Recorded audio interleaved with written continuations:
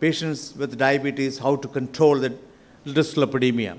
In fact, we have identified the major risk factors, the high risk features, and then the risk modifiers. So these are the three divisions which we had given. I don't want to go into the depth of the details since also it includes the HDL. I would like to tell you, if you have a low HDL, it becomes one of the risk factors. With that, I will stop, and again, I'll tell you at the time when I talk about the HDL and not at present. In fact, how to identify the low risk, moderate risk, high risk, very high risk, and extreme risk. In fact, the low risk is a one risk factor. Remember, easy. The next one is the moderate, two risk factors. High risk, three risk factors. Very high risk, established atherosclerotic cardiovascular risk. Plus, extreme risk group. That I will tell you a little later. The low risk patients, people in whom you are identifying a low risk because of less than one risk factor is operating, and the patient's blood LDL cholesterol is about less than 129 probably, and comes under low risk group, and such patients require a lifetime risk assessment. How to do that? By using the JBS3 score, you can identify what is the amount of risk that he is going to face in life to get the first heart attack or the first stroke. You can identify it and probably refine the low risk group people, whether he goes for a moderate risk or a high risk. Of course, the patients with the diabetes, they come under a high risk group as per the data given here. So if you diagnose diabetes, the patient automatically comes under the category of high risk. If he gets an established atherosclerotic cardiovascular risk or a problem of more than three risk factors are operating, or a target organ damage is already seen in those patients, probably he comes under very high risk. In case the patient has developed a myocardial infarction or a stroke, he comes under the extreme risk group. Extreme risk group is those patients with established ASCVD. We divide into two groups. One is A and then the B. A category, in those patients established ASCVD plus two risk factors, whereas the other one is established ASCVD, diabetes, polyvascular disease, peripheral vascular disease, or problem of a stroke. In those patients, probably you need to be very, very aggressive in controlling the lipids.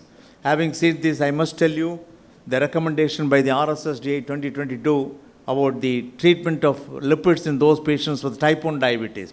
It is a dispute concerning the goals for lipids still exists. AAC and AAP LDL targets are normal less than 110, high is more than 130, borderline is between 110 to 130.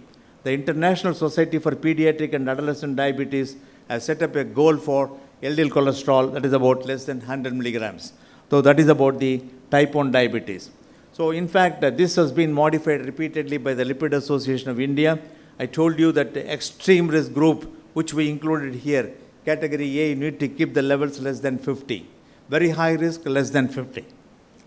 High risk, extreme risk group, B, that means diabetes with established atherosclerotic cardiovascular disease, target organ damage, or a polyvascular disease. He comes under the extreme risk category B, where you are expected to keep the LDL cholesterol levels less than 30 milligrams. So this is a recommendation which had been even endorsed by your RSSDA also. Lipid Association of India came out to this recommendation, endorsed by the RSSDA also. The same thing what I was mentioning is mentioned in this particular slide. So this is the very important slide. Probably this will give you an important message how to classify. For example, on to the left side, you can just see this diabetes with the ASCVD, that diabetes with ASCVD. Without ASCVD, if it is one risk factor, comes under high risk. If there is going to be two risk factors, it comes under very high risk. And the same way, probably the extreme risk category A and B are also divided, taking into consideration the risk factors which are actually seen in the middle. So the primary target should be only LDL all the time. And then the co-primary target should be non-HDL. And the secondary target should be ApoB. What are the justifications? Why should we bring down to the levels of less than 50? Europeans say 55. We brought it down to 50. The Europeans did not comment about the 30 milligram. They said if somebody is developing recurrence of events even after getting the goal 255 or 50% reduction, you can probably aim for a reduction of 40 milligrams. That is the value that Europeans had given for their country, whereas we brought it down to the levels of 30 milligrams. So how to do that? For example, a patient with an extreme risk group A category, LDL cholesterol goal should be 50, because whatever is the level of LDL, the patients with the diabetes with the ASCVD will get recurrence of events. So look at this data. People with established diabetes, with the coronary artery disease, they get recurrence of events in all these studies, compared to people with only coronary artery disease, no diabetes on the left side. So compared to the one on the left side, the right side figures are showing you the important message that people with the diabetes, the coronary artery disease, are likely to have more number of events, so the residual risk is very, very high. So we need to be very careful in controlling the LDL cholesterol. The same thing is true when you look at the 4-year trial which had used the evolocumab, the monoclonal antibodies, which was used in this particular study, clearly indicated that people who were diabetic also had events about 14.4%, in spite of the fact that the LDL cholesterol reached the levels of 30 milligram. So even after reaching 30 milligram, you are getting an event rate of about 14.4%, again emphasizing that we need to take into account that they are coming under the extreme risk group when you have all these associated factors. If you have high blood pressure, or patients above the age of 75, recurrence of stroke, or congestive cardiac failure, such patients need to be categorized under this category B. Okay, this is about the recommendation for non-HDL. Non-HDL includes all atherogenic lipoproteins, more accurate predictor of ASCVD risk in patients, diabetes, obese persons, metabolic syndrome, those people who are already on statin therapy. Non-HDL is considered as a co-primary target, not a primary target. As important as LDL for lipid lowering, monitoring non-HDL will provide a simple, practical tool for treatment decisions, does not require a fasting lipid sample, and takes care of both LDL and TG targets. What should be the goal for non-HDL? If you keep the goal of LDL 50, add 30, 80 is a non-HDL goal. If you keep the goal as 100, it must be 130. For all patients with the diabetes, since it is a diabetes meeting, I thought I should tell you, they should keep the levels of LDL cholesterol less than 70 milligram. If they keep it, that's fine. The non-HDL cholesterol should be around 100 milligrams. Statin should be the first line of agent. You can add ezetimibe to control non-HDL, icosapent ethyl ester 4 grams per day. This is about the ApoB. ApoB is again yet another parameter which is supposed to be very sensitive parameter, and that should be the parameter. Probably in future, we may witness that the ApoB may be the best parameter to be concentrated by all of us, because it is useful for people with diabetes, metabolic syndrome, or obesity. And this is the data which we got it from the American College of Cardiology, which published people who had all these parameters, which is responsible for recurrence of events in those patients who received statin. It is the ApoB that is important. What is the next one? Non-HDL. Is the LDL? No. People for recurrence of events, not the LDL, but the non-HDL and the ApoB. Out of non-HDL and ApoB, which is the best parameter? ApoB. That's the message. About the lipoprotein little a, I think my time is getting over. I don't want to probably abstract to you people coming into the dais now. The lipoprotein little a, which I'll tell you about it little later. If you raise some questions, I will do that. LDL lowering, statins, I think RSSDA had introduced pitavastatin as a drug of choice in people with diabetes based on certain data, which I'll tell you at the time when you raise some questions on pitavastatin. This is about the usefulness of ezetimibe in people with the diabetes. When you add a non-statin drug with statin, you get a benefit of about 14% risk reduction. And then that is about the IMPROVE-IT trial. Then the 4-year trial had resulted in the reduction of over 15% primary endpoint in those patients with established coronary artery disease or stroke events. The 4-year trial, which has seen even 10 milligrams of LDL cholesterol in the study, has shown a reduction of 30% in the primary endpoint. Within a matter of 4 weeks, these people have reached the endpoint. At the end of the study, they were able to see those people who brought it down to the levels of 10 milligram has shown a better effect of 30% risk reduction. Again, the residual risk, the Odyssey trial, 15% reduction. If you go to 15 milligrams of reduction of LDL cholesterol, you get a benefit. Again, the Odyssey dyslipidemic trial has shown a reduction of non-HDL cholesterol, and that's considered to be very, very important parameter.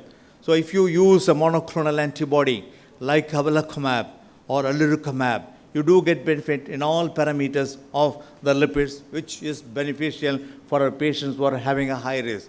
Can you add bempedoic acid, which will definitely help statin because of the number of studies which had been introduced in our armamentarium to use these drugs. Elclisiran is again another drug which is available in our country, which probably requires the addition in those patients who are very, very high risk. This residual risk is again a big problem. 65 to 70% of the patients have residual risk. These are the residual risk, how to manage. There are so many things, not only the lipid risk, but also the prothrombotic, pro-inflammatory risk, diabetes risk, all the risks have to be managed. Only then you can get a comprehensive approach to manage patients. The residual risk, as far as the triglyceride is concerned, the icosapent ethyl ester is a good drug that has been introduced into the market. Even now it is available in our country, which can be used for those patients with the diabetes. Who are the patients who can be given for this particular drug? Probably if you can raise questions, I can answer it instead of wasting my time on those slides which are depicted here. Again, the REDUCE-IT trial endorsed by all these academic bodies that you should use REDUCE-IT trial.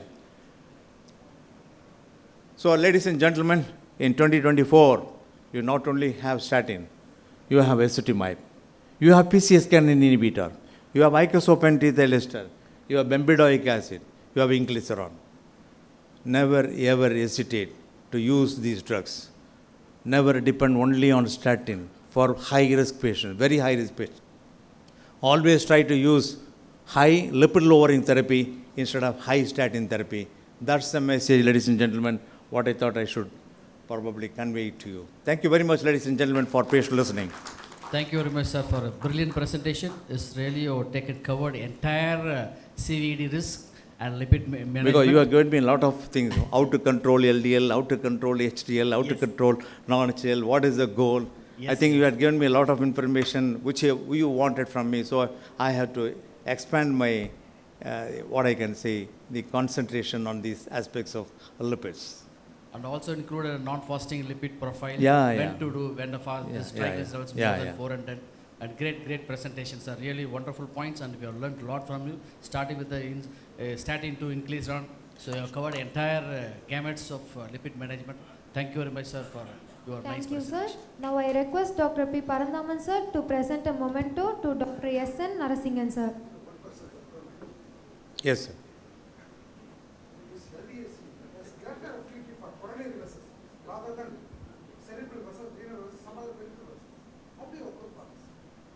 Coronary?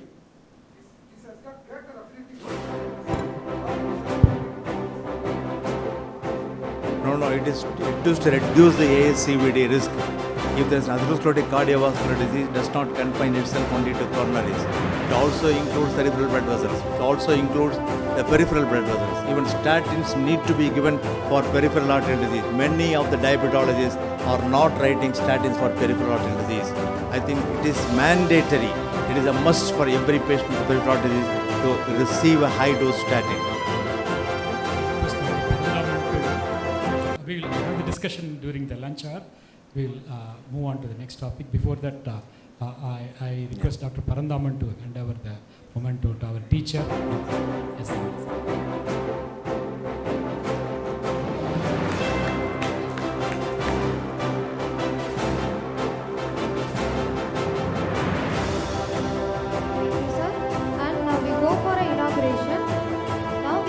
invocation song by Miss Pranati, followed by lighting of the lamp.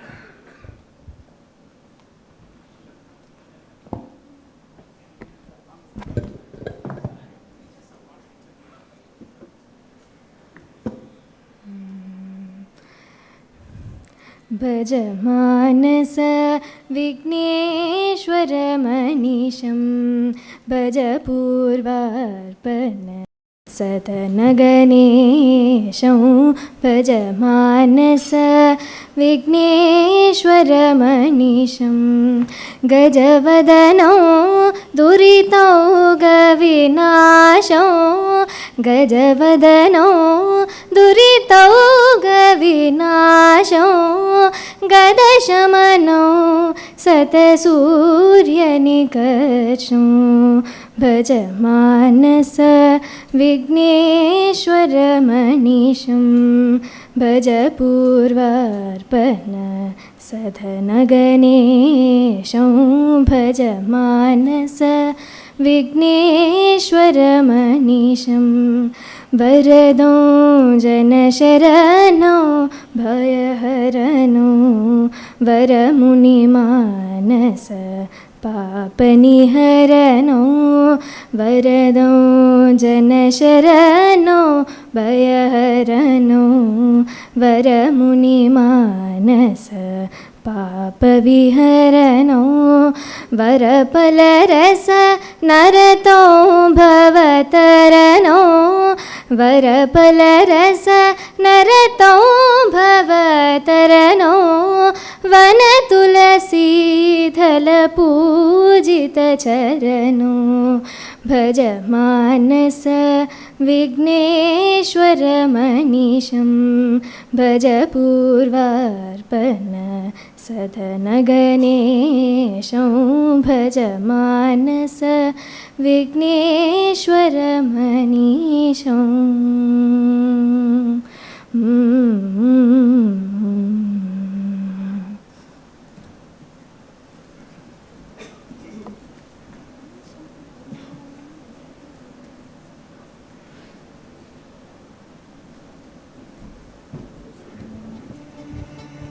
गणनायकाय गणदैवताय गणाध्यक्षाय धीमहि गुणशरीराय गुणमण्डिताय गुणेशानाय धीमहि गुणातीताय गुणाधीशाय गुणप्रविष्टाय धीमहि एकदन्ताय वक्रतुण्डाय गौरीतनयाय धीमहि गजेशानाय भालचन्द्राय श्रीगणेशाय धीमहि एकदन्ताय वक्रतुण्डाय गौरीतनयाय धीमहि गजेशानाय भालचन्द्राय श्रीगणेशाय धीमहि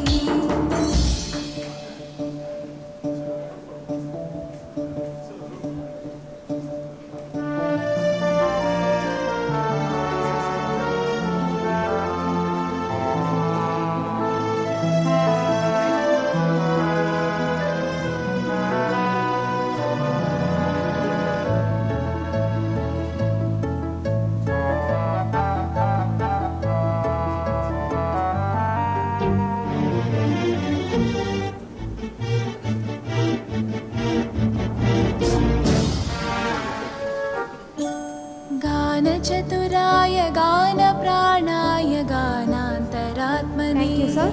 Now we move to the next session. The mantra oration. I would like to call Professor Dr. S. Hariharan, sir.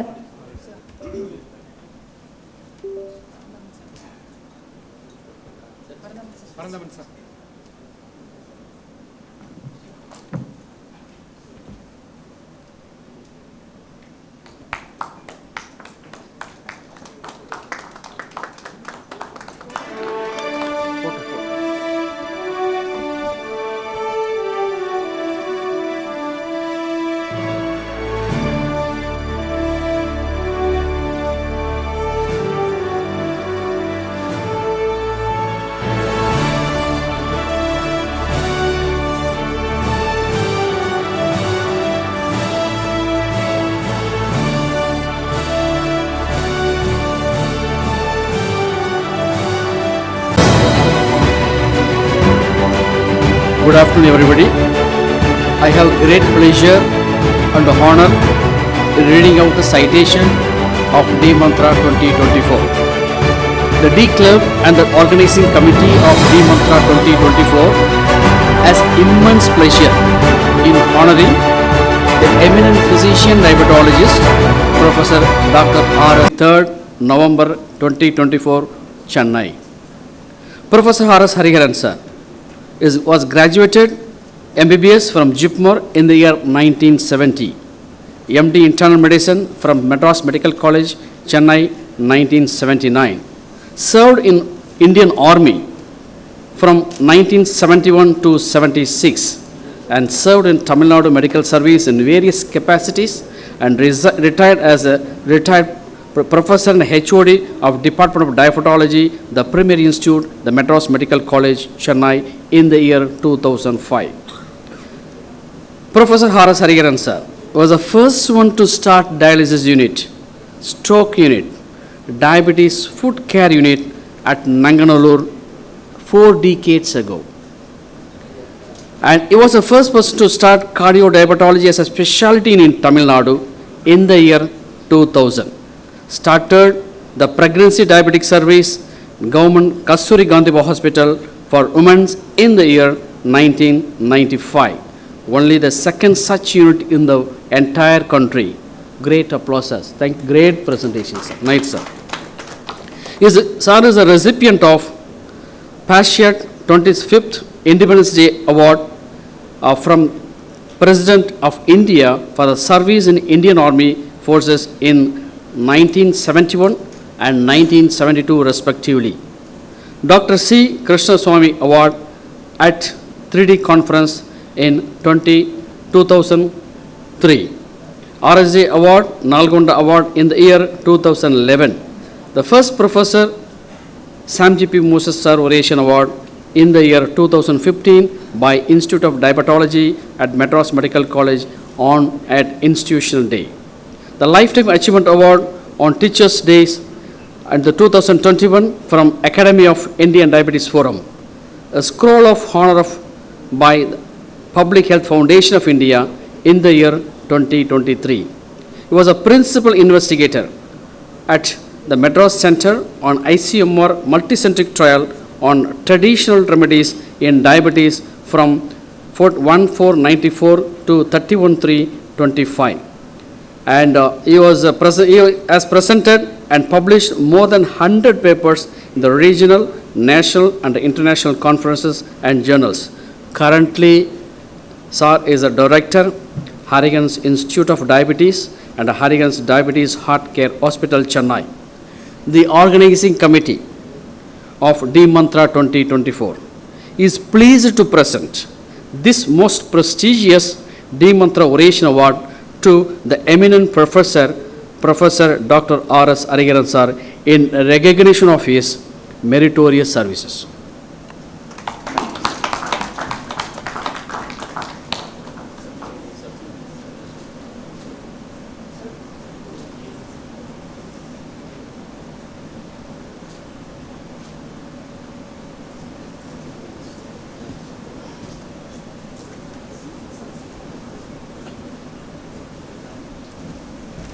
Gentlemen, one second.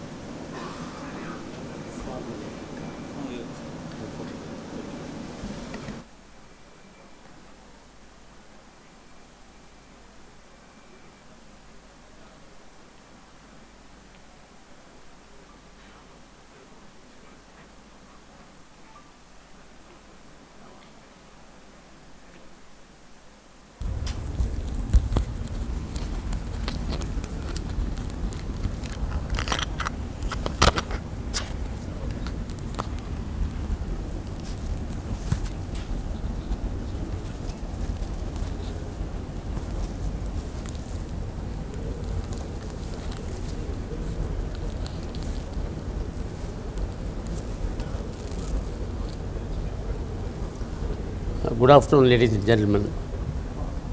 At the outset, I would like to thank the organizers of D Mantra 2024, more particularly Dr. Natarajan, Dr. Danamitran, and Dr. Parandaman for bestowing on me the honor of delivering today's oration. I am indeed indebted to them. I just made a mention while I was just crossing over to the dais that I have attended ever so many diabetes meetings. I have not seen the quality of presentations and the topics chosen from morning till now. I should congratulate the organizers for a very thoughtful planning of today's conference and the topics. Now with this, I will go on to the title of my talk is Achilles heel and the 10 Commandments. You may wonder why I have labeled it like that, because even here I have chosen a leaf from my chief, Professor Seshia. He always says you should try to title it in such a way that it can interest the audience. So what is it that you are going to talk? Now this may look more historical.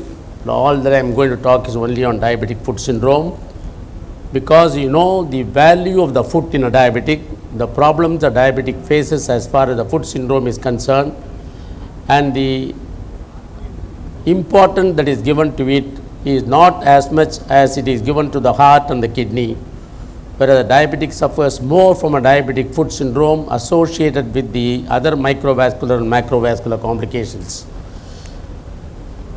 Now that is the mythological story. Achilles is a great Greek mythological hero, was dipped by his mother in the river Styx in order to make him immortal.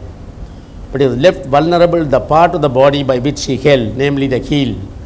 He was killed in the Trojan War by Paris with an arrow aimed at the heel. From then on, the phrase Achilles' heel has come to represent a point of weakness, however strong one may be overall. Now that is the way he was killed. So from a diabetology perspective, what do I think about a diabetic foot is what I am going to discuss over the next about 40 minutes. And it is useful to remember what Thomas Fuller said. It is not knowing much, but what is useful that makes a man wise. Now foot is an engineering marvel. Each foot has 26 bones, 33 joints, 18 muscles in the sole alone, arteries, veins, lymphatics, nerves, and above all the skin cover. I think that is the most important thing. When you sacrifice the skin, it is very difficult to get back to the healing process as much as possible. Now we put our foot to so many uses, but we take very little care of it. Now the earliest proof of a diabetic complication generally is that of a foot. As you can see from this Egyptian Chester great toe found in a tomb near the ancient city of Thebes, false toe 3000 years old in an Egyptian mummy. So it was known even at that time. Other complications have not been enlisted as much. Now this is Dr. R.D. Lawrence, who was the physician in charge of diabetic clinic in King's College, London. He was the type 1 diabetic. Therefore, as soon as he graduated from King's College, he thought he will not live for another couple of years, so he moved to Europe for practice.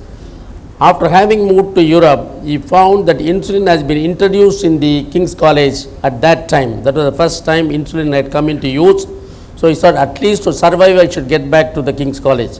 So he came back to King's College and worked as a demonstrator in the Department of Anatomy. So while dissecting on patients with diabetic foot syndrome at that time, all of them had undergone transmetatarsal amputation or above ankle amputation, Symes amputation, and so on.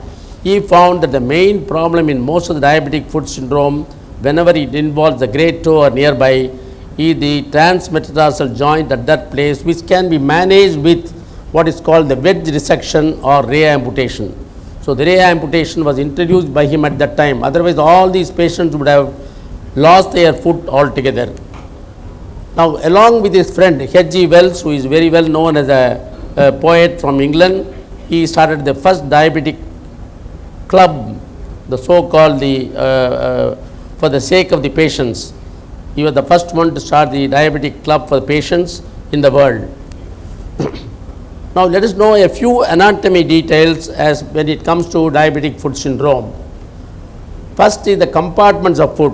You find that there is one lateral compartment, medial compartment, and the central compartment. The lateral compartment is along the fifth toe, the medial compartment is along the first toe, and the middle one is with the 2, 3, and 4 toes. Because why I say that is, whenever you see a wound in the great toe or a gangrene in the great toe, please look at the sole and see whether the medial compartment is the one that is the root cause of the infection. It is not what is happening at the toe. You must look at the sole for the medial compartment. Similarly, when you see an infection in the central compartment of foot, you find that the gangrene occurs at second, third, or fourth toe. So whenever you find something wrong in second, third, or fourth toe, you must look at the sole of the foot in the middle compartment. Likewise, infection in the lateral compartment of the foot will involve the fifth toe to produce gangrene. Apart from that, you also have the dorsal and interosseous compartment. In the interosseous, so you have lateral compartment, plantar fascia, central compartment, medial compartment, interosseous compartment and dorsal compartments, because the spread of infection occurs transversely whenever you have a problem in the transverse compartment, and the spreading as far as the sole is concerned is along the longitudinal spreading. So when you have an infection in the toe, it will spread downwards again. Just as an infection in the middle compartment will involve the middle toe, infection in the middle toe will spread towards the heel in the sole. Spread of infection is always from a high pressure area to a low pressure area. Therefore, plantar infection spreads to the dorsum of the foot when not offloaded. It is uncommon for infection in the dorsum to go to the plantar aspect because the dorsum does not suffer from high pressure. So let's look at the epidemiological factors. As we know, the prevalence is 10% worldwide, 3% in India, but the problem is we have now 140 crore population, therefore 280 crore feet. Diabetic foot is the major cause for non-traumatic amputation. 4,000 legs are amputated each year, of which 85% are following trivial injury.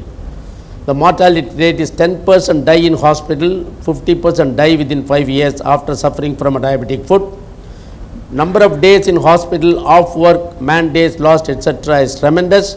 The mean age of amputation is around 60 years in the West here compared to 75 years in the West. It affects men more than women. It is not only diabetic foot syndrome, it ascends across. A tendon is like a motorway for bacterial spread. If there is an ulcer over the anatomical way of a tendon, we should explore and ensure that the area is not infected. So we lead to what is called diabetic leg and foot syndrome. Please always remember, when somebody has a diabetic leg and foot syndrome, the eye also has retinopathy and it may bleed.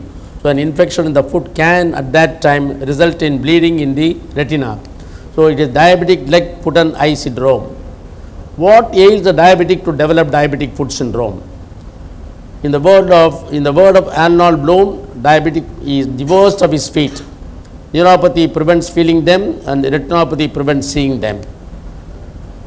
What are the causes of diabetic foot? Everyone knows about neuropathy and vasculopathy plus infection, but what the fourth component is the mechanical factors. In the words of the alcoholic, the starter is neuropathy, chaser is infection. Now we used to believe that neuropathy is the most common cause of diabetic foot syndrome in the past. 30-40 years ago we used to think that vasculopathy is not that common. Today we know arterial disease, peripheral artery disease is as much common as neuropathy, so much so we have what is called neuroischemic foot rather than neuropathic foot. Features of a neuropathic foot is a well perfused, warm, apparently healthy foot with palpable foot pulses, and you have what is called intrinsic minus foot, decreased pain sensation, vibration perception and joint position sensation, calluses under high pressure areas, diabetic dermopathy on the lower leg, dry thickened skin and a prominent dorsal vein described as Watt's sign and an absent ankle jerk. Now that is an intrinsic minus foot, which is a classical sign of motor neuropathy, where you can find if you pour water it will stay there. You can see the wasting between the great toe and the second toe. Calluses and pressure points, where do they appear?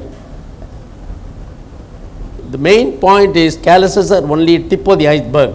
The pressure points requiring daily inspection I have marked in the slide on your right side.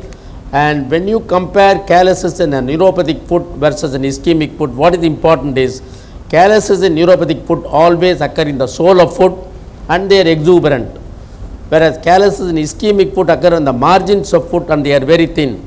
So whenever you happen to see a callus on the margins of foot, don't be carried away, it is an ischemic foot. You must be very careful because the outcome is likely to be worse than with a neuropathic foot. Features of ischemic foot: cold feet, pulseless feet, dry and atrophic skin, rubor of toes, dystrophic nails, reduced capillary filling time. Therefore, you have the pedal pulses can tell you about the ischemic foot, pain sensation can tell you about the neuropathic foot. What is again important is one seldom sees neuropathy developing in an ischemic foot. Yet it is unusual to see ischemic changes developing in a neuropathic foot. But I can tell you quite often you find today At least 1/3 of our diabetic foot cases have neuroischemic foot. Mechanical factors that are equally important, that these the Charcot's foot, where you see the impression of the sole and you see the foot wear that this patient has been using. These are also responsible for the diabetic foot worsening. Yet another problem is the edema of legs. They aggravate the ulcer already present. What are the precipitating factors? Physical trauma, blunt, sharp and injury and walking, thermal injury, chemical injury and spontaneously developing ulcer. That's an example of a spontaneous blister without anything at all, any precipitating factor, it can occur, spontaneous splinter. Then patient related factors, of course, ignorance and illiteracy, barefoot walking, temple visits, rodent menace, use of slippers that slip, failure to look for sharp objects in shows, faith healing, continued walking and late presentation. Now, that is an example of time and again we see people coming with diabetic foot after they have visited a temple. In our place it is quite often Tirupati. I can see people who come down from Mecca straight away from the airport with a foot ulcer of this type. Now that is today you can prevent this because you are allowed to wear socks in the temples. So you do have what is called temple socks, which is firm to wear and go. So recommend to your patient that they can wear a temple socks and go to the temple. Rodent menace, time and again we see patients coming to us with toes which have been bitten by the toes overnight by rodents. So they should wear socks while going to bed. Faith healing is not uncommon. All of you must have seen any number of patients who think that they can become all right by tying a black thread. Now this is the difference between one with a sensate foot on the left side and one with an insensate foot on the right side, walking happily even though he has stepped on a stone or a thorn. Now this is the nail that you find quite often in patients who have injured their foot. Paring of nails is yet another problem. Now you can see how the nails have been cut along with the tissue by the side. So you must ask these people to pare the nails only with the assistance of some others when their vision is not good and they are not able to reach the feet well. Thermal injury is quite common. This is only by pouring hot water during bath. Now this is yet another usual way of thermal injury while sitting next to the conductor in the bus, the engine heat or the motorcycle. Late presentation is extremely common. It is not unusual to see patients coming to you with such bad feet again and again with even maggots and so on. Now you see how late one can come. Totally gangrenous up to the thigh. She comes to you only on that day. Till then she has been managing at home either by alternative therapy. Most often they are on alternative therapy. What are the health delivery care related factors responsible for diabetic syndrome? Lack of patient education, lack of podiatry services, lack of a good combined full clinic concept, continued use of oral drugs for diabetes, hesitant and inadequate incision by primary care physicians and late referral. Now you can see one other point I want to emphasize is, if possible in a diabetic, especially if he has a neuropathy, please do not use the lower limb for intravenous lines. I have seen people who have been given intravenous fluids elsewhere coming to you with a diabetic foot because it has been given on the lower limb, because you know that they run into difficulty because of this. Clinical epidemiology of diabetic foot. Neuropathic foot is commoner than of course ischemic foot. Dorsal foot lesions are fairly common. Infection is the major cause. Advanced foot lesions are very common in our setting. Carelessness about the calluses is very high, and repeated involvement in the same foot, so called pattakalile padam. Again and again we see, you would have only treated him and sent him last year, he will come back with another ulcer in the same foot. Contralateral foot involvement occurs almost within 2 years. Now we will go on to evaluation of a patient with diabetic foot syndrome, which is very simple, but nobody takes care to get up, examine the patient. There are 2 areas where we are very bad. We are all armchair practitioners. We don't make the patient lie down when he says he has got a pain abdomen to see what is happening. We don't examine the foot when the patient has a foot lesion. It is very simple. Is there neuropathy? First question is there neuropathy? All you require is a cotton wool to see for light touch and a 10 gram monofilament if you want to know whether there is light touch disturbance. Pain by pinhead and temperature using a hot water and cold water test tube. Position sense, vibration sense using a 128 tuning fork, and of course you can take the help of biothesiometry, but I don't think it is required. A vibration with 128 tuning fork is more than enough. You don't require gadgets. Reflexes must be tested, both knee and ankle reflexes. And what sign can we look for? Now you can see a very dominant dorsal foot vein that tells you that there is autonomic neuropathy because of AV shunting. Yet another point that you always see is nothing happens to a diabetic patient so long as he is ambulant. You make him lie down in the hospital due to this illness or any other illness, you will find that he does not pass urine and you have a suprapubic bulge. That is because of bladder fullness. The common problem that gives you an idea that the patient has autonomic neuropathy of the bladder. It can be measured, of course, by using today's ultrasound has made it easy. You can have an ultrasound done, that is the pre-void 1200 ml, post-void 1000 ml.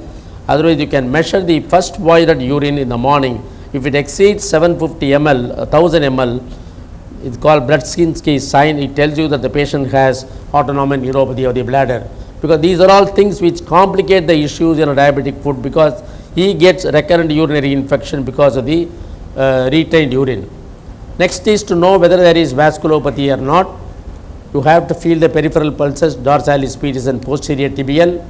And of course, venous filling time is yet another test, which is normal 3 to 5 seconds. It is okay up to 20 seconds. All that you have to use is only see how the veins fill up after you have hand down and then elevate it. It is not useful, however, in patients with varicose veins. Ankle pressure index can be carried out, but it cannot be interpreted correctly in patients with arterial calcification. If it is less than 0.1, you know that there is peripheral vascular disease, suggestion of peripheral vascular disease. And in those with arterial calcification, best is to know what is called pole sign.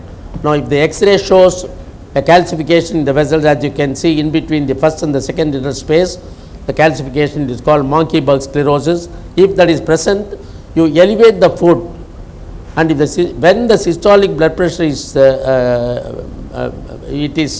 audible, you take the height from the floor in centimeters into 0.735. That tells you the systolic if it is worse, that is systolic blood pressure is low, you have the arteriosclerosis. Never forget to probe an ulcer. You can see it looks an innocuous ulcer. The moment you probe the ulcer, you know you can have the grating of the bone. That means you already have osteomyelitis over there. Look for regional lymphadenitis. You can classify the wound depending upon one or two classifications that are available. Texas University system, the vaginous grade, or what is called PD's classification, that tells you about the vasculature, neuropathy and the depth of infection. Systemic examination is equally important, because diagnosis of diabetic foot calls for a detailed head to foot workup. Diabetic foot is an end organ damage. It should be considered on par with ESRD or congestive heart failure, etc., and treated as such. In a patient with diabetic foot, look beyond the foot, particularly coronaries, renal function and retinopathy. Remember, diabetic foot is a systemic disease. A diabetic with foot syndrome often dies with gangrene than of gangrene. Now, this is an example of a patient with a gangrene of the toe. You see that the same day evening, he develops cardiac arrest, ventricular fibrillation while in the ward. On resuscitation, you know that he has an extensive anterior infarction. So, you have to treat him for infarction. Of course, he survived. Fortunately, he could be saved. Now, this is VT is also quite common in these patients, because they have a coronary heart disease underlying. A word about radiology of diabetic foot. The X-ray foot in AP, lateral and oblique views as required. You can also crop the toe if the toe is involved. Look for foreign body, bone involvement of osteomyelitis, vascular calcification which is called monkey bug sclerosis, gas in the tissue planes, fractures, Charcot's foot, etc. Now here is a patient who had walked to the bathroom at 5 a.m. She injured the foot. When she came back, she found that there was a lot of bleeding, and then only she found that a nail was projecting from her toe. She said, a rod, not nail, a rod. She pulled out the rod, went to a nearby practitioner. She was treated for 15 days. It did not improve. When she came, now that is the X-ray. You have a remaining part of the rod within the toe. So all very dense neuropathy, all he required was to remove that nail right at the bedside, right in the OP. It could be removed because she had no pain. You will have to only pull it out. So after he healed, why I am saying is X-ray is a must in every diabetic foot case. Now this is wherever you see gas, that means it is necrotizing fasciitis or anaerobic infection is going on. You will require to debride extensively. Now you can see the X-ray showing gas. This is an MRI showing gas, and that is your monkey bug sclerosis, vascular calcification. Now here is the patient, only day before yesterday, comes with such a bad foot. I have been managed in enough number of places. Can you believe that he has not had a single X-ray taken? Now you look at the X-ray, even a fracture is present. Why I am saying that is, we ignore. An X-ray foot is necessary. Not only X-ray foot is necessary, even if you are taken an X-ray today, it is normal. 15 days, 20 days, 30 days, 1 month later, that doesn't become all right. Please take an X-ray again. For all you know, it will be osteomyelitis. Any delayed healing is osteomyelitis. Charcot's foot, you can see the inflammation in the medial border of the foot. You look at the X-ray, it shows so much of spread of infection and osteomyelitis. There are 4 dimensions to diabetic foot syndrome. 1 is osteomyelitis, 2 is vasculopathy, 3 is free air in the tissue planes, and 4 is sepsis. Now that is an osteomyelitis in diabetic foot syndrome. You can see in the terminal phalanx here and the middle phalanx there. The etiology of osteomyelitis in diabetic foot syndrome is the ulceration due to polyneuropathy, peripheral arterial disease, or both. A penetrating injury introducing infection into the bone. Compared to osteomyelitis, otherwise it is hematogenous, whereas here it is penetrating injury. What is the significance of osteomyelitis in diabetic foot syndrome? One of the 3 important causes of long-standing non-healing ulcers in diabetic foot syndrome, that is osteomyelitis. The other 2 being peripheral arterial disease and absence of offloading. I should emphasize again and again, offloading is the principal factor in the management of diabetic foot. Clinical pointers of the presence of osteomyelitis in DFS, sausage-shaped toe. If you find a toe which is sausage-shaped, even if the X-ray is negative, the patient has osteomyelitis. Secondly, you must probe to bone test is an important bedside test to diagnose osteomyelitis in diabetic foot syndrome. As I show you there, you don't think anything at all looking at the foot on the left side. Probing shows you, and you have the osteomyelitis there. Third point is X-ray of the foot often clinches the diagnosis, and therefore they must for osteomyelitis. An important practical point, sausage-shaped toe and a positive probe to bone test are diagnostic of osteomyelitis even if there is no radiological proof. Osteomyelitic change in X-ray can lag behind, and hence serial X-rays may be required. Management principles: remove the infected bone, send the removed bone for culture and sensitivity, and histopathology to confirm osteomyelitis. Now you can see the culture report, which tells you also the sensitivity test, and this is the histopathology, features consistent with acute suppurative osteomyelitis. Postoperative antibiotic based culture and sensitivity, leave the wound open to heal by secondary intention. Improperly cut bones permit spread of infection through the bone marrow cavity. You can see the X-ray showing improperly cut bones and the route of spread of infection through the bone marrow cavity upwards. Forefoot osteomyelitis is associated with a lower rate of major amputation than osteomyelitis of midfoot and heel. The healing time after surgery for osteomyelitis of great toe and first MTP joint is longer than that involving other toes and MTP joints. Avoid great toe amputation as far as possible because this is responsible for recurrences and knee ulceration as it produces great biomechanical alteration in the gait of the patient. Osteomyelitis associated with necrotizing infection has worse prognosis than osteomyelitis alone. Now, it is an important point. The differential diagnosis between osteomyelitis and Charcot's foot can be a big challenge. MRI will settle the issue. Osteomyelitis should always be suspected in ulcers associated with bone deformities such as Taylor's bunions, hallux valgus, claw toes, hammer toes, etc. In diabetic foot ulcers, depth is more important than the superficial area because deeper ulcers are associated with bone involvement. A word about vasculopathy. The gangrene is 20 times higher as compared to non-diabetics. Now you can see the gangrene of the middle toe, proximal first toe. Caveat is gangrene in a diabetic foot is not always due to peripheral arterial disease. It can be only infective. Look for the peripheral pulses to make sure there is ischemia or not. Necrosis in a patient with palpable foot pulses is always due to infection. And here is a patient who came with sudden discoloration of the great toe. Till the previous day she was apparently all right. So overnight development of this prompted us to do Doppler test, and on Doppler, after that she had such a long thrombus, it was about 85 centimeters. In fact, one of the largest thrombus I have seen at that time, way back in 89. Non-healing bed gangrene is a vascular foot. So you require an angiogram, peripheral angiogram. You can see long chronic total occlusion of left external iliac artery as long as 7 centimeters.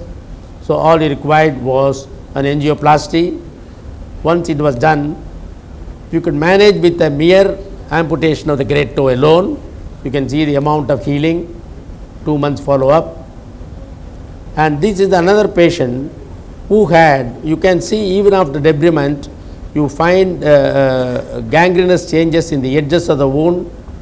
So this patient had to undergo a femoropopliteal bypass. Now this is yet another patient who came with, should I say, a black discoloration, who was treated by somebody elsewhere as diabetic foot syndrome, but this was melanoma. So all that is black is not necessarily gangrenous. You must examine and see whether it is something else. Now this black discoloration, it is only black discoloration. Pigmentation, it doesn't mean anything at all in a filarial leg. Next is about necrotizing infection in diabetic foot syndrome. It is also known as flesh-eating disease. Rapidly progressive catastrophic bacterial infection of the fascia with secondary necrosis of subcutaneous tissue that destroys skin, fat and the tissues covering the muscles.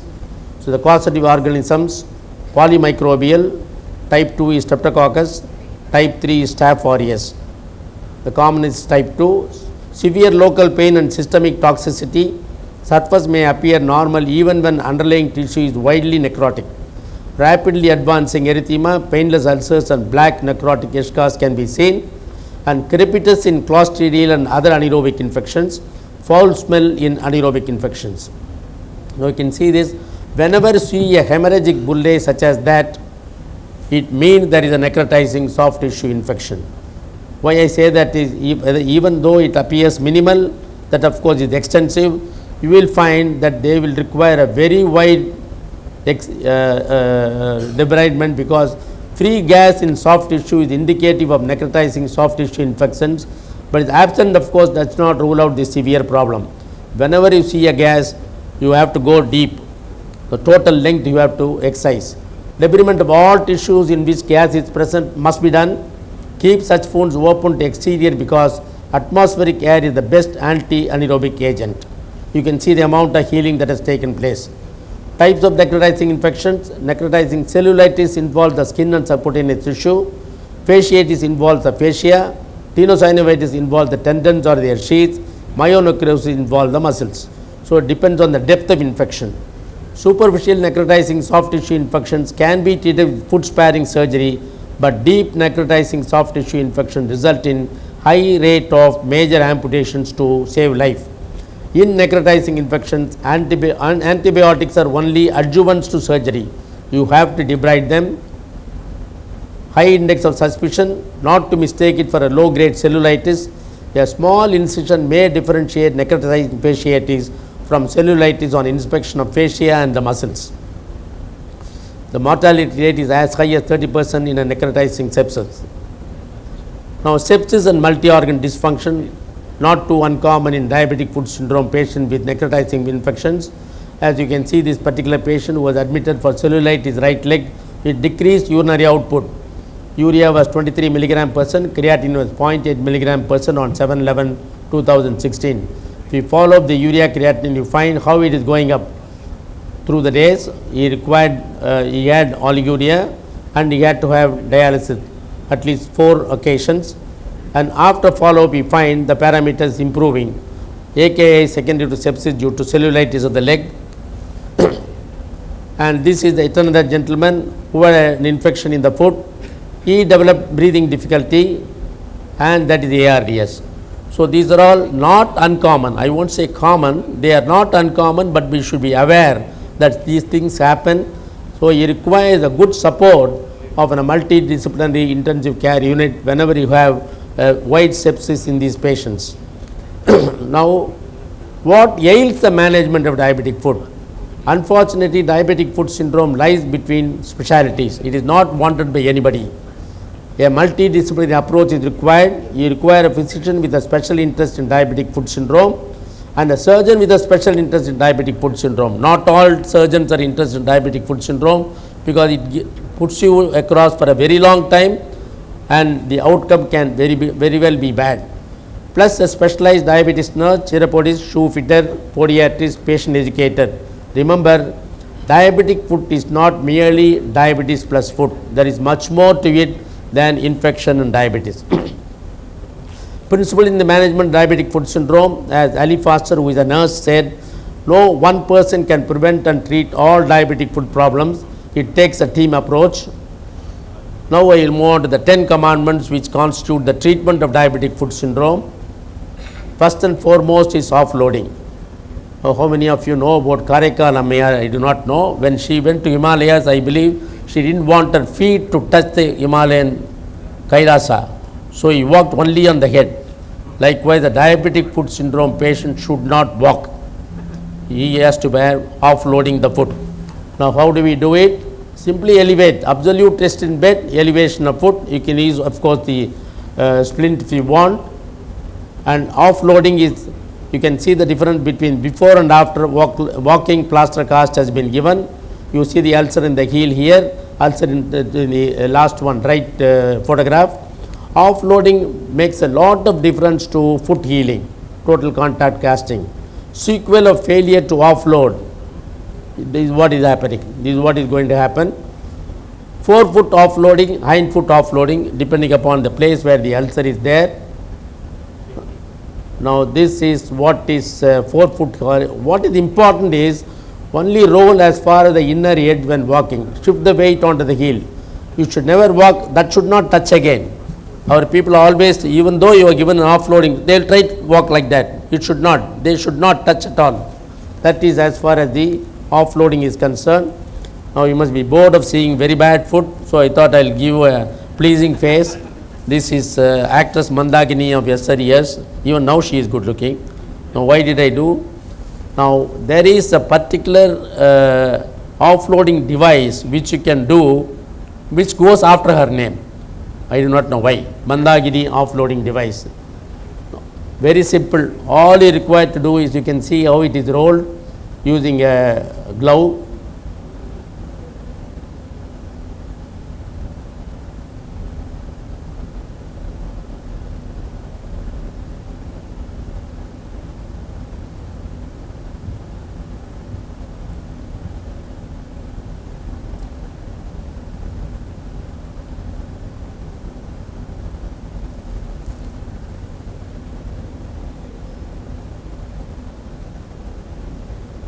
That is all.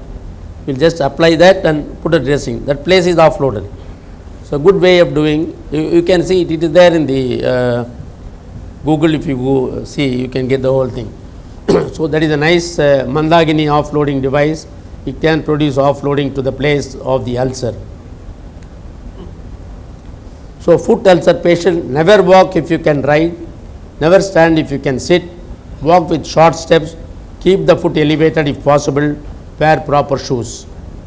Second principle is you must use only insulin for glycemic control. Time and again I am frustrated to see very bad diabetic foot patients maintained only on oral hypoglycemic agent. You may be able to control blood sugar with oral hypoglycemic agents, but the healing will never take place unless you exhibit insulin. So please switch over to insulin whenever a patient has a diabetic foot lesion, for that matter any infection. Insulin for diabetes control, it is very simple. You require a short and intermediate acting insulin in the morning, short and intermediate acting insulin in the night, which can take care of the 4 quadrants of a day. Appropriate antimicrobials is the third principle, because it is a polymicrobial infection with anaerobes and preferably parenteral. Please switch over to parenteral antibiotics.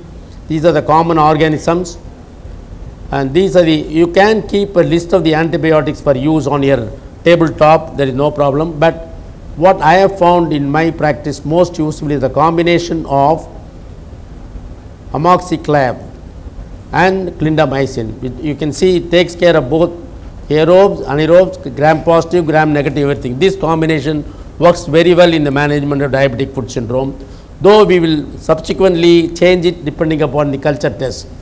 Anaerobic cover, there was a time when people used to think anaerobe means you must give metronidazole. No, metronidazole in abdomen and groin, like a sumo fellow. Everywhere else it is clindamycin. Clindamycin is a better anaerobic cover except in the groin. Fourth principle is wound care.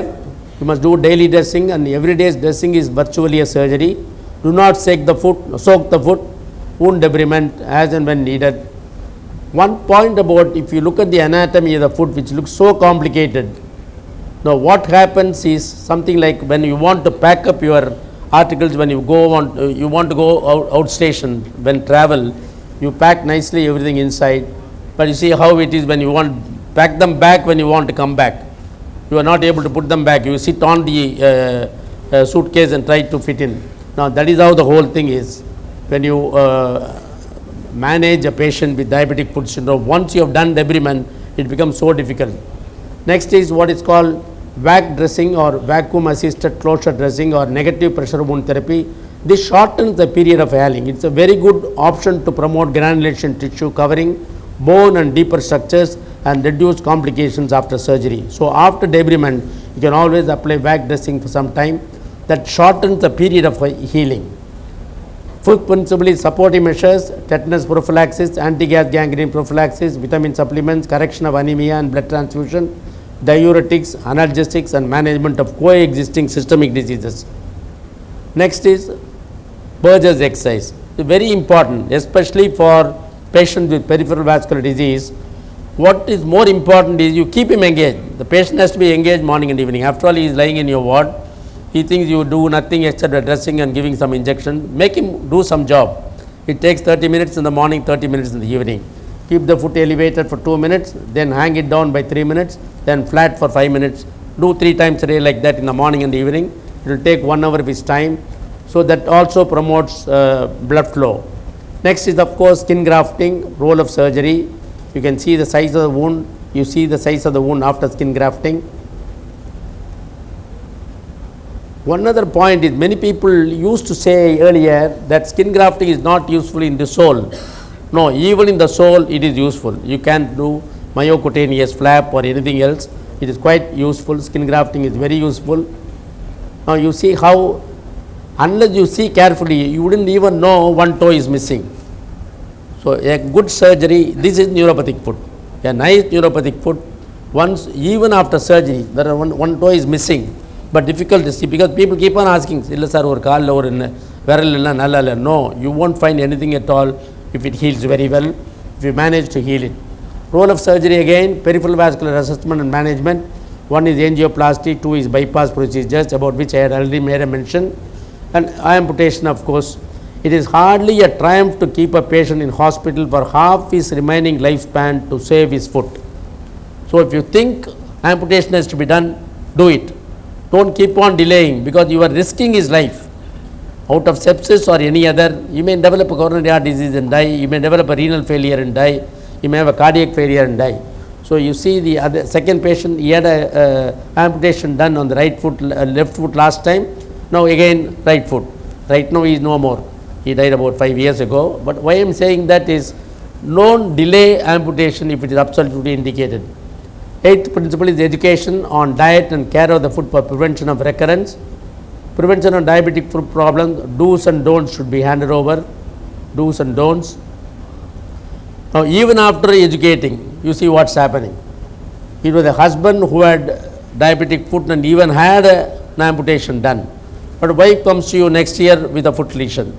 So education, without education, in spite of education you have problem. Ninth principle is the rehabilitation, prosthetic for amputees and appropriate footwear provision. Guidelines for proper footwear is also necessary. Overall foot length is heel to toe. Arch length is heel to metatarsal width. All this you must know, because then only you know that shoe as a parts of foot. You always used to writing out parts of heart, parts of this system, that system. But even a shoe has parts. It has parts like counter, collar, tongue, heel, throat, vamp, toe box, and everything is important when you want to design. So you can make it. Today, of course, customized footwears are very readily available, and there are good people to do the foot cares. Last principle is the newer therapeutic modalities. Maggots therapy, debridement using larvae derived from green bottle fly. Use of turpentine for removing. Don't use unnecessary ointment. Best is a turpentine. If you want to remove the maggot from the wound, the ordinary turpentine. That is the best. Hyperbaric oxygen, dermagraft, human fiberglass derived thermal substitute, and collagen dressing, etc. Now this is a poem written by a husband and wife actually. I paid little mind to this humble familiar 1 toe of 10. Now the third one to go. So she already had 2 toes removed, this is the third toe. This little piggy brought me the first pinch of love. It taught me the real numbers, the bottom line of floor, the mystery of earth, and the pain of thorn and gravel. Now it teaches me the numbness of death and how much I have yet to lose. Now here I must remember Professor Sam G.P. Moses. You used to say, any patient who says declines amputation, you will say, see, if you have the amputation done now, let the amputated leg go and reserve your place in the heaven. So they can live for some more years and go afterwards. If you don't do that, you will go straight away to heaven right now. So amputation is an important indication. When there is there, you must do that. And this is Winston Churchill. All of you know who Winston Churchill was. When he was the Prime Minister of UK, he was invited to the primary school from where he studied. He went, the principal of the school got up to say, see, he is a very big man, he is the Prime Minister of a country, he is an excellent orator. All of you take down whatever he writes, so that I will keep an exam for you tomorrow on what he says.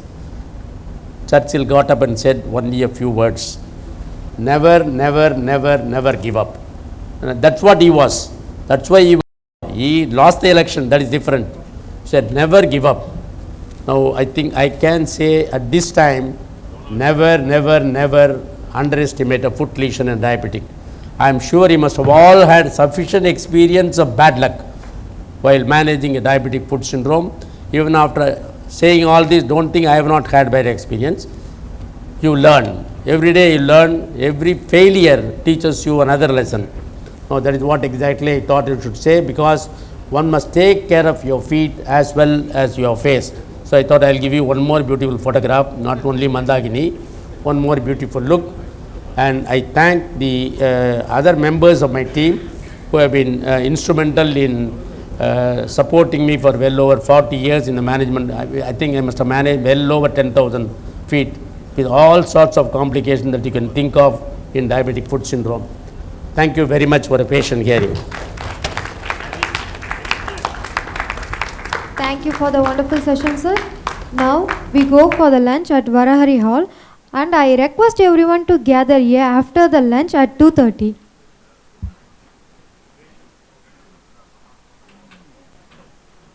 Care and Research Center, and Dr. K. Mohan sir is a facilitator in the depth of diabetes distance education at Annamalai University. Now, the panelists on the stage, Dr. Ilankumaran Krishnan sir and Dr. N. Murugan sir. Dr. Ilankumaran sir is head of the liver disease and the transplant center.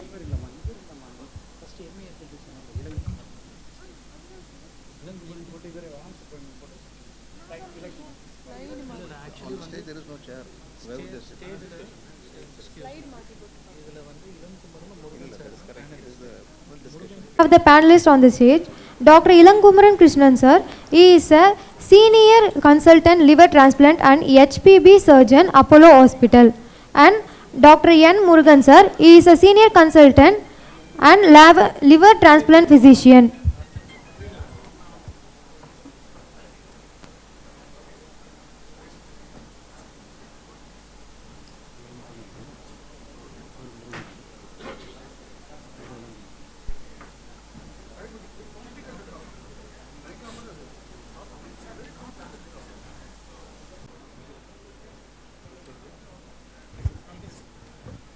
Thank you, Natarajan sir, and all the office bearers of D Mantra for having invited us to this wonderful meeting. And as the speaker is setting up his presentation, we all know that this epidemic of fatty liver is raging all across the world, across all the age groups. In fact, we are even seeing childhood obesity these days, and many a times it has become a very common conundrum in the diagnosing part, the management part, and finally even to take care of the complications at a later stage. So I think it is very essential that everybody across all the specialities are having a clear guideline on how to go about when they encounter a patient with fatty liver at several stages. I am sure at the end of this discussion, we will be able to have a good discussion and answers to many of your questions. What we used to talk about non-alcoholic fatty liver has become MAFLD. So this change is the basis in which we are looking at this. And fatty liver has, as the obesity epidemic became more and more, the fatty liver understanding became better, and our ultrasonologists started picking up more and more of fatty livers. But how many of them land with a failure or to then disease is the question we'd be answering this session, if I'm right. Right, sir? Yes, sir. Yeah.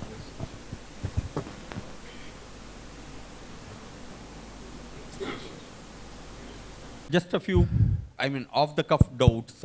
Yeah. Like, what is the percentage of people from percentage of people whom you see with a fatty liver? How many of them land with a real diseased liver? Sure. See, first of all, the terminology has changed. We don't use the term NAFLD. Dr. Ashwin will be highlighting. So now we know this is a metabolic disease which is involving the liver. So we are now changed the name to metabolic dysfunction associated steatotic liver disease, so MASLD. That is the new terminology. It has been endorsed by almost all societies. So fatty liver is present in 30-35% of the population. Out of patients with fatty liver, 25% will have progressive disease, average. In that 25%, maybe 1/5 will get cirrhosis. So that is one of the key points I wanted to highlight today, because many times we think fatty liver is, everybody has fatty liver, nothing to worry. But 25% actually have progressive disease which can lead to cirrhosis.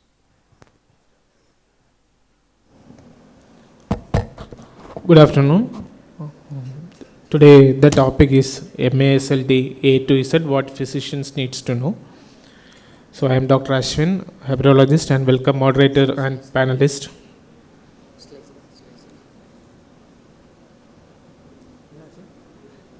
Next.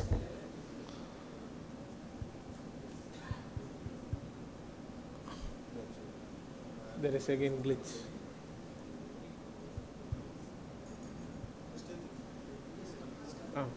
Yeah. Next slide. 60-year-old. So first case we have a 60-year-old female, diabetic for 20 years, controlled with metformin, with a known history of dyslipidemia, referred for fatty liver in ultrasound. Next. So, as I asked, what is the prevalence, sir, of fatty liver? I mentioned it. Many studies from India and in other countries, around 30 to 35% have fatty liver. If somebody has diabetes, the incidence goes up to 60-70%. If they have obesity, depending on the stage of obesity, again it can vary from 40 to 70%. If you have both diabetes and obesity, you can define it as BMI of 28 for Indians, then almost 80% will have fatty liver. So the higher the risks, the fatty liver is more. But it's a very common problem. Yes. So what happens, sir, if you don't treat this fatty liver? If you just leave just like that, fatty liver implications? The slide is clearly showing the progression of fatty liver to higher forms of liver damage, which happens, like I mentioned, roughly in 25%. So there is a condition called, we used to call it NASH, now we are calling it MASH, Metabolic Associated Steatohepatitis. So the steatohepatitis is the transition from healthy or normal fatty liver to somebody who will get liver cirrhosis. Unfortunately, right now it is not easy to diagnose it without some advanced tests or biopsy, but this is the key. So once you know somebody is going into MASH, then they go into fibrosis, then they go into cirrhosis. All this can happen silently. Patients won't know. Even if you do some screening tests, routine tests, you may not find out. So you need a level of suspicion. And then once you start seeing the changes, they can progress quite rapidly. At this stage, before cirrhosis, it can be reversed, either by lifestyle change or now with a lot of new medications that are coming. So it's important to identify these patients. So that's what we're going to talk a little bit about today. So the study says that in 200 diabetic patients, we have around 100 patients with NAFLD, 25 will progress to NASH, 6 to 7 in 10 years will have cirrhosis, and 3 will develop liver cancer, HCC. Next. So what is the advancement in terminology for fatty liver? Show the slide. Already yes, I mentioned. So it is called metabolic associated fatty liver disease. The Western group wanted the term steatotic liver disease because in the West, calling somebody fat is considered as not a good term.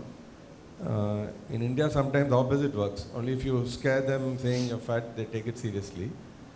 But in West, they felt, so the majority, about 96 countries took part in the discussion, including Indian representation. And majority felt, let us change the name to a medical term. So they coined it as metabolic dysfunction associated steatotic liver disease. For a long time, this was known that liver is a part of metabolic syndrome. Maybe it is another component of metabolic syndrome. So finally, the name itself has highlighted that. Everybody felt this was very important going forward because only then it will become established as part of a spectrum of disorders called metabolic dysfunction, which all of you treat. It's not just liver doctors. In fact, you will be seeing more patients than we do because we only see them when they get cirrhosis or later. So it's the right word, metabolic associated steatotic liver disease. One more thing I will say before we move on is the role between alcohol and metabolic dysfunction. Earlier we were differentiating alcoholic and then non-alcoholic, but a lot of patients have both. So this group was completely missed by the previous classification. And as you can imagine, if you have metabolic stress and alcohol, you're going to get more liver disease, maybe faster, more aggressive. So now they have a term called MET-ALD, metabolic and alcoholic related liver disease. We still don't know how to treat them because obviously you remove alcohol, you treat metabolic dysfunction. But this group will progress faster than just having metabolic dysfunction. So it was important to identify that. Next. So what criteria, sir, we can follow for the early diagnosis as per the new ASLD? Yeah, so the metabolic syndrome, many of you may know, there are 5 criteria for metabolic syndrome. You need 3 out of the 5 to call it a metabolic syndrome. But here, this is mainly hepatologists who decided this. They felt that even if you have one metabolic criteria and fatty liver, you can call it metabolic fatty liver. So it's either weight related, BMI, but they've also included central obesity. So your BMI may be normal, but if you have central obesity, which is waist of more than 90 for men and 80 for women, you can call that metabolic. Second is either being diabetic or having pre-diabetes, one of the two, and various ways to measure it, like we normally do. Blood pressure, then triglyceride and HDL. So these are the 5 components. So it's a bit stringent that if you simply have triglyceride high, it is metabolic. But it was felt that it is important because there is a very strong association between the two. So it was important to identify them. So they have a metabolic criteria, they have fatty liver, and many diseases can occur, including cardiac, diabetes, cancers, and so on. So it was felt important. So this is how it is defined. One metabolic criteria and fatty liver is called MASLD.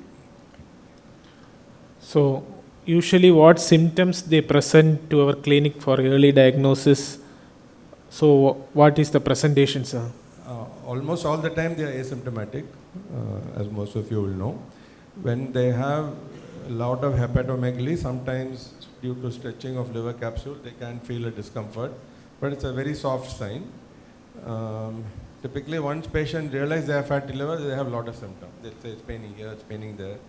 But generally it is asymptomatic, so it's an incidental finding, health checkups, company checkups, or they go for some other scan. Just one thing I want to highlight, maybe all of you do ultrasound, but many packages don't have ultrasound as part of the package. So please include that if at all, there are packages that you see without ultrasound, because just by liver function test, you cannot diagnose fatty liver. In fact, it can be very misleading. You can have advanced stage of cirrhosis with normal liver function test. So it's very misleading. So you definitely need ultrasound as part of any health checkup. And usually that is how fatty liver is diagnosed. The most simplest, easiest, most widely available test is fatty liver. I sometimes feel in India we overdiagnose fatty liver because it simply means bright echoes. So it's very subjective. So when ultrasound doctor, sonologist sees it, they can interpret it. It may be a little bit of an overcall, but that is the best way to diagnose fatty liver in the first instance. So in our patient who was referred for fatty liver with a normal liver function test, how you want to proceed for, sir? So his liver test was normal? Yes, okay. Sir. Mild AST-LT disarrangement. So again, typically we see patients with fatty liver come with various stages of liver function test. If they have very aggressive steatohepatitis, which is, I told you, steatohepatitis is the one that leads to further damage, then the enzymes will be quite high. So usually if they have fatty liver with normal liver enzymes, there is a chance that they will not have much disease, but we can't be sure. So LFT is important, but if you have fatty liver and a very high AST or ALT, then they are likely to have significant liver inflammation. So what we now recommending to all of you is do some additional screening. There are 2-3 scores, yes. You can show some scores. There are 2-3 scores that predict the risk of fibrosis or steatohepatitis in patients with fatty liver. It's important because you can't do advanced tests, biopsy on every patient you see with fatty liver. So you can do simple tests in the clinic. Internationally, they are recommending FIB4. There's a test called FIB4, FIB4, which includes SGOT, SGPT, age, and platelet. Platelet is very important because as you get fibrosis, there will be some splenomegaly, portal hypertension, which starts dropping the platelet. So at a very, very early level, it can be even, like normally it will be 200, 250. If it comes to even 160,000 platelets, that can be a sign of fibrosis developing. So if you do the FIB-4 score, there are cutoffs. You have the cutoff? Yes. So if it is below 1.3, I mean, this is available on the net. So you can just go to FIB-4. There are a lot of scores that come up on the Google search. So if you do a FIB-4 using these simple parameters, if it is below 1.3, that patient is very unlikely to have any fibrosis or significant liver damage. Then 2.67 or more, they are very likely to have fibrosis. There is a gray zone in between. So what we are recommending is you do your FIB-4 on patients with fatty liver at least once a year. If the scores go more than 1.3, then please think that they may have liver disease. You can either refer to a colleague or you can do some additional test yourself and see if they have. So this is how we recommend. So these are the additional tests. So just doing LFT alone is not enough. You have to have a little bit of more suspicion. Clinically, you feel if the liver is very big, spleen is big, there's something going on. So some signs to show that the fatty liver is starting to affect the liver. So in our patient, it was around 3. Especially, I feel like in a secondary centers or in a second tier centers where the fibroscan is not available, this FIB-4 patients more than 2.67 can be referred for advanced fibroscan. So other non-invasive staging for NASH or MASLD, we can use fibroscan, ultrasound shear wave elastography, MRI elastography. Sir, once it is the FIB-4 has come 3, what next, sir? How can we proceed? We have a high degree of suspicion that, okay, this patient has something more than fatty liver, he has some liver damage. One option is a liver biopsy, but it's not practical to do it now. Mainly used for research when you're trying out new drugs. Even in research, there is now a trend to do non-invasive tests to see how much liver is damaged. You give a drug, how much is it improving? So there are good studies. We have also been part of some studies where we have shown improvement in non-invasive markers.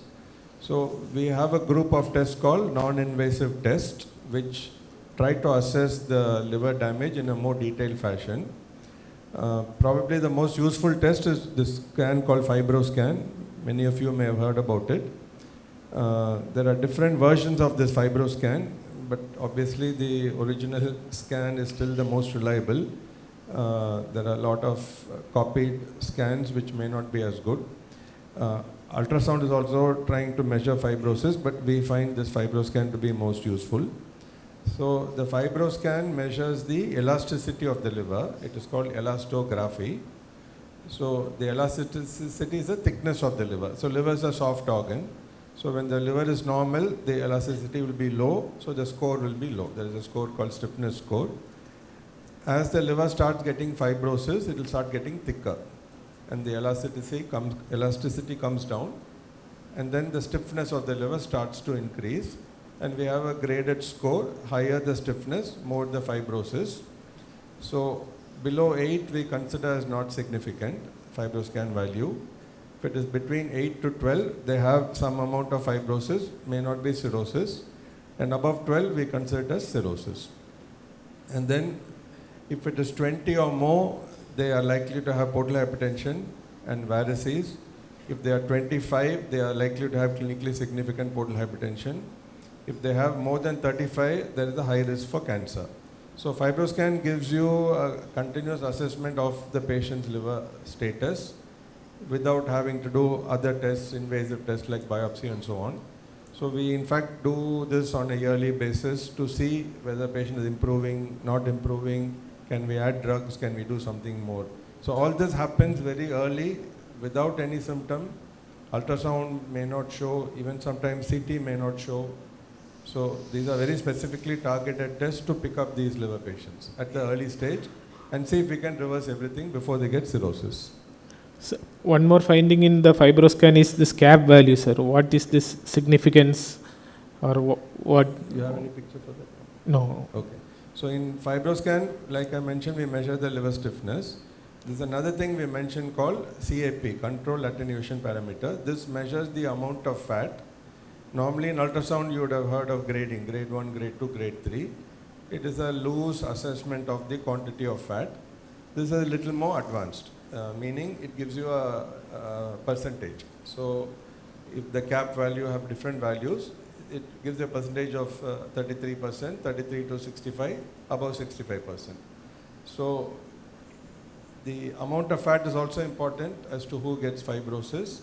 There are other parameters, particularly if they are obese, they are diabetic, they are more likely to get fibrosis. So only the amount of fat is not important. It's a combination of many things, but even the amount of fat is important. So supposing you see a very high level of fat with the enzyme elevation, the stiffness is also high, we can explain to the patient, see you have so much fat, your liver is getting damaged. Luckily the liver gives the patient time. The progression may take a few years. So he has time to change his lifestyle, reduce weight, become fit, and then reduce all the fat and everything. So CAP is an additional thing that we get in FibroScan. So this is the INSL approach, how to approach the fatty liver. Any altered LFT or patient with diabetes or dyslipidemia or metabolic syndrome or incidental detection of fatty liver, go for APRI FIB-4. If it is more than FIB-4 more than 2.67, then go for FibroScan. More than, as are told, less than 8.2, medical management. 8 without pharmacotherapy. More than 8.2, refer to a hepatologist or treat as fatty liver. More than 13.6 should be treated in line of cirrhosis. As sir already discussed, what is types of FibroScan, what is the advanced FibroScan 2.0? So like any technology, we are getting more advancements even in FibroScan. So now we are using a new generation where we can even measure the amount of portal hypertension. So normally in the late stages, CT scan will show it, ultrasound will show it, or we have to do invasive tests like measuring the pressure of the portal vein. Now with FibroScan, we are able to predict the amount of portal hypertension. This helps in liver management in somebody with cirrhosis. So just like all technology is developing, FibroScan is also developing. And since this machine is mainly designed for study of liver disease, we find it very useful to manage our patients. So, we measure the spleen stiffness, and then that will give us an indication of the amount of portal hypertension. How frequently, sir, we need to repeat this FibroScan? Already mentioned, if somebody has a level of fibrosis which is high, then every year is okay. Supposing you are seeing in your practice somebody who has no fibrosis, very mild, you can just follow them up yearly, like you may already be following them up for diabetes, obesity or dyslipidemia. You can continue to do your basic markers. If there is a doubt, once in a way you can do FibroScan. And the moment the FIB-4 or other values go up, you can recommend elastography or FibroScan. But once you identify an abnormality on FibroScan, at least once a year it is recommended, with or without treatment. So our patient was having a cap of 268 with a fibrosis of 25.5 kPa. What lifestyle modification do you want to advise in this patient, sir? Yeah. So this patient already has cirrhosis. All patients with metabolic disease, weight loss is the key. Almost 70-80% of them will either have overweight or obesity. It is the hardest thing to do because patient want you to treat them. We are telling the patient to treat themselves. So many of you would have counseled your patients for lifestyle change for diabetes and other causes. Very hard to make them comply. And in fact, in this study, we don't have time to go through detail, but it shows that just weight loss alone reverses fibrosis in liver. It's a fantastic study. But it also showed only 10% are able to achieve weight loss out of some hundreds of patients they studied. So in real life, that's what we see. 5 to 10% of patients will follow what you say. Rest of it, they just want medicine to help them. So it is a good treatment, but it is hard to comply. And along with exercise, diet itself, there is no specific diet that helps liver, but diet should be as part of our overall diet for metabolic syndrome with the aim to lose weight. So that will be the best.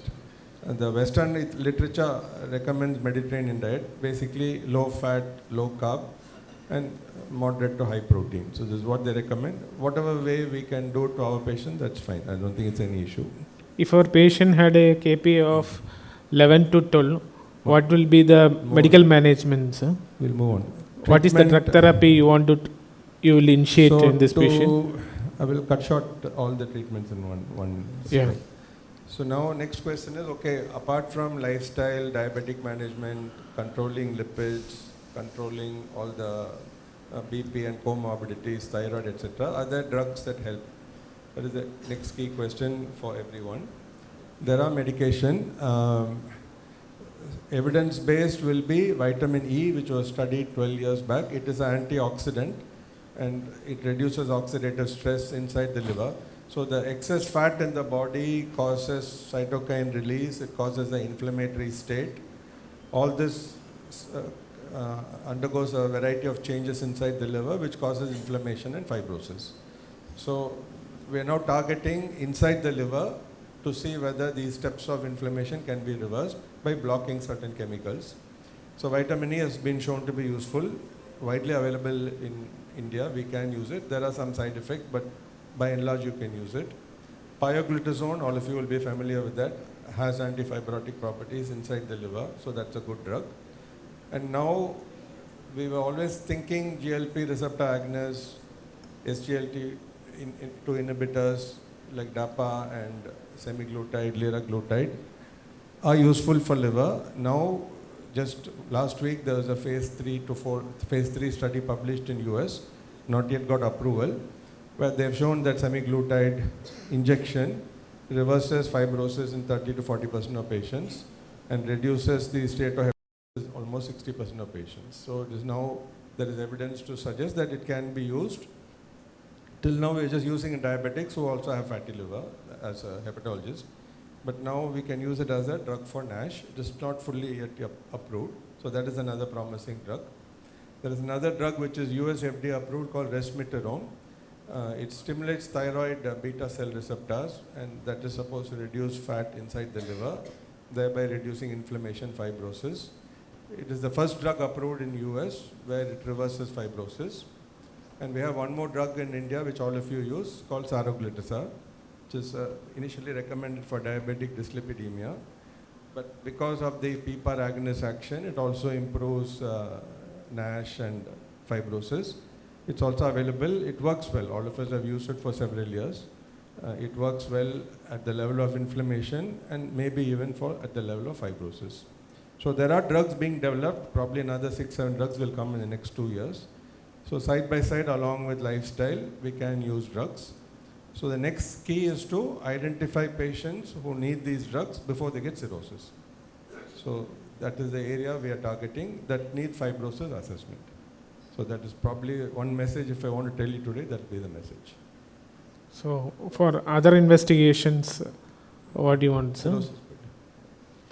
So as you all know, MSLD can lead to cirrhosis, and Dr. Ilan Kumaran will tell you how to deal with the complications of cirrhosis in fatty liver.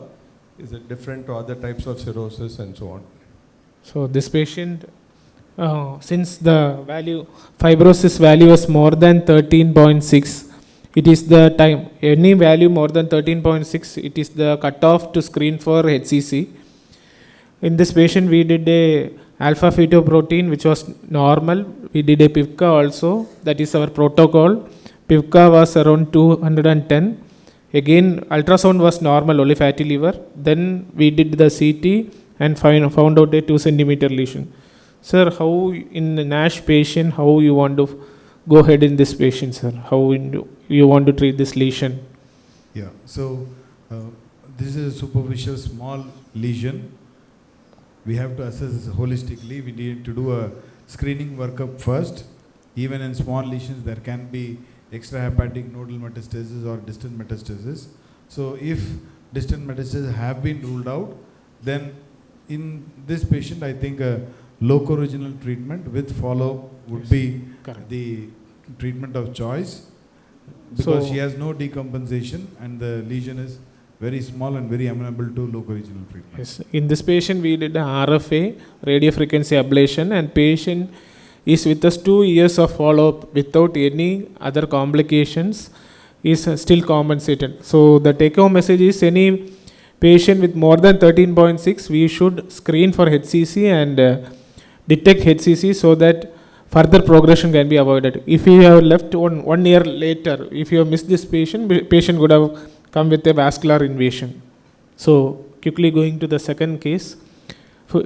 Here we have a 54-year-old male, diabetic, non-alcoholic, presented with ascites for 1 month with a platelet of 80,000, bilirubin of 2.2, INR of 1.5, creatinine of 1.2. Ultrasound was showing shrunken nodular liver, portal hypertension and ascites. Sir, patient has already gone for cirrhosis and NASH related, NAFLD. How you want to approach this case, sir? Means when we have to refer for a transplant, or what are the indication in this patient for a transplant? So, because the medical management is not possible.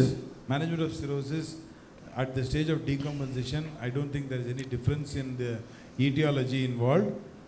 So we have to identify the decompensation and then start grading the level of liver failure, which can be done with the child scoring, which is a basic level of gradation of liver failure, child's A, B, C, and then for more accurate assessment of the mortality risk, the new score was devised, which has had several modifications. The basic one is the MELD score, which includes 3 criteria: creatinine, bilirubin and INR. It is a logarithmic score which calculates and gives the value, and if any patient with more than 14 MELD score would definitely benefit from liver transplantation, and irrespective of the etiology. Okay. So, in which patient needs an urgent transplant? One disclaimer is that some of these patients will have a very low MELD score, but they do not include refractory ascites and hepatic encephalopathy in the scoring system.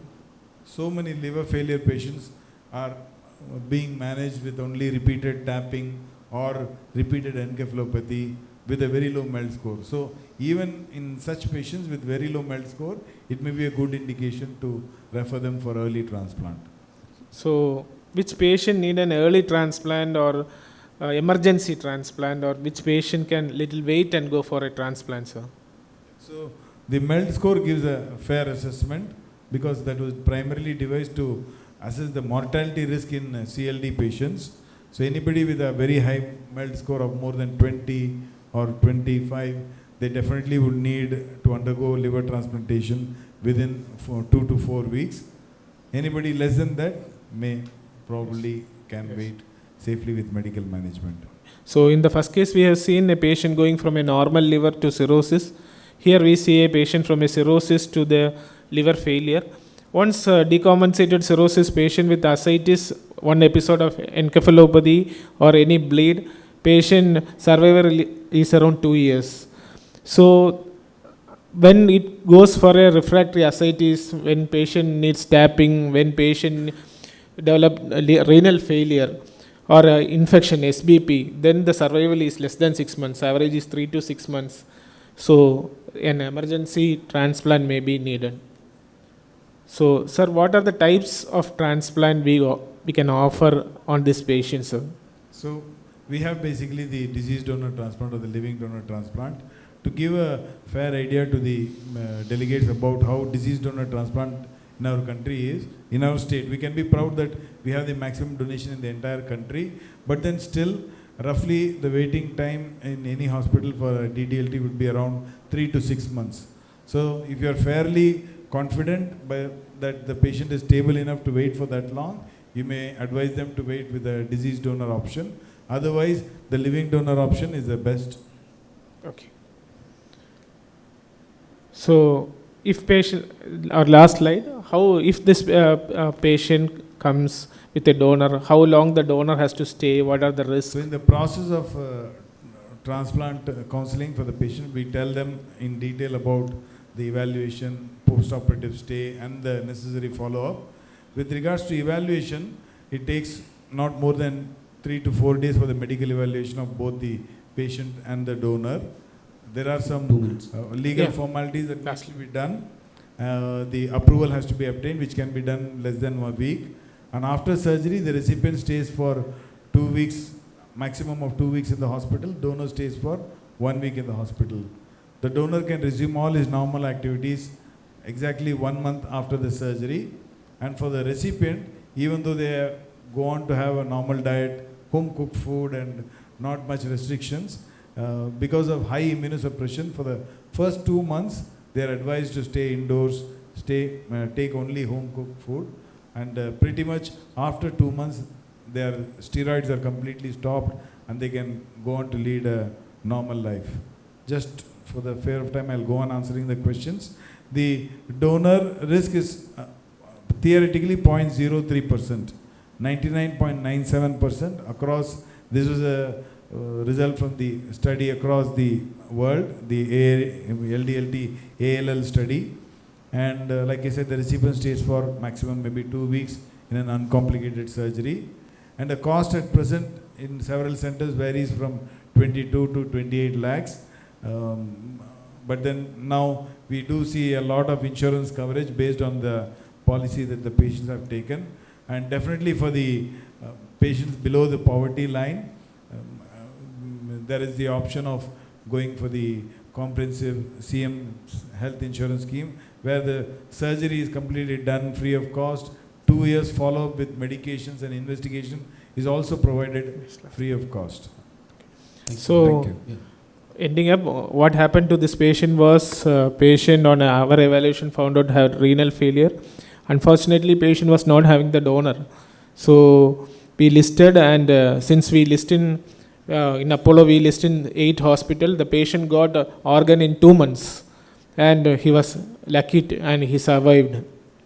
And he is on follow-up. That's one advantage. So, sir, can you summarize at the end? So, this is, I think, partly to highlight the fact that fatty liver is an extremely common condition. Not all patients with fatty liver are going to get cirrhosis, but a significant proportion, maybe 25% with NASH and maybe 5 to 10% with cirrhosis. So, these are the patients we have to identify in the community before they come with end-stage liver disease. As you know, many times the first presentation of cirrhosis will be with a complication. They come with a bleed, ascites, encephalopathy, etc. So, all of you who are in the community seeing patients with fatty liver should be vigilant and try to identify patients who are having progressive disease. Some of the mechanisms I have told you. I think elastography should be used more frequently because that is a good way to pick up early fibrosis.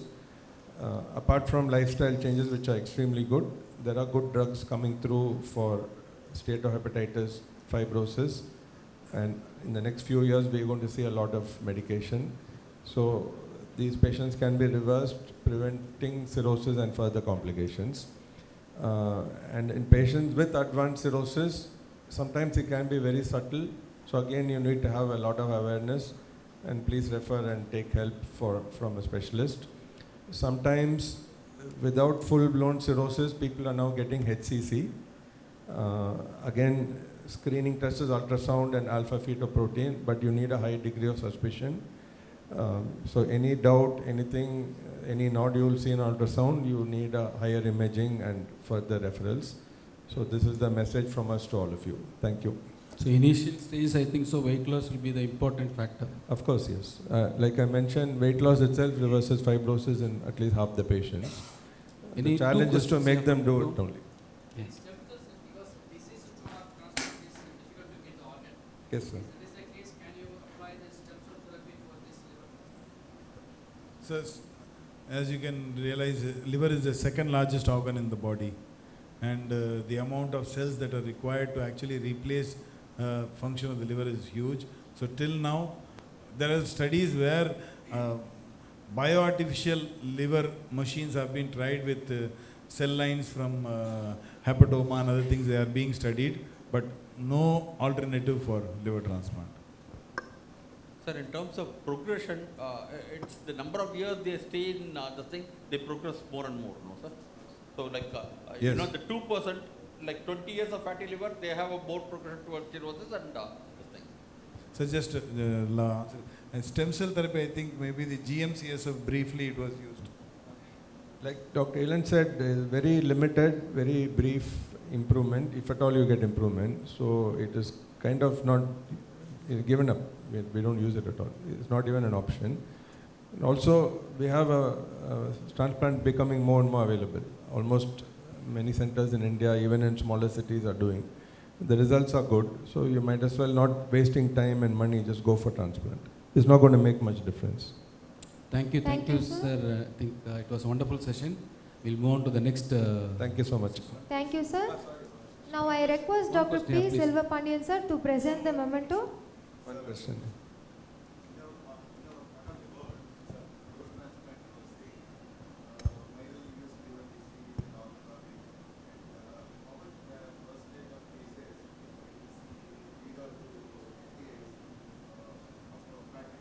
So it used to be 5% 15 years ago. Now I think it is more than 25%. Yes, sir. Metabolic associated. Yes, yes, sir. Definitely it is a rising problem, sir. Rising problem. How much percentage of cases you will see, viral induced and alcohol induced? 20%. Alcohol is still the higher, 40%. Yeah. Viral will be 20% in Tamil Nadu. It is varies. In the northeast, it is a little higher in India, but definitely, like how we were not seeing young stroke, young heart attacks. Similarly, now this people with fatty liver is the only risk factor for cirrhosis is becoming very common now. Any other prominent cases, diseases you see is leading on to liver transplant? Any prominent like these are the same, primarily alcohol, viral, fatty liver, metabolic disorders, genetic causes, autoimmune, and definitely 5% is cryptogenic, where there is no risk factor. And the good thing is none of these diseases are, except autoimmune, are recurrent. You have good treatment for viral disease. If somebody stays abstinent, metabolic disease also is not a big problem in recurrence after transplantation. In pediatric population, what is? In pediatric, the biliary atresia is the commonest indication. Commonest. Yes, sir. Thank you. Thank you, sir. Thank you, sir. Thank you I once request Dr. P. Selvapandiyan, sir, to present the memento to Dr. Ilangumaran, sir.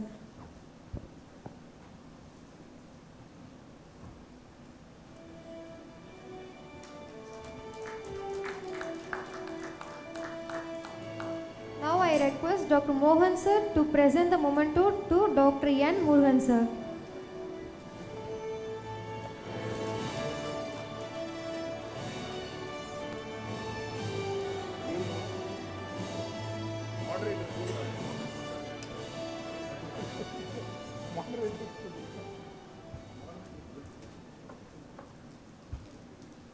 V. Ramasubramanian, sir, who will talk on diabetes infection. Dr. Ramasubramanian, sir, is a consultant of infection disease at Apollo Hospital.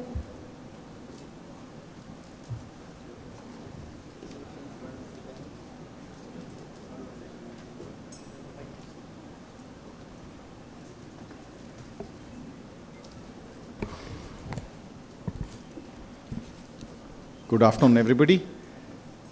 Thank you very much, Dr. Natarajan and the team. You know, I was just commenting, I was asking where they stitch their suits. So I'm looking at probably getting one done. Thank you very much for the invitation. And I've been asked to talk to you about diabetes and infections, choosing the right antibiotics. Normally, this is how we are now resorting to treating most problems, you know. Medicine has evolved so much that all of us have a smartphone, we take it out and check out which is the best way to treat our patients. But there are certain things which unfortunately Google cannot, you know, tell us all the time, and this is one of those topics. If you look at infections in diabetics, if you look at syndrome or the way with which they present, these are all the common infections. You have foot infections, osteomyelitis, urinary tract infections, dermatophytosis and skin infections, mucor, malignant otitis externa, emphysematous cholecystitis, pyomyositis, melioidosis, and TB. These are the common presentations of infectious diseases. It's very surprising that the occurrence of melioidosis is almost 12 times higher in patients who are diabetic than non-diabetics. It's probably diabetes is a phenomenal risk factor for melioidosis, and the occurrence of TB is almost 3 times higher in diabetics. Are diabetics actually more prone for infection? Yes. They have a higher incidence of community-acquired infections and hospital-acquired infections. Diabetes is a risk factor for complications and poor outcomes. There is more occurrence of urinary tract infections, especially in people with uncontrolled diabetics. There is an increase in post-operative infections, and it's been very clearly shown that if you improve your glucose control, it gives better outcomes in patients who undergo any surgery. And if you look at the specific microbes which are associated with the infection in diabetics, you have Candida albicans, Rhizopus or mucor infections, melioidosis caused by Burkholderia, and of course uropathogenic E. coli. Now these are the 4 typical bacteria which are associated, or microorganisms associated with a higher risk of infection in diabetics. So I've got 4 or 5 cases where you will see typically exhibiting the approach in patients with diabetes. 67-year-old diabetic patient, recurrent episodes of fever, chills and dysuria. In the past, he brings a report saying, 2 years ago this was done. Further reports, he has had several courses of antibiotics, the ultrasound is normal, creatinine is 1.1. How would you approach? So there are certain questions which I would raise in a situation like this, and hopefully the answer to those questions will give you a broad idea of how to handle such patients. 1, would you send a urine culture for all your patients who come in with dysuria and fever? Or would you give ciprofloxacin or ferropinum? What would you do? A urine culture is warranted in all cases, even in uncomplicated cystitis in women who are non-diabetics. Please remember, gone are the days when we can depend on ciprofloxacin to treat our patients empirically. So any patient who comes to you and you suspect a urinary tract infection warrants investigations. 1.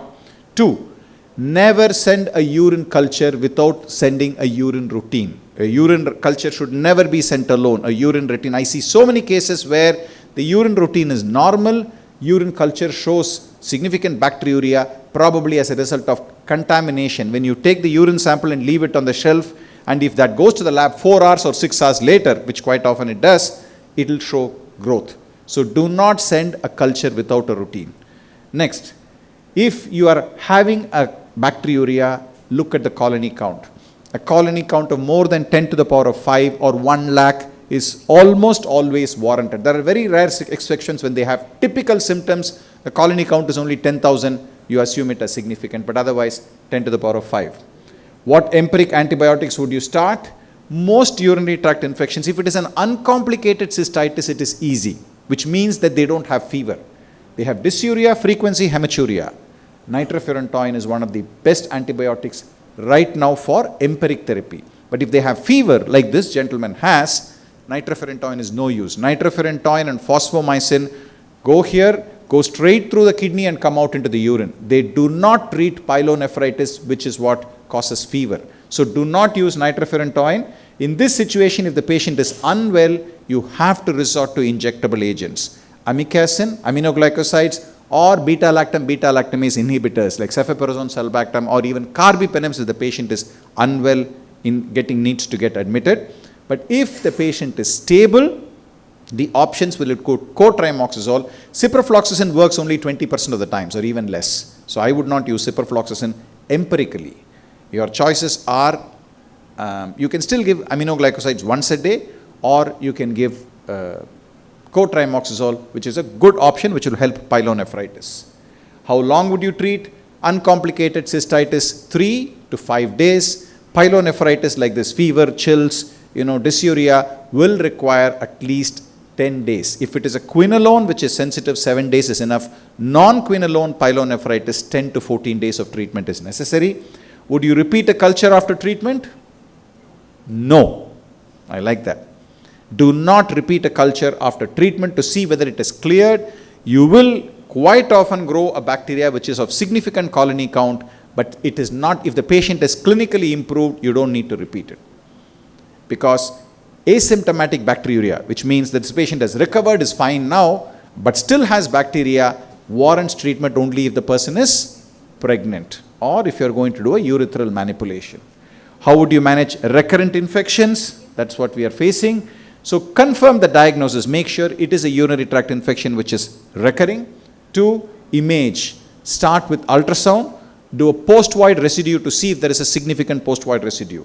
If the post-void residue is insignificant, then it is unlikely. But if it is a significant, more than 50 ml or so, then that could be a reason you have to ensure that that is relieved.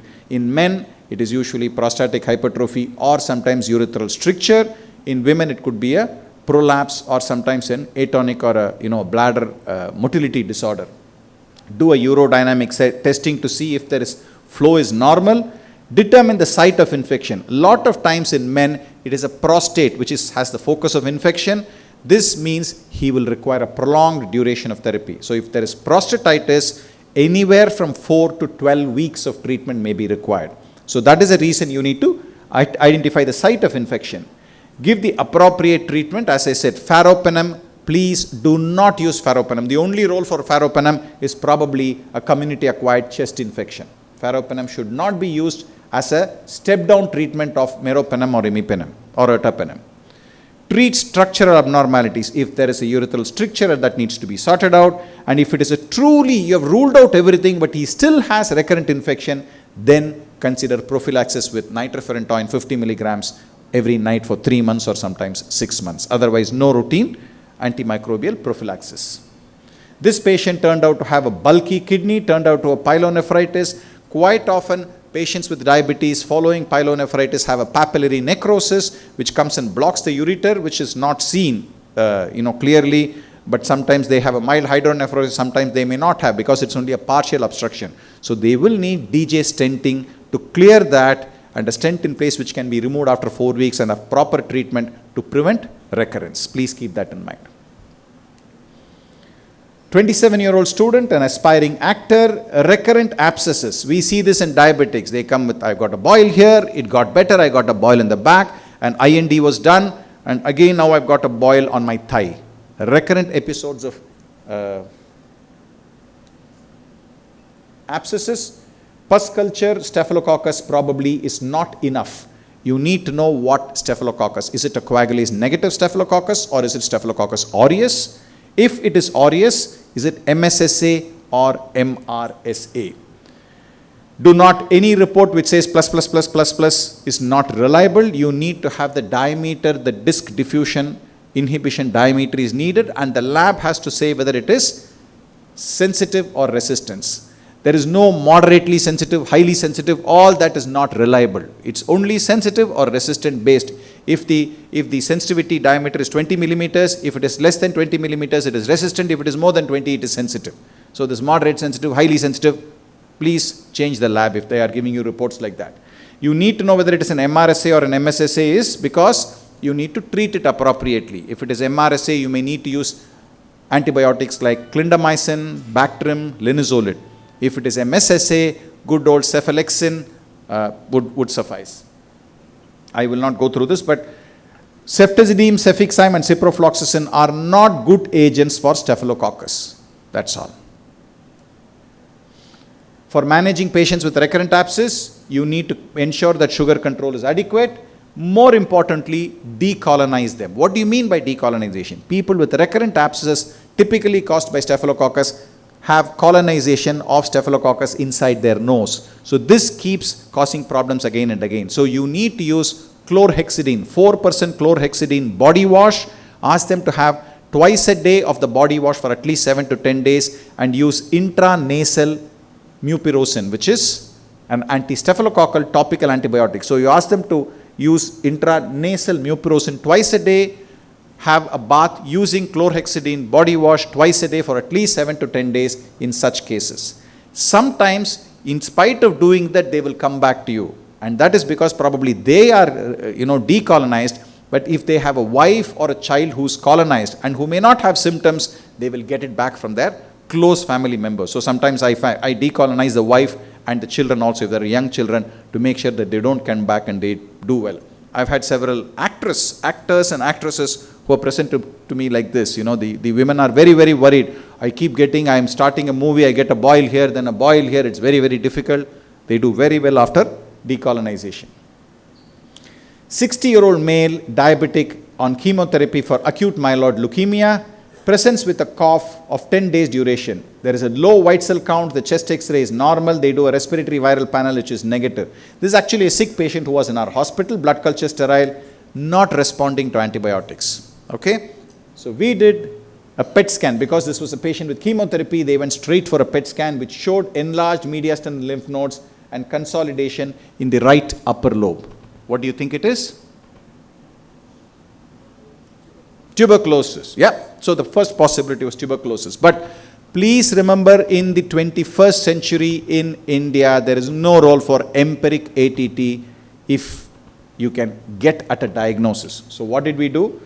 We did a bronchoscopy for this patient. I told you this was a sick patient, so rather than sputum and waiting and all that, a bronchoscopy was done. And the bronchoscopy, this is absolutely necessary for all cases of TB. Smear AFB positivity is not acceptable in this day and age in Chennai. You need to do a expert MTB test, or otherwise known as CBNAT. This showed MTB complex detected, load is low, rifampicin resistance detected. So this is a MDR-TB. We don't stop with MDR-TB. There is another test which we can do known as the XDR gene expert. Now this XDR gene expert is done in Apollo. This costs about 6,500 rupees. You do this within 24 hours, you get an answer to all these questions. Is it sensitive to fluoroquinolones, amikacin, kanamycin, capreomycin, ethionamide? All this is available. So if your patient can afford, in your private setup, if the gene expert test gives you the possibility it could be an MDR-TB, do this test. One word of caution.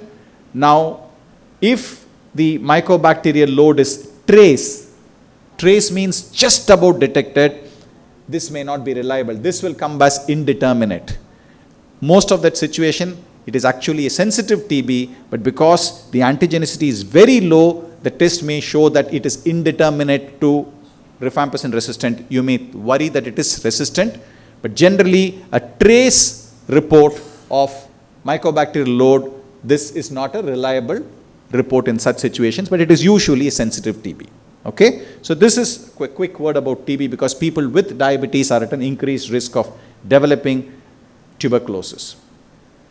40-year-old businessman from Kadalur, poorly controlled diabetes, presents with 2 weeks history of fever, cough and expectoration, of 10 days duration, nothing to find. He's had several courses of antibiotics, not responding. You do a chest X-ray, you find that there is a nice patch here suggestive of a community-acquired pneumonia. So this is a patient with poorly controlled diabetes and a community-acquired pneumonia. What would you do? You do a CT and you confirm there is a... Any ideas what you would do now? Bronchoscopy, yeah, okay, I would consider it, because in a person who is not responding to antibiotics, you definitely have to consider. But fortunately, what happened when the CT scan was done, the scan center found this. When they were doing the upper abdominal cuts, they found that there was a large abscess in the spleen.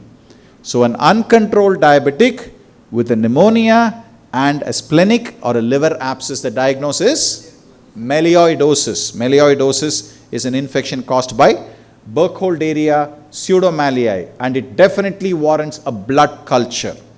Even if the patient is not very unwell, he's not running high fever. I have seen patients who have cultured this melioidosis in afebrile situation. They have circulating bacteremia. So this is what we found, and this was reported as just a gram-negative bacteria. But you look at it that it is resistant to aminoglycosides, it is resistant to this thing, and it is also resistant to colistin. The drug of choice is either a meropenem or ceftazidime. So Burkholderia pseudomallei is a bacteria which is found very often in the soil, in nature. So people who are farmers, people who have exposure to soil, diabetics, patients with chronic kidney disease, patients who are alcoholics, high risk of getting melioidosis. It can be through inhalation, ingestion, or percutaneous inoculation. Diabetics, alcohol excess, renal disease patients. It can cause a subacute chronic pneumonia, can mimic tuberculosis. Septic shock can happen with multiple visceral abscesses. Treatment is with 2 weeks of intensive meropenem or ceftazidime. 2 grams IV 6th hourly is recommended. If they have brain involvement or bone involvement, they may need 4 to 6 weeks of IV ceftazidime before you continue them on cotrimoxazole for 5 more months. So please remember, melioidosis requires prolonged treatment. 59-year-old male, again a little poorly controlled diabetes, fever for 2 days, sudden onset dizziness and drowsiness, sugar is 224, chest x-ray. What do you see in the chest x-ray? If you look closely, you'll see there is a patch here. Can you see the patch here? This side is clear, this side is a patch. So an acute community acquired pneumonia in a patient with poorly controlled diabetes with leukocytosis. The commonest cause is? No. Strep pneumoniae or pneumococcus. Klebsiella can happen in diabetics, but this kind of an acute presentation in a diabetic, think of strep pneumonia as a first possibility before you come down to Klebsiella and other things. Okay? So this patient started on meropenem, blood culture grew strep pneumoniae, meropenem was stopped, crystalline penicillin was continued and did well. Okay? So the reason I am putting this case up is common things are common. Strep pneumonia is still the common one, and it has been shown that invasive pneumococcal disease happens almost 6 times more common in diabetics than non-diabetics. And these patients who are diabetics, you can prevent this complication, invasive pneumococcal disease, by vaccination. Excellent. So it's been very clearly shown that for diabetics, COVID, influenza vaccine, of course MMR, what else is there? Pneumococcal, these are strongly recommended. Please recommend flu vaccine, pneumococcal vaccine, shingles vaccine, and a routine every 10-year tetanus, diphtheria, pertussis booster, apart from hepatitis B, especially for the elderly diabetics who have not had hepatitis B vaccine. 42-year-old diabetic presents with minor trauma in the leg and presents with this. So the first question you need to ask is the wound infected? All diabetic foot ulcers do not routinely need antibiotics. The first question is, an infected wound should have classic signs of inflammation, which is redness, warmth, swelling, tenderness or pain, or purulent secretions. Secondary signs of infection: abnormal coloration, fetid odor, friable granulation tissue, undermined wound edges, unexpected wound pain or tenderness, or failure to heal despite proper treatment. So this is very clear. This is an infected wound. It is purulent, there is swelling, there is redness, there is shining, there is undermined edges. So there is no doubt about it. Okay? So the next question is, how would you approach it? Ideally, a significant wound requires a sample to see what bacteria it is. These are things to do and don't. Do obtain a specimen from almost all only infected wounds. Chronic pressure callus related injuries or ulcers do not warrant antibiotics. Offloading and wound care is all that is needed. Cleanse and debride the wound before getting the specimen. Get it scraping with a sterile scalpel from the base of the ulcer. No, do not put a swab on top of the ulcer and take it. It will show all kinds of bacteria which are not significant. Aspirate purulent secretions and promptly send the specimens. Do not culture an uninfected lesion.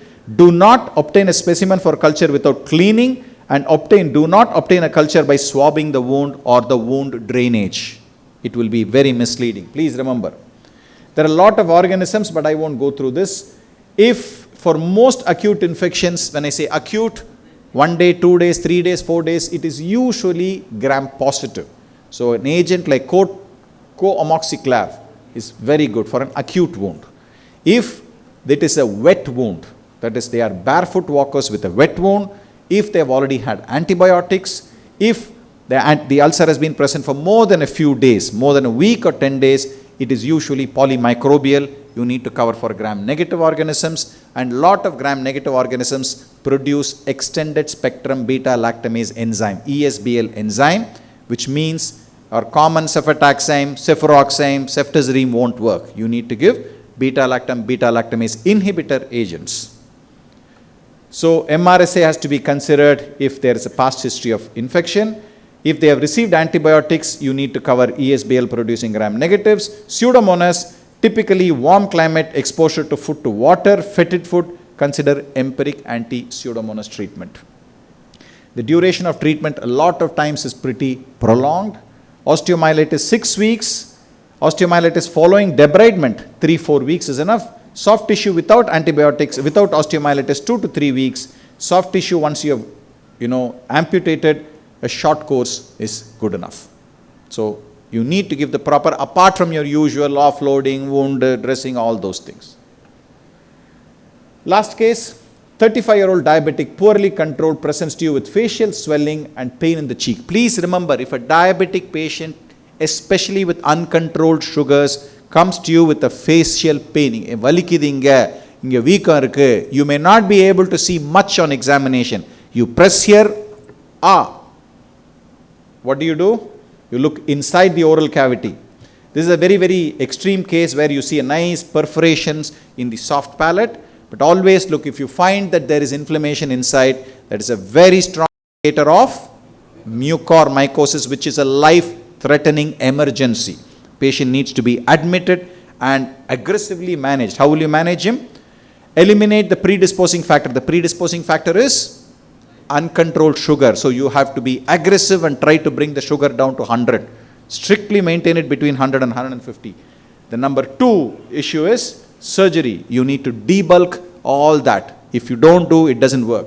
And only the third point is antifungal, amphotericin B, ideally liposomal. Otherwise, now we have other preparations. Different preparations, or even conventional amphotericin can be used, or isavuconazole. Okay, but that is number 3. Number 1 is this, number 2 is this. Only then it will help.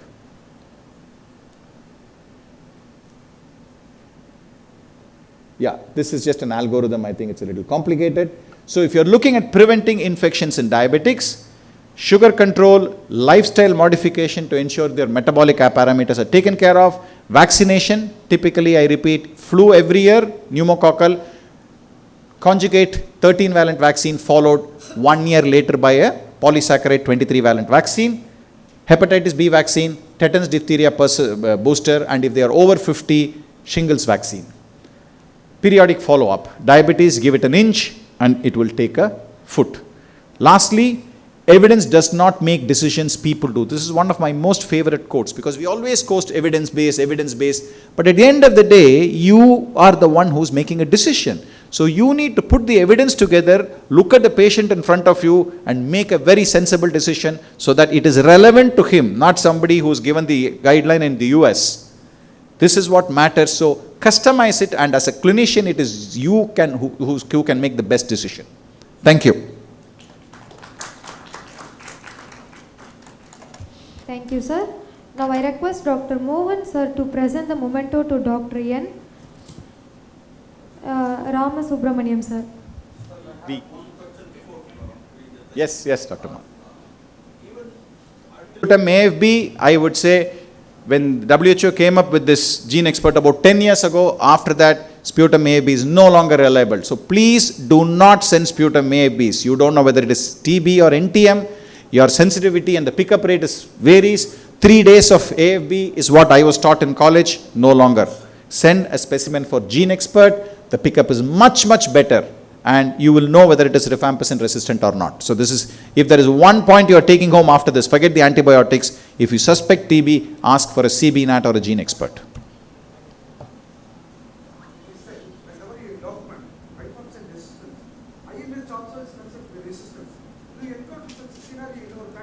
Yes, sir.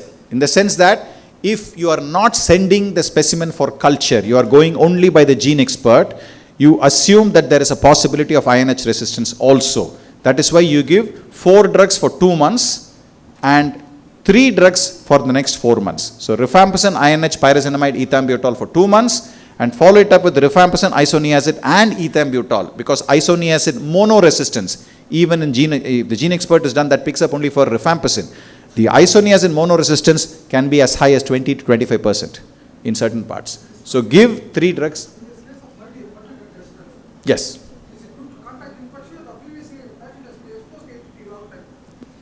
Can't say, sir, but it can be new infection or previous infection, which is this thing. This is a patient who was immunosuppressed because of AML.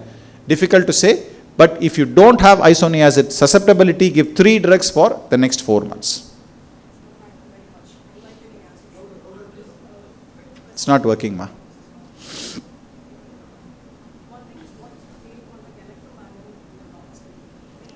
Yeah, very practical question. The question is, how do you interpret a galactomannan level in a bronchoscopy? I have a very healthy skepticism about biomarkers. Everything is normal and your galactomannan comes as 1.5. I will ignore it. I have a patient right now, a 24-year-old male with fever of 2 weeks duration, with a CT showing pneumonia, has had a bronchoscopy which shows nothing, but the bronchoscopic BAL is 1.4. So this patient, they are after me to start isavuconazole for aspergillus. I said no, because he is a fit, healthy 24-year-old non-smoker. Him getting a community-acquired aspergillus infection, pneumonia, very unlikely. So you have to interpret it with a lot of caution. Second thing is, what do you use phosphomycin for chemoprophylaxis? Like you said, nitrofurantoin. Do you do these phosphomycin sachets? Sachets. Do you think it is useful? I use it in a couple of situations. One, in those patients who have a prostatitis and who require a prolonged course and only phosphomycin or injectable antibiotics are effective, I use phosphomycin for them every 3rd day for 6 to 8 weeks. Otherwise, I don't use phosphomycin as much as possible. And any role for linezolid in diabetic foot? Any role for linezolid in diabetic foot? In filarial cellulitis sepsis. Filarial, no. Do you do linezolid? No. Unless you have MRSA proven, I don't use linezolid. So you should do with Vinase BL or yes. the usual anti-filarial stuff. Yes. Thank you.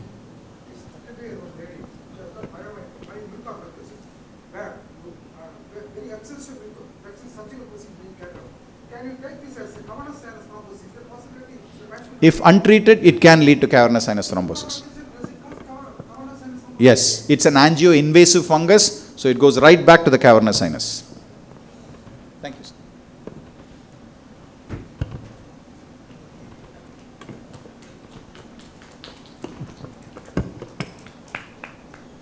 Thank you, sir. Is Dr. R.H. Lakshmi ma'am, who will talk on the diabetes on bone health. Dr. R.H. Lakshmi ma'am is the director at Harihari Institute of Diabetes.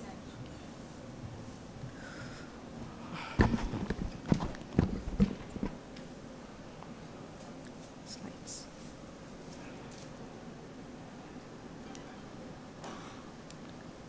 Okay. Right. Very good afternoon to one and all present here. At the outset, I'd like to thank the organizers, Dr. Natarajan in particular, and the team for having me over here. And just one disclaimer is that I've just recovered from a flu, so my voice may be a little scratchy, and beyond that, bear with me if I break into a cough in between. I'll try not to the best possible extent. So my task today is to take you through bone health and diabetes. And as we all know, diabetes is a metabolic cum vascular disease. Now we are all quite familiar with the micro and the macrovascular complications of diabetes, right? All this we've been talking from time immemorial. We talk about retinopathy, nephropathy, neuropathy, you talk about the cardiovascular complications. But of late, we have also been giving importance to non-classical complications of diabetes, the major ones being diabetic cardiomyopathy, and lately, we have also started turning our heads towards the fact that do we have a diabetic specific bone disease or diabetic osteopathy? Now that is what we are trying to understand over the next half an hour that has been assigned to me. So to understand that, the first thing that we need to answer is there an effect of diabetes on the bone? So yes, there is. One, it causes an impairment of the bone health, increased bone fragility and increased fracture risk in diabetics, which is very similar to what happens in osteoporosis. So, what is osteoporosis for that matter? It is a disease characterized by low bone mass and microarchitectural deterioration of the bones, leading to enhanced bone fragility and consequent increase in the fracture risk. So, this is the technical definition of osteoporosis. So, what we are trying to understand is there an osteoporosis which is more specific and which happens in our diabetic population is what we are trying to understand. So in type 1 diabetes, the bone mass itself is decreased and the fracture risk is increased. So type 1 diabetes readily meets the criteria for osteoporosis, whereas when you look at a type 2 diabetic, the bone mass per se may be increased even though the fracture risk is high. So patients with type 2 diabetes do not technically meet the criteria for osteoporosis, but still their fracture risk and fragility is much higher compared to a non-diabetic counterpart. So that is what we are trying to understand. So what is the magnitude of the problem? Definitely the fracture risk is higher in diabetics. Hip fractures are more common than vertebral fractures. Women more prone, 6-fold higher risk of hip fractures in type 1 than general population, and 2 to 5-fold higher risk of hip fractures in type 2 than in the general population. And the risk also increases with age, duration of diabetes, increasing HbA1c, poor physical activity, obesity, uses of insulin, long-term steroids, other microvascular complications, therapy induced, and last but not the least, sarcopenia. I think sarcopenia is one major factor which can result in a lot of fall in patients with diabetes, especially when they're on insulin, when they have microvascular complications, incidence of hypos, incidence of fall.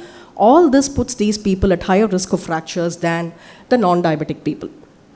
So this is just to tell you that there is a cumulative increase in the fracture risk that happens as the HbA1c climbs up. And type 2 diabetes, the situation is that it can happen with both high and low HbA1c. High HbA1c is definitely easy to understand because the complications are going to be more. But also when the HbA1c falls, you have a problem with hypo, and that again can result in fractures.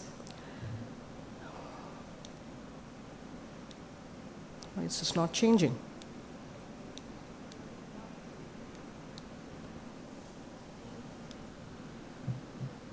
Yeah.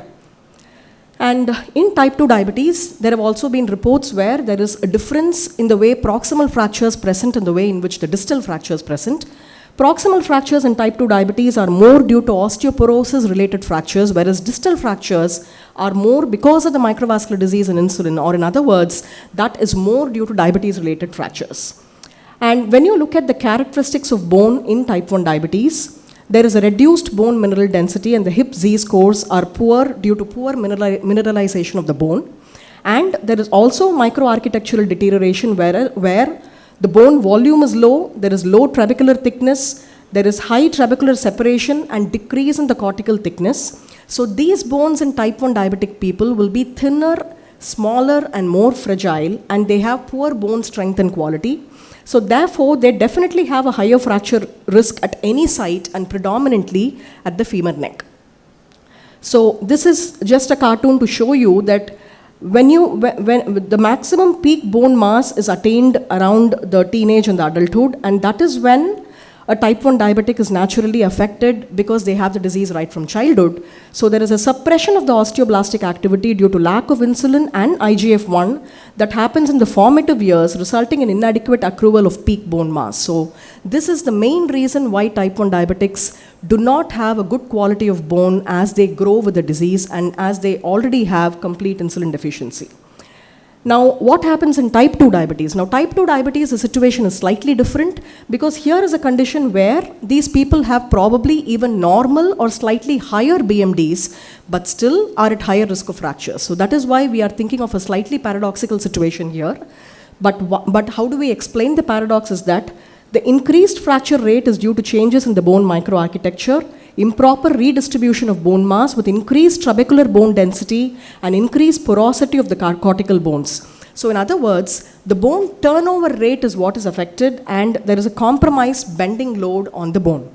So a bone in a type 2 diabetic is characterized by a preserved trabecular bone microarchitecture and greater cortical porosity. I think that is what we need to stress when it comes to understanding the microarchitecture of the bone in our patients with type 2 diabetes. So this cortical porosity in diabetes serves as a biomarker of the effect of diabetes on the skeleton. So this is just to show you a comparison between the postmenopausal woman without diabetes is what you see in the upper panel, and what is in the the downward panel is a person with diabetes and postmenopausal status. And you can see how porous the bone is in the type 2 diabetic. All the green spots you see are the porosity in the bone. So that is why the quality of bone is inferior in a type 2 diabetic compared to a non-diabetic person. So why does this happen? The only thing that we need to understand to appreciate this fact is that ultimately the bones have to develop from the MSCs or the mesenchymal stem cells, and from there they get into the WNT pathway wherein they have to get into the osteoblastic cycle, and the other pathway is where they get deviated toward the adipocyte differentiation. So once the osteoblastic activity starts, you naturally require bone mineralization with calcium and vitamin D, and you also need bone resorption to happen through the osteoclastic activity. So contrary to the thinking that bone is a very, very dry area, the bone is in fact an extremely vibrant area. Even as we walk, as we stand, as we turn, bend, jump, jog, whatever we do, even after the adult bone mass is reached, there is constant bone remodeling that keeps on happening, and that is what is affected in the bone cycle when diabetes intervenes. Now let us see how it gets affected. Now the first thing is that when there is insulin lack and low IGF, there is definite suppression of the osteoblast differentiation that happens in a diabetic. Over and above that, you have hyperglycemia, and once hyperglycemia sets in, you have inhibition of the MHC maturation onto the osteoblasts. You have impairment with vitamin D and parathormone. You have poor bone turnover because osteocalcin activity is also affected. And glycosuria again leads to a lot of calciuria. So that is one problem that happens in type 2 diabetics. Not only this, there is a lot of, deviation of MHC activity towards the adipocyte differentiation. So once more of adipocyte differentiation takes off, you have a lot of production of reactive oxygen species. And what happens when there is a lot of ROS? ROS is naturally going on to produce a lot of inflammatory cytokines. That will cause a lot of inflammation, and this ROS will again go through the PPAR pathway and channelize more MHC towards adipocyte, and that becomes a vicious cycle that keeps on happening in people with hyperglycemia. Not only that, as a result of ROS activation, you also have a lot of advanced glycation end products, and when a lot of AGEs are formed, naturally you have a lot of problems with non-enzymatic cross-linking between the collagen fibers, and that makes your bone a little inferior. So this is all the problem that happens in people with diabetes: age, gender, BMI, insulin deficiency, hyperglycemia, AGEs, microvascular complications, macroangiopathy, hypoglycemia, iatrogenic. All this is going to propel your patients with type 2 diabetics into a poor bone health and therefore increased fracture risk. Not only this, we will just try to compare some of the similarities and differences between what happens in type 1 and type 2. Pointer, thank you so much. Between type 1 and type 2. One thing is that the similarity is that hyperglycemia is always the common soil hypothesis from where all this starts out. And this is definitely a late diabetic complication, and the low bone turnover can be assessed by the histomorphometry and biochemical markers, and definitely there is an increased fracture risk. The difference is that age of onset, naturally, type 1 is from childhood, because of which the BMD is low, and there is probably a reduction in the final height and weight that is achieved in people with type 1 diabetes. But all this is not there in type 2 because it happens only after the adulthood, the bone mass is achieved. So the BMD can be normal or even high, and that is only after they start getting diabetes that they start manifesting problems with the bone fragility. And definitely when you look at the fracture risk and duration, it is more in type 1 than in type 2. So these are all some of the differences in the fracture risk between type 1 and type 2. Now this again is just to tell you the comparison between the femoral neck BMD and the fracture risk in women with and without diabetes. So this is again to stress the importance of the fact that a BMD alone cannot be enough to tell you whether this person is at increased fracture risk, because for the same BMD, as you can see, the green ones are people without diabetes and the pink is with diabetes. So for the same BMD score of -1 or 1.52 or 2.5 or whatever, the risk of fracture is definitely higher in diabetics compared to non-diabetics. So that is one point that you have to take home today, that BMD alone may not be enough to tell you the entire fracture risk when it comes to judging these people on face value. So what about youth with type 2 diabetes? Because increasingly we are seeing a lot of young people coming in with diabetes. It is not anymore a disease that we find after 50s or 60s. You have people in 20s and 30s marching into your OP with frank, florid diabetes, right? Type 2, leave alone other autoimmune diabetes. Even type 2 happens at a lot of younger people today. So what happens to the bone mass in youth onset diabetes, especially type 2 diabetes. Now, they behave pretty much similar to what happens in type 1. Now, this was a study where they compared across the age ranges, the BMC and the aerial BMD was greater in type 2 diabetes and obese group compared to a healthy weight group. And again, type 2 diabetes also showed an age-related decline in the bone Z-scores, and vitamin D inclusion did not attenuate this effect. So in other words, type 2 diabetes in youth may also have detrimental effect on the bone accrual during the critical window of peak bone mass attainment, irrespective of obesity status. And with transition to adulthood, the bone accretion in youth fails to keep pace with the age-matched peers. And there is a disconnect between the muscle-bone relationship in obese and type 2 diabetes, and visceral fat, again, is negatively associated with bone mass in type 2 diabetes. So what about fracture healing? So now we know for a fact that the risk of fractures is high. What happens to fracture healing when diabetes interferes? Yes, the healing of fracture is first by the formation of a stabilizing callus. So when you start out to form a callus, you want to form a cartilage, there is resorption of cartilage, and for all this to be replaced by healthy bone tissue, you need to have good blood supply and a good bone turnover that happens at that site. So when any of this is interfered with, you have an inferior callus that happens in people with diabetes. So one is that we understand there is a decreased pool of MHCs that happens in diabetes. So naturally, osteoblastogenesis, vascularization, decreased expression of angiogenic genes, all this becomes a problem on one hand. Microvascular complications is going to definitely impede the blood supply, and the diabetic milieu per se also has a role to play in the osteocalcin effect that happens and the bone turnover that happens. So ultimately, you have impaired callus formation and a biomechanically inferior callus when a type 2 diabetic fractures compared to a non-diabetic. Again, fracture healing, you could have problems with delayed union, malunion, not to mention the risk of immediate infections and late infections, especially with periprosthetic infection is very, very rampant in people with diabetes. In fact, when you compare the numbers following foot and ankle surgery, postoperative infections occurred in 13.2 in diabetics compared to only 2.8 in non-diabetics. I think that is a very, very worrisome statistics, and definitely higher risk of perioperative cardiovascular morbidities. So these are all things that are again important to keep in mind. So how do you assess the fracture risk? So what do we do to prevent all this is how do you assess? How can you do something even before the damage is done? One is definitely BMD testing. So BMD is assessed by DEXA. Now the BMD scores are definitely lower in type 1 diabetes, but normal or higher in type 2 diabetes. So these are all the cutoff. You know that the normal T scores should be more than -1. 1 to 2.5 is low, and less than 2.5 means that the bone mass is very, very poor. But the only disadvantage is that it, like I've just been telling you all through, it underestimates the fracture risk in diabetics, and diabetics develop fractures more than non-diabetics for a given T-score. So that is something that you have to take with a pinch of salt. So what about the FRAX algorithm? If you want to do something which is just readily available on your phone or on your app, all you can do is type in what is called the FRAX algorithm.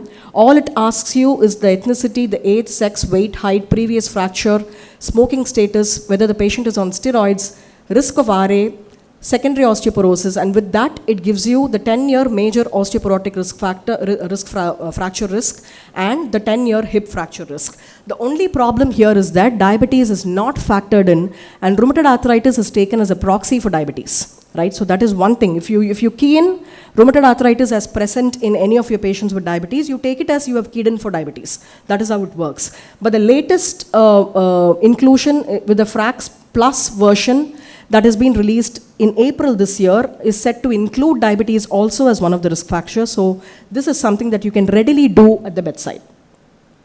The other more complex or more invasive things that you can think of is a CT-based technique where you can look at a high-resolution peripheral quantitative CT, which can evaluate the bone architecture and give you the volumetric BMD. Now, this can also differentiate between the radius and tibia, because when there is a mechanical load, that also can affect the bone microarchitecture. So this is yet another important tool that you can use in assessment.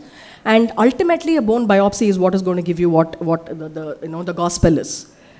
The other things that you can think of is a bone indentation technique by a handheld probe, and trabecular bone score, which is again a derived parameter from the DEXA, which is extremely sensitive for picking up poor bone mass in people with diabetes. And bone remodeling markers can also be used, wherein the levels of bone formation markers like osteocalcin is significantly lowered in diabetics with higher fracture risk. Again, you need to standardize all this before you actually interpret these results. And novel methods, there are a lot of articles coming in which look at the measurements of AGE itself and whether that can correlate with bone health in people with diabetes is something that is a topic for another day. And also measurement of microRNA levels. So these are all still in stages of infancy. So ultimately, you have a lot of pros and cons when it comes to assessment of bone health in people with diabetes. Though you have bone densitometry, you have the fracture scores, you have bone remodeling markers, you have the trabeculobone scores. It is ultimately up to your discretion as to what you want to do. But as long as you screen this patient for fractures, as long as you do what is best to prevent a fracture, I think that is what is important. So as on date, there are no special indications for diabetics compared to non-diabetics. So what holds for osteoporosis holds good for diabetes. So the indication for BMD is as we use for osteoporosis. So who are the people in which you do a BMD? Is people with women over the age of 65 or men older than 70, younger postmenopausal women or people in menopausal transition, adults who have had a fracture at or after 50 years of age, people with RA or on chronic steroids with low bone mass or bone loss. All these are indications for BMD testing. But if there is one test which I would like to stress upon and which is a very, very easily done test, especially if you're in a resource limited setting, all you can do in your elderly people with diabetes is just perform a thoracolumbar X-ray. Just get an X-ray spine and see whether there is a reduction in the vertebral height or see whether there is a silent compression fracture.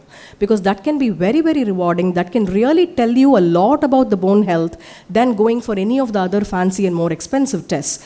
Even if that is not possible, a much simpler way is just to look at the height of the patient every year. Right? So as the patient walks into your clinic, record his or her height, say on 1st of January or 1st of February, whenever you meet them, and do it every year.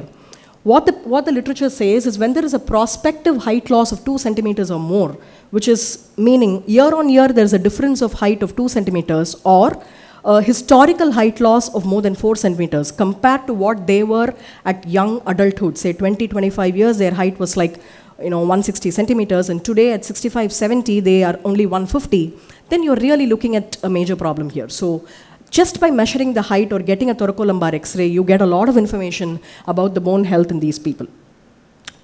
So what about the treatment? Obviously, you have to optimize calcium. Even today, it needs a lot of coaxing to make people take calcium, especially postmenopausal women. I can vouch and say not even 50% of the people who attend our OP, especially the postmenopausal women, they do not take calcium. For some strange reason, they find calcium sits in their kidney, but they really have to be told and, cajoled that in postmenopausal states, they have to take the recommended intake of calcium. So we will have to do that and motivate them to take adequate calcium. Vitamin D, 800 to 1000. I know vitamin D has become like water today, right? Everybody gives a vitamin D. People take it even before they come to you. So that is now easier than even calcium. So ultimately, vitamin D and calcium have to be there in equal proportions. And always tell them to do some weight-bearing exercises because sarcopenia is the kingpin when it comes to fractures and also recovering from a fracture. So motivate them to do a lot of exercises, and bone anabolic drugs like alendronate, and then anti-resorptive drugs like raloxifene, bisphosphonates, denosumab. Now, all this I will not go into too much of details, you can always look it up, but ultimately what we need to remember is bone anabolic drugs are probably preferable because diabetes is associated with suppressed bone formation and resorption, and when you use a lot of anti-resorptive drugs, again, you are at this crossroads of whether you are propelling a lot of AGE accumulation. So that again is something that you need to think of. And needless to say, you need to have a good control of diabetes and avoid hypoglycemia, fall risk, choice of anti-diabetes medications. I will come to it in the next slide. And look at other fracture risk factors and whether there is a role for anti-inflammatory drugs, not that I know about. Now, when you look at the diabetes treatment versus the risk fractures, now these are all the drugs that we commonly use for the treatment of diabetes. The ones in red are definitely associated with higher fracture risks, and the ones in green do not technically lead to fractures, but sulfonylureas, because of the risk of hypoglycemia, you should be careful, but per se, they don't affect the bone. Metformin again is safe, DPP-4 is okay. GLP-1, there was some caution with exenatide because they had something to do with the post-meal suppression of bone resorption and stimulation of bone formation. SGLT2, again concerns were raised about CANA, which has now been lifted, but still you would probably want to be a little cautious in exhibiting a lot of SGLT2 inhibitors, all the more when it comes in with a lot of weight loss and natriuretic effect. TCDs, a definite no in your post-menopausal women. I think it is time we really look at our prescriptions with caution when it comes to exhibiting thiazolidinediones in post-menopausal, especially women. And insulin, though it is basically osteoanabolic, the only problem with insulin is that it can push your patient to hypo and thereby produce a fall. So that is the only place where you should be a little cautious, especially in the elderly bracket. Bariatric surgery, especially when it is associated with a lot of weight loss and even your recent SEMA and all that, when there is sudden acute weight loss, there is going to be a hit on the bone health. So that again is something that you need to be careful about. And all other islet cell transplants and combined transplants, they have not been shown to cause any increased risk in the fracture in these people. So ultimately, all that matters is how we are going to prevent a fracture in people with diabetes, because I think this is one area where prevention is really rewarding. I think one fracture femur and hospitalization for a fracture femur, the lifestyle completely changes. I'm sure all of you as practicing physicians, you know it is a big hole in their pocket. Fracture femur and 1 week, 10 days of hospitalization in a corporate center is no joke.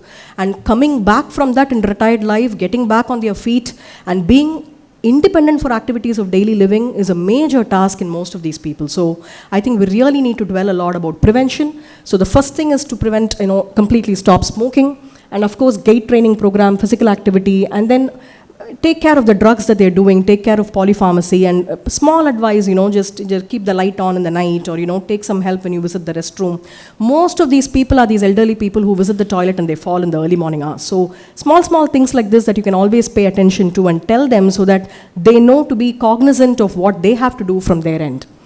And last but not the least, I will just put up a few case scenarios just to tell you that all fractures in diabetes need not always be osteoporotic fractures. Why am I saying this? Now, this was an 85-year-old lady with a domestic fall. As you can see, that is it is shouting a subtrochanteric fracture.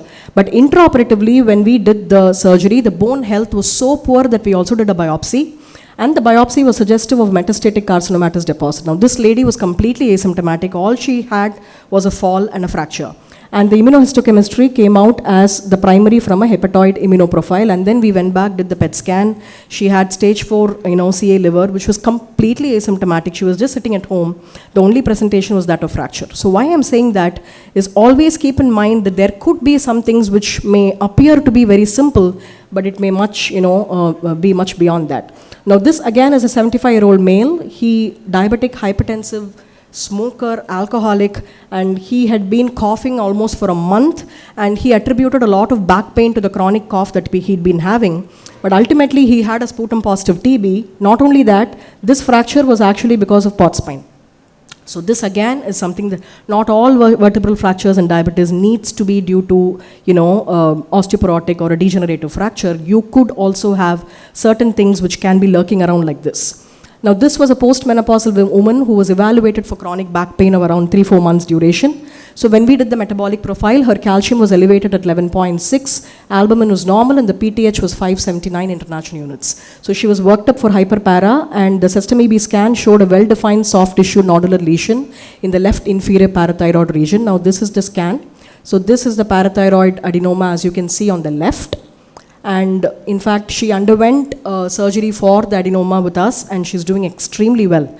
So one thing is that this lady, in fact, when we went back and asked, she said she had a lot of neuropsychiatric symptoms. She also had renal calculi, and she had been attributing everything to menopause. So it was ultimately hyperpara which was presenting in that form. So it is always worthwhile to think of things which are not common also, right? So although there is this famous saying that says, when you hear hoofbeats, think of horses and not zebras. But sometimes it is very, very rewarding to find that one zebra amongst a herd of horses, because that is what makes our life worth living, especially in today's day and age of medical practice, which is getting very difficult by the day. And to conclude, diabetes and osteoporosis are very similar clinical entities. Both are extremely prevalent, asymptomatic. They need aggressive screening. They produce a lot of complications if left unrecognized, yet both are preventable. And diabetes impacts bone health adversely, leading to diabetic bone disease or diabetic osteopathy, which has to be increasingly recognized as one of the long-term complications of diabetes. And in fact, it is quite right to say it is a silent epidemic. Insulin deficiency in type 1 and hyperglycemia in both type 1 and type 2 operate through multiple metabolic pathways in its pathogenesis. Its basic characteristics include reduced BMD in type 1 and microarchitectural deterioration in both type 1 and type 2. And in type 2 diabetes, diabetic bone disease can also be thought to result from obesity of the bone. There are 3 F's that we need to remember: fragility, falls, and fracture risk. And the conventional fracture risk assessment scores underestimate the fracture risk in diabetics. And certain drugs used in the treatment of diabetes can increase the fracture risk and hence are to be used with caution. No specific guidelines for the treatment of impaired bone function in diabetics exist. Till such time, the guidelines recommended for osteoporosis in general are to be used in diabetics as well. Thank you very, very much for a patient hearing. Thank you. Thank you, ma'am. Now, I request Dr. P. Selvapandiyan sir to present the memento to Dr. R.H. Lakshmi, ma'am.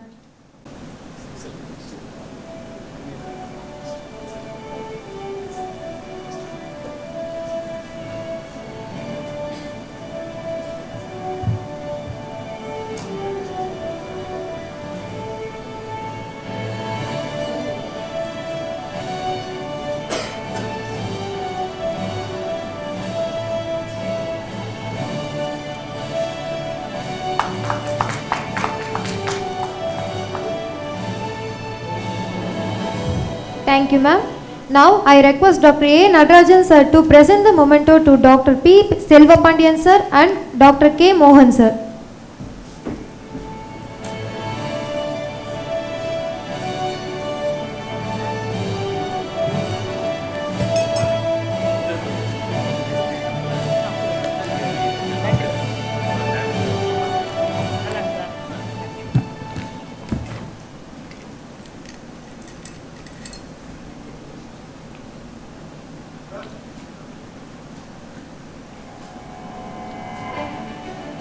Thank you, sir. Now we move on to the next session. The chairperson of this session on the stage, Professor Dr. R. Parandaman sir, Dr. G. Jayakumar sir and Dr. M. Jayaganesh sir. Dr. P. Parandaman sir is a retired professor and the head of the Department Medical, Government Kilpak Medical College. And Dr. G. Jayakumar sir is a consultant physician and diabetologist. Dr. Jayaganesh sir is a consultant diabetologist and physician. And the speaker of this session is Dr. M.A. Raja sir. He is a chairman and medical advisor.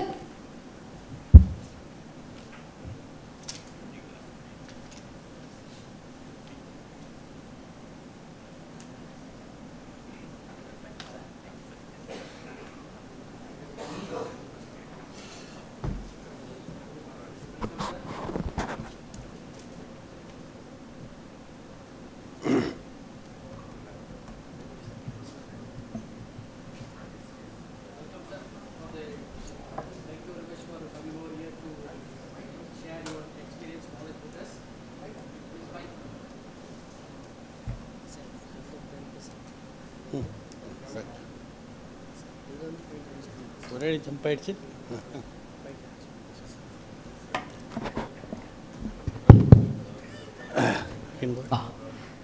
Professor Raja is here with us to discuss about diabetes and cancer, interplay of endocrinology and in oncology.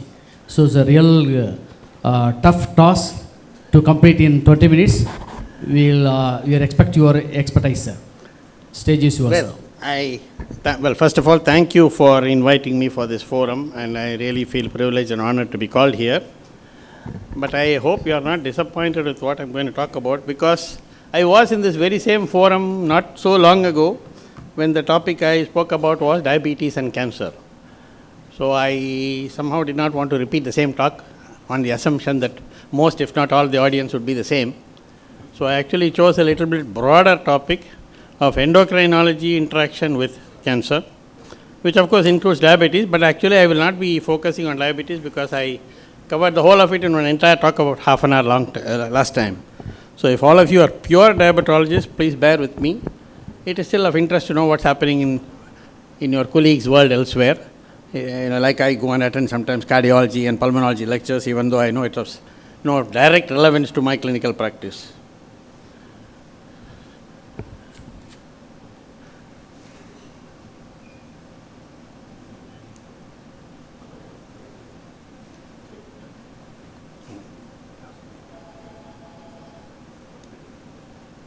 Okay.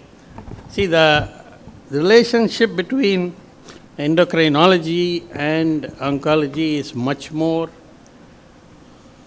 widespread than you would actually think. It even surprised me in my earlier days to see how much of endocrinology is actually involved in oncology.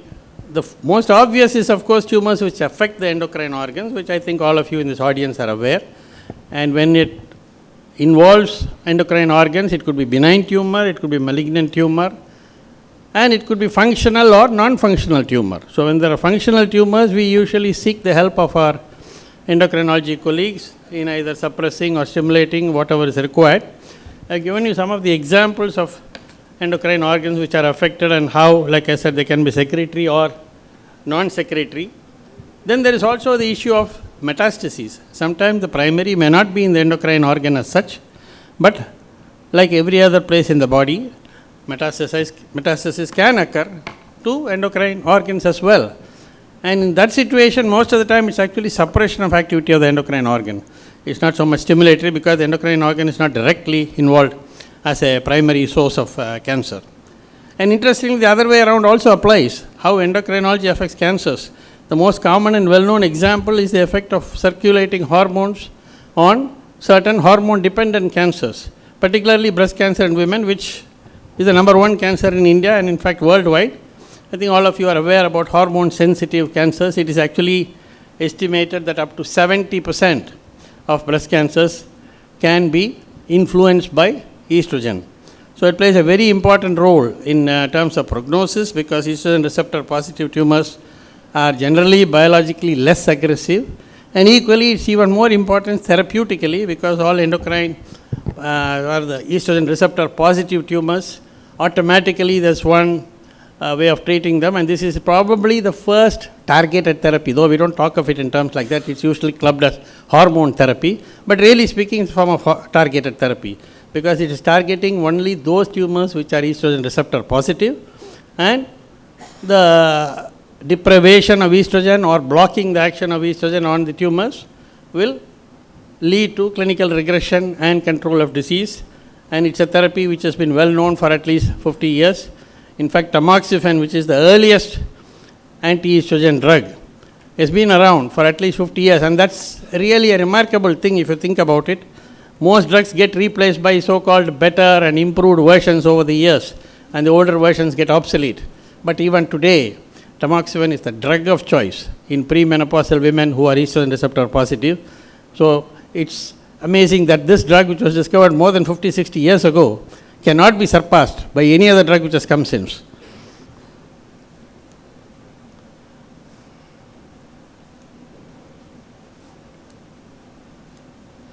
Why I am going backward, I don't know.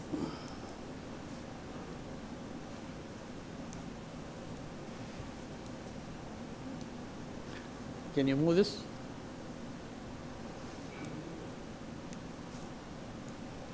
Oops.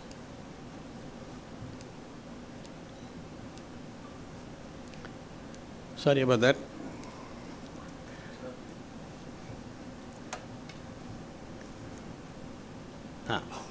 Okay. So this is just a I'm sure you can't read it, but it's just a cartoon to tell you that several things. First of all, the rest of the talk is not going to be about involvement of endocrine organs by oncology, because that's a no-brainer. I think everybody in this audience knows this.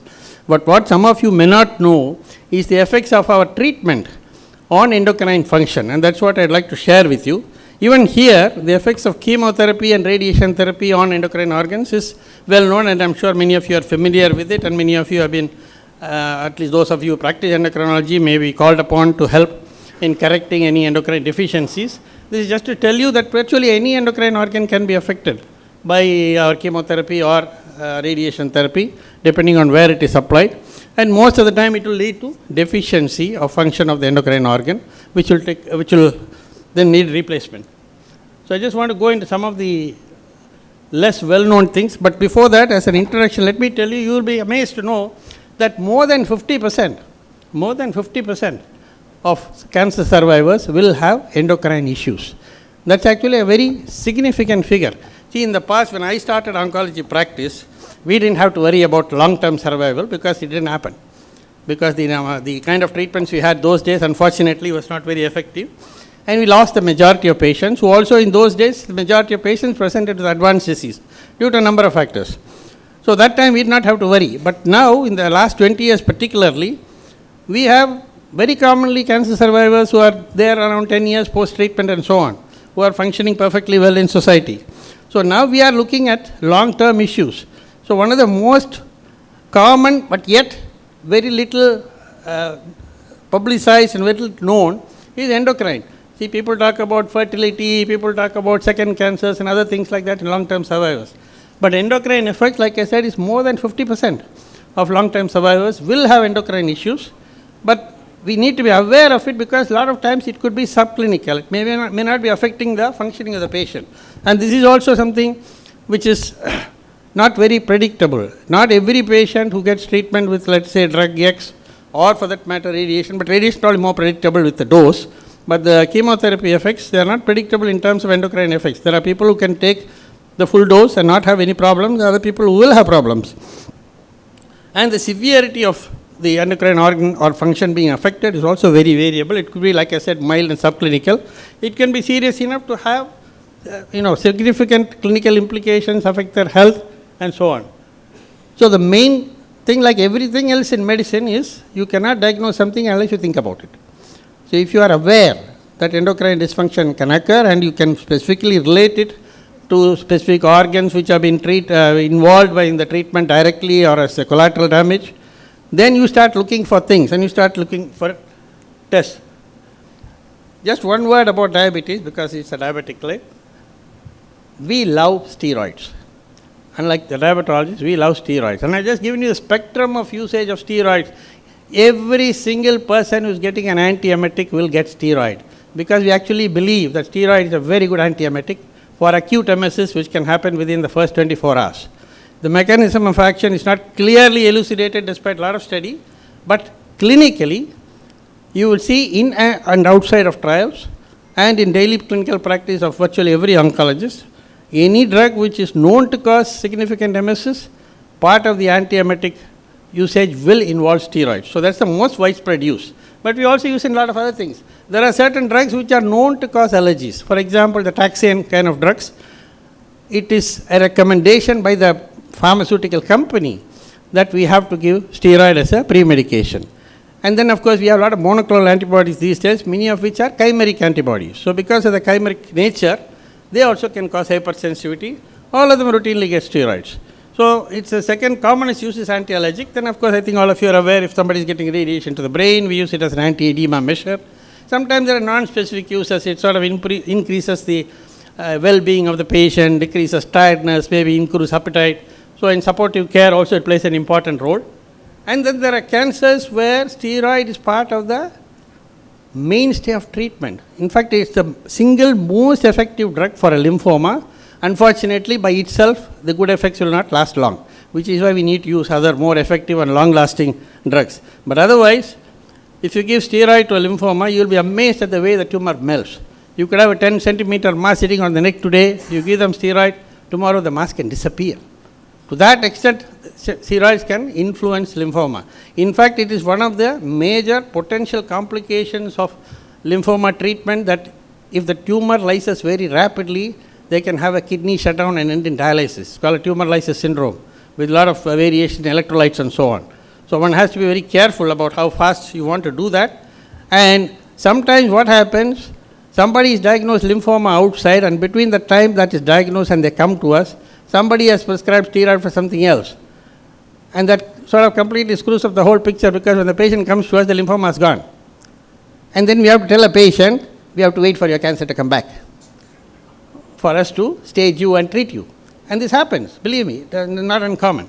Okay, so there is an indiscriminate use of steroids, let's be honest and accept that. Even outside in society, people use steroids for a lot of things. So anyhow, as you know, in your specialty, steroid means it's going to aggravate either existing diabetes or unmasked diabetes. But that's all I'm going to talk about diabetes. So I will move on to the two new therapies which some of you may not be familiar, which we have been increasingly using. In popular terms, there is something called personalized medicine nowadays. And basically what that means is, with chemotherapy, our problem was we could not predict for an individual what the response would be. We have statistics like saying we use drug X plus Y, we'll have a 70% response in tumor X. But who are the 70%? So it's like a lottery. You treat 100 people, somebody 70 is going to do good, but all 100 we have to tell them, maybe, may not be. So time answers the question. So there has been a quest for other ways of treating cancers. So about 20 years ago, we had, 20 years plus now actually, we had the first of what we call targeted therapy. And that basically means when molecular biology improved, for the first time we actually understood at the cell level what actually happens with cancer cells. So we have discovered now that usually, there are unique proteins on the surface of every cancer, which are called antigens. And these antigens, when they are stimulated, they will send signals inside the cell. You can imagine it like a railway track with a number of stations. So the signal passes from one station to another and so on. And the end result will be the cancer process, meaning the cell will divide, or the cell will decide to travel elsewhere, which is metastasis. The cell will decide to grow new blood vessels, which could be angiogenesis. So all the cancer processes are triggered by the signaling pathways. So obviously that means if you can block the signaling pathway, you can block the cancer from growing and spreading. So this is the basis of targeted therapy. So in order to do that, you need to find a specific target. So that is where the molecular biology came. So now, as some of you are well aware, we can do a gene profile on patients. And in fact, there are specific profiles for specific cancers. You don't need to do the whole spectrum of genes because that's very expensive and time consuming. There are gene mutations which are known to drive particular cancers. Could be lung cancer, it could be colon cancer, whatever. So you have what we call as gene panels. So you look for those genes, and basically what you are looking at is whether those genes are in the wild state, means as the way nature produced them, or whether they have altered irreversibly, which means they are mutated. So some of these mutations are called driver mutations. They drive the cancer to grow. And so they are the ones triggering the thing. You can block these signals, and that is where this group of drugs which we call tyrosine kinase inhibitors, which I have abbreviated as TKIs, came into play. So now there are as many as 60 plus tyrosine kinase inhibitors available. I mean, when I say available, licensed by the various authorities for use in a variety of cancers. And the other interesting discovery which we made after arrival of tyrosine kinase inhibitors is, until they came into play, we oncologists always treated by pathology alone. And we classified tumors by pathology. We had squamous cell carcinoma, we had adenocarcinoma, and we had the primary and so on. But much to our surprise, the tyrosine kinase inhibitors don't respect these borders. The same tyrosine kinase inhibitor which works for chronic myeloid leukemia will work for gastrointestinal stromal tumor. It will work for dermatofibrosarcoma. Normally you would think none of these cancers have anything to do with each other, but apparently the same gene drives all of them. So the tyrosine kinase inhibitors have actually changed the way oncologists practice. In Western countries, for example, even until today, the medical oncology practitioners go by organs. Unlike here, they have somebody who does only breast cancer for 30 years, somebody who does only lung cancer for 30 years. That's all set to change with this, because you can't do that, because it's going to cross borders. And the other thing with tyrosine kinase inhibitors, which is one of the reasons we have this problem with endocrine dysfunction, is, traditionally chemotherapy is never continued indefinitely for a variety of reasons. First of all, it stops working, or there is unacceptable toxicity. But tyrosine kinase inhibitors are like your diabetic drugs. As long as patient takes them in the way you have prescribed, disease remains under control. Moment they stop taking it, the disease will become more active and lead to complications in diabetes. Exactly the same with tyrosine kinase inhibitors in cancer. As long as the patient takes them, they are okay. You stop them, the disease will progress. So none of them till date will cure a cancer. But they all very effectively control the cancer, and almost without exception, all of them are tablets, which makes life very easy for the patients. But because of this, there is more chance of long-term complications, including endocrine complications, because the patient is going on taking them. So I'll just highlight some of the less well-known targets, endocrine targets. One is thyroid. Up to one third of patients will get thyroid dysfunction if you give them this targeted therapies. 1 in 3 patients. If patient is already a known hypothyroid and is on a very established, stable dose of thyroxine replacement, it might need changing. So unless you are aware of this, you may not monitor for thyroid function. As you all very well know, hypothyroid is not something which will present acutely. It may go on for months or even years before somebody discovers it. But there could be a lot of functional effects on the patient. So we need to be alert and look for this. There are a lot of mechanisms which can happen. I will not go into that. It could be affecting the thyroid as a toxic effect, or it could affect the vascularity. It could cause a thyrotoxicosis, which causes thyroid destruction, followed by hypothyroid. There are so many mechanisms proposed. But the bottom line is, unless we are aware that many of these drugs which we are using every day can cause hypothyroid, we will not look for it. But once you look for it, then you can treat it. In fact, there are even studies which say that if there is thyroid dysfunction, maybe the drug is actually also working on the tumor. It's a sort of surrogate marker, but I am not going to that. The other even less well-known metabolic effect is dyslipidemia. Typically, most of the adult cancer patients would be, let's say, 45 plus. So in that age, as you all very well know, it is sort of assumed a lot of them will get dyslipidemia because of overweight or sedentary lifestyle, inappropriate diet, etc. So even if dyslipidemia is diagnosed, let us say, incidentally in a long-term survivor, nobody is thinking it is because they are on drug X. They are thinking it's just a common disorder and you start treating it with your statins or whatever you want to do, right? But if you are aware that it's actually due to the drugs which we are prescribing, then we could actually discuss whether this can be replaced by something else, or whether this is a significant thing, or we simply treat the dyslipidemia and carry on the same treatment. So again, half the patients, that's also a significant number, can get dyslipidemia because of these targeted therapies. Then there's another class of drugs called, I know it's difficult to say, but mammalian target of rapamycin, mTOR, which is not actually a TKI, but that can also cause dyslipidemia. This drug is used in breast cancer, pancreas cancer, kidney cancer, a lot of cancers.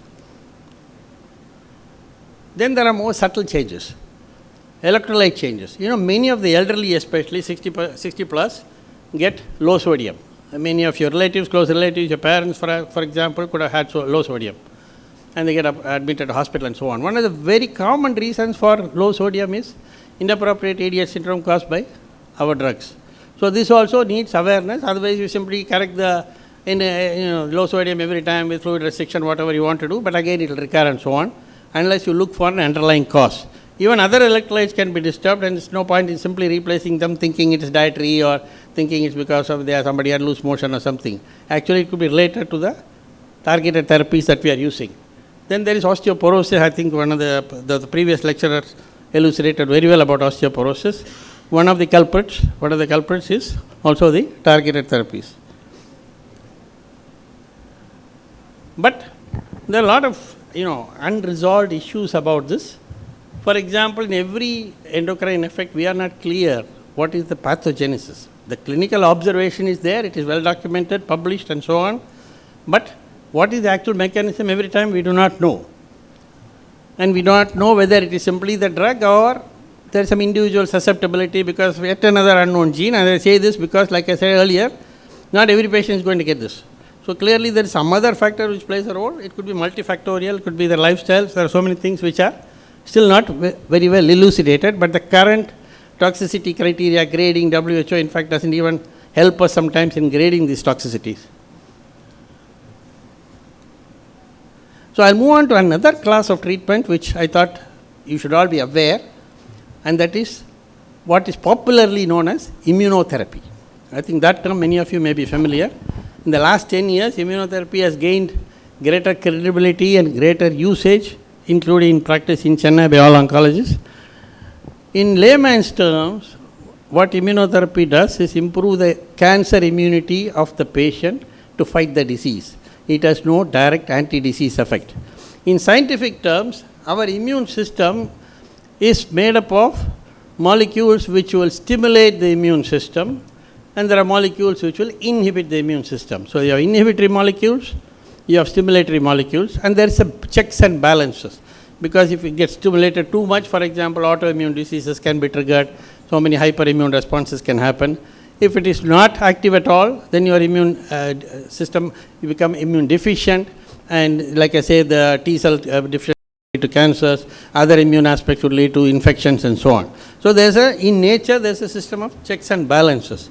But so therefore, we have known for a long time that other than all the well-known, external factors which will stimulate cancer, there must be something wrong with the immunity of an individual person to get cancer. Not all smokers, for example, get lung cancer. We are all inhaling the same poison in the street, but not everybody is getting this cancer. We are eating the same poison, but not everybody is getting cancer. So obviously something is protecting us, those of us who are fortunate enough not to get a cancer. So one of the important things is the immune system, specifically the T cells. So normally the T cells should go around like a policeman monitoring for any onset of cancer, and it destroys them. But when the T cells get blocked or they're ineffective, the cancer will grow. So this is the physiology. So now let us look at how that is helping us in cancer therapy. So we have discovered that if you block the immune inhibitors, then the immune system, the T cells will get more active and fight the disease. So I'm just going to show you two very well characterized and very well known and widely used such molecules. One is called the CTLA4 and the PD-L1. These are the two targets. CTLA4 cytotoxic T lymphocyte associated molecule, and PD-L1 is programmed death. I'll show you what it is. So CTLA4 is an inhibitory molecule, which means it suppresses the T cells. So if you block it, the T cells will become more active and the cancer will be suppressed. So that's the idea. So in fact, there is approved drug, anti-CTLA4 drug, which is used in several cancers. If you see this cartoon, I will explain it to you easier. See, you see the picture on the left. You have the T cell, let's say it's inactive, and you have this molecules. One molecule inside the cell called CD28, along with CTLA4, and then this outside there's B7, B1, B7, all right? Now CD28 is a stimulatory molecule, and CTLA4 is inhibitory molecule. So if you block the CTLA4, that as we've done in the right hand side, anti-CTLA4, the interaction between B7 and CD28 will stimulate the T cell. So it's basically, two boys after the same girl, you block one, the other one gets more active. Okay? So if the CTLA4 is blocked, automatically the T cell will be activated and it will fight the cancer. The other well-known one is the PD-1. See, PD-1 means programmed death. I think all of you have heard of this term, programmed death. Cells don't just die. When they have outlasted their function, there is a way in which the cells will cease existing. That is called apoptosis. So this is a programmed cell death. So in this molecule, when it was originally discovered, they thought actually this is something to do with the programmed cell death. But now it is simply classified as an inhibitory molecule of T cell. But the name sticks. It is still called PD-1. And the corresponding ligand for this protein is PD-L1. So what we have found is that the normal healthy cells carry PD-L1 and the T cell has PD-1. So if you are carrying a PD-L1, you are telling the T cell, I am one of your family, don't attack me. So carrying the ligand protects the normal cells. The T cell will recognize them as something belonging to the body, will not attack them. As you know, in autoimmune disease, that's one of the problems, where it starts attacking your own healthy cells. So in a healthy situation, as long as cell is wearing a badge of PD-L1, so what have the cancers done? They have become so clever, cancer also develops a PD-L1. So now the T cell cannot recognize it. The cancer cell is hiding like a normal cell. So that's how they grow. So what we have successfully done in the world of oncology is to block that PD-L1 of the cancer cell. When you block it, Now it is exposed. Now it is naked. Now the T cell will recognize it doesn't belong to the body. It will attack it. So that's the principle of therapy.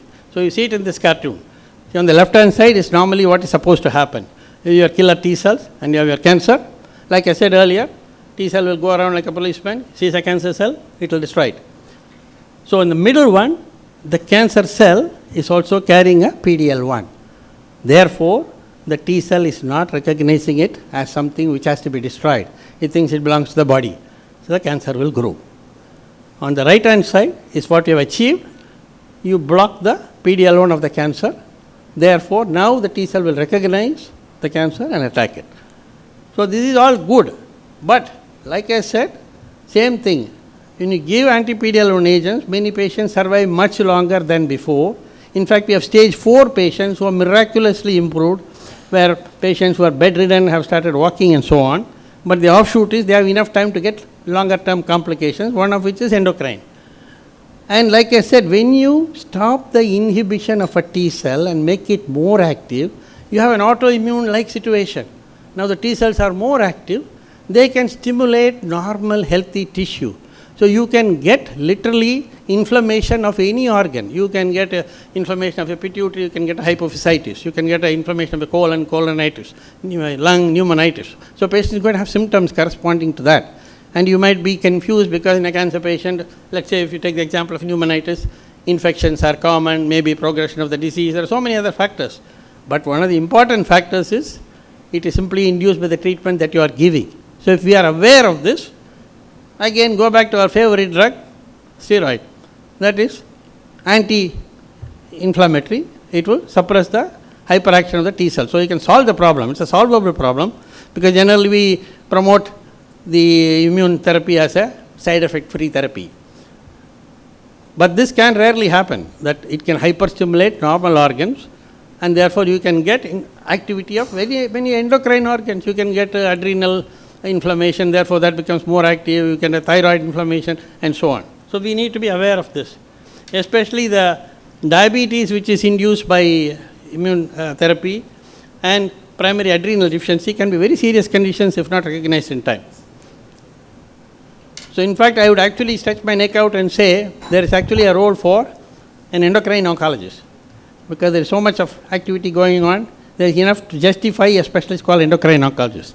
So I will stop there and thank you once again for this opportunity. Thank you, sir. Now I request Dr. M. Jayaganesh sir to present the memento to Dr. M. A. Raja sir.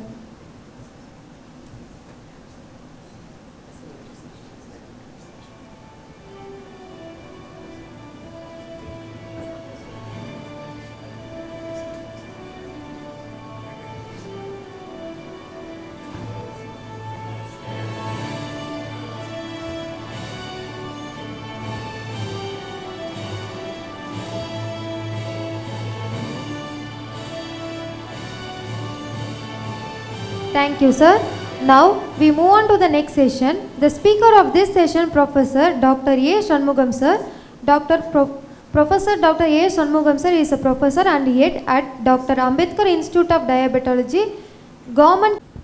Good afternoon or good evening, everyone. And at the outset, I'd like to thank Scientific Chair Dr. Parandaman sir and the A Club members, exclusively Natarajan sir, for the wonderful opportunity. I'm not a current professor, I'm a former professor. So I'm going to talk on diabetic emergencies. It is a vast, big topic. I'll try to cover it within given time of 30 minutes. There is no conflict of interest for my talk. So diabetic emergencies can be broadly classified into acute and chronic. We are diabetic emergencies. We have this is a nice chart given by our former professor Dr. Hariharan sir, who gave the oration today. This is when you see here, this is a coma is high with hypoglycemia and DKA, and blood sugar is going high this end. Low sugar, blood sugar happening in hypoglycemia, alcoholic ketosis, not much sugar is had there. But here very high blood sugar this end, hyperosmolar non-ketotic state or diabetic ketoacidosis. All the disease we need to have a high degree of suspicion to diagnose with. So I'm going to discuss only the three topics here: diabetic ketoacidosis, and hyperosmolar state and hypoglycemia. Diabetic ketoacidosis, we all know that is the most dangerous and life-threatening diabetic complications. And if you see the history of diabetic ketoacidosis, the first case of described in 1800 years, much revolution happened with low-dose insulin therapy. What is low-dose insulin therapy? We will explain in a couple of minutes. But before going to that, I have to salute this great doctor, as a German practicing in UK, Dr. KGM Alberti, who discovered low-dose insulin treatment in diabetic ketoacidosis. Because of that low-dose insulin treatment, many patients are not, mortality has been reduced with diabetic ketoacidosis. He invented in 1977. What is this is most important, I will explain in a couple of minutes. So recent trends, DKA is going very high because of not only newly detected diabetes is happening, not only because of infection. We all know that we are extremely using SGLT2 inhibitors. Because of SGLT2 inhibitors, there is euglycemic DKA is also growing. But we don't have any Indian data to suggest what is the prevalence right now. This is the US data, almost 55% increase in diabetic ketoacidosis. Nearly 1% of all diabetic patients are admitted with hyperglycemic crisis here. So this year, the American Diabetic Association and European Society of EASD has come up with the guidelines, particularly hyperglycemic crisis with diabetes, a consensus report which has been published in 2 months before. What they have redefined the definition of DKA. The DKA is, previously we know that DKA is any blood sugar, random blood sugar more than 250, but they have reduced to 200, and one thing they have added prior history of diabetes. This is somewhat contradictory. So even with the history of diabetes, you can, without blood sugar is more than 200, you can diagnose them as diabetic. Ketosis part, they need a documentation of beta hydroxybutyric acid of more than 3 millimoles or ketones more than 2 plus, and metabolic acidosis of less than 7.3 or bicarb of less than 18 millimoles. All these 3 categories are filled up, then only we can diagnose them as any patient as diabetic. But here the prior history, the ketosis of more than 3 millimoles, normal is 1 millimole. So beta hydroxybutyric of 3 millimoles, in between what we'll call it as 1 to 3, and what will happen to metabolic acidosis if it is 18 to 24, what we call it as. There are so many issues are happening, and they have classified in DKA into mild and moderate and severe DKA, not based on the blood sugar. If you see blood sugar is almost same, more than 200, or either a history of diabetes is sufficient enough. And they have diagnosed based on the beta hydroxybutyric levels, and based on the pH, they have diagnosed as mild, moderate, severe. This is not a clear-cut guidelines, but we can use in our clinical setup by observing patient itself, we can diagnose whether it's a mild DKA, moderate DKA, severe DKA. Mild and moderate DKA can be well managed. Mild DKA can be well managed in outpatient setup. Moderate DKA doesn't need ICU admission, and severe DKA definitely needs ICU admission. So if you come across scenario like this, a blood glucose of more than 200 millimoles, blood sugar of 250, and ketone levels are 1.5 to 3, not to the documented defining level of beta hydroxybutyric of more than 3. If you have acidosis of 7.3 to 7.4, mild acidosis, or pH is 7.4, bicarb is almost around 20, patient is alert and conscious. What do you diagnose them as? Any PGs? This is not comes into classical DKA. Definitely blood sugar is high. There is ketones are positive. Urine ketone is 1 plus, but not on acidosis. What do you diagnose? This is diabetic ketosis, not ketoacidosis. So just because patients having urine acetone positive, don't diagnose them as DKA. Don't put them as diagnose. It comes across so many conditions, particularly in pregnancy, fasting state, definitely patient might have some ketone plus. If you put on post-operative state, if you put on starvation, definitely patient might have one starvation ketosis. If surgeons used to do that, urine ketone 1+, they diagnose as DKA. It is not like that. So we have to diagnose them with the DKA with all the classical parameters. Just because one ketone is positive, don't think that all the patient is having diabetic ketoacidosis. So pathogenesis of diabetic ketoacidosis, we all know that this is a combination of relative insulin deficiency related to what? Related to counter-regulating hormone excess. There is a counter-regulating hormone excess should be there, and there should be associated relative insulin deficiency should be there in diabetic ketoacidosis. We all know that glycemia, normal glucose homeostasis maintains the balance between the insulin and the counter-regulating hormones. Whenever counter-regulating hormone going up, blood sugar goes up. Whenever insulin levels goes up, hypoglycemia occurs. If your insulin is able to maintain the counter-regulating hormones, we can able to maintain a normoglycemia. So always insulin fighting with counter-regulating hormones with the TACA. If this counter-regulating hormones goes in excess, definitely patient will go for DKA. The causes of counter-regulating hormone excess, we all know that infection, any stressful condition, or whenever this insulin goes down, patient might have DKA, like type 1 diabetic. There is no, if a patient not taking insulin for 2 or 3 days, couple of days, definitely patient might go for DKA. So we all know that normal actions of insulin. The normal actions of insulin is a glycolysis, and once the glycolysis happens, acetyl-CoA is a normal byproduct of glycolysis. This acetyl-CoA converted into TCA cycle, they form the 38 ATP. This is a normal cycle going on.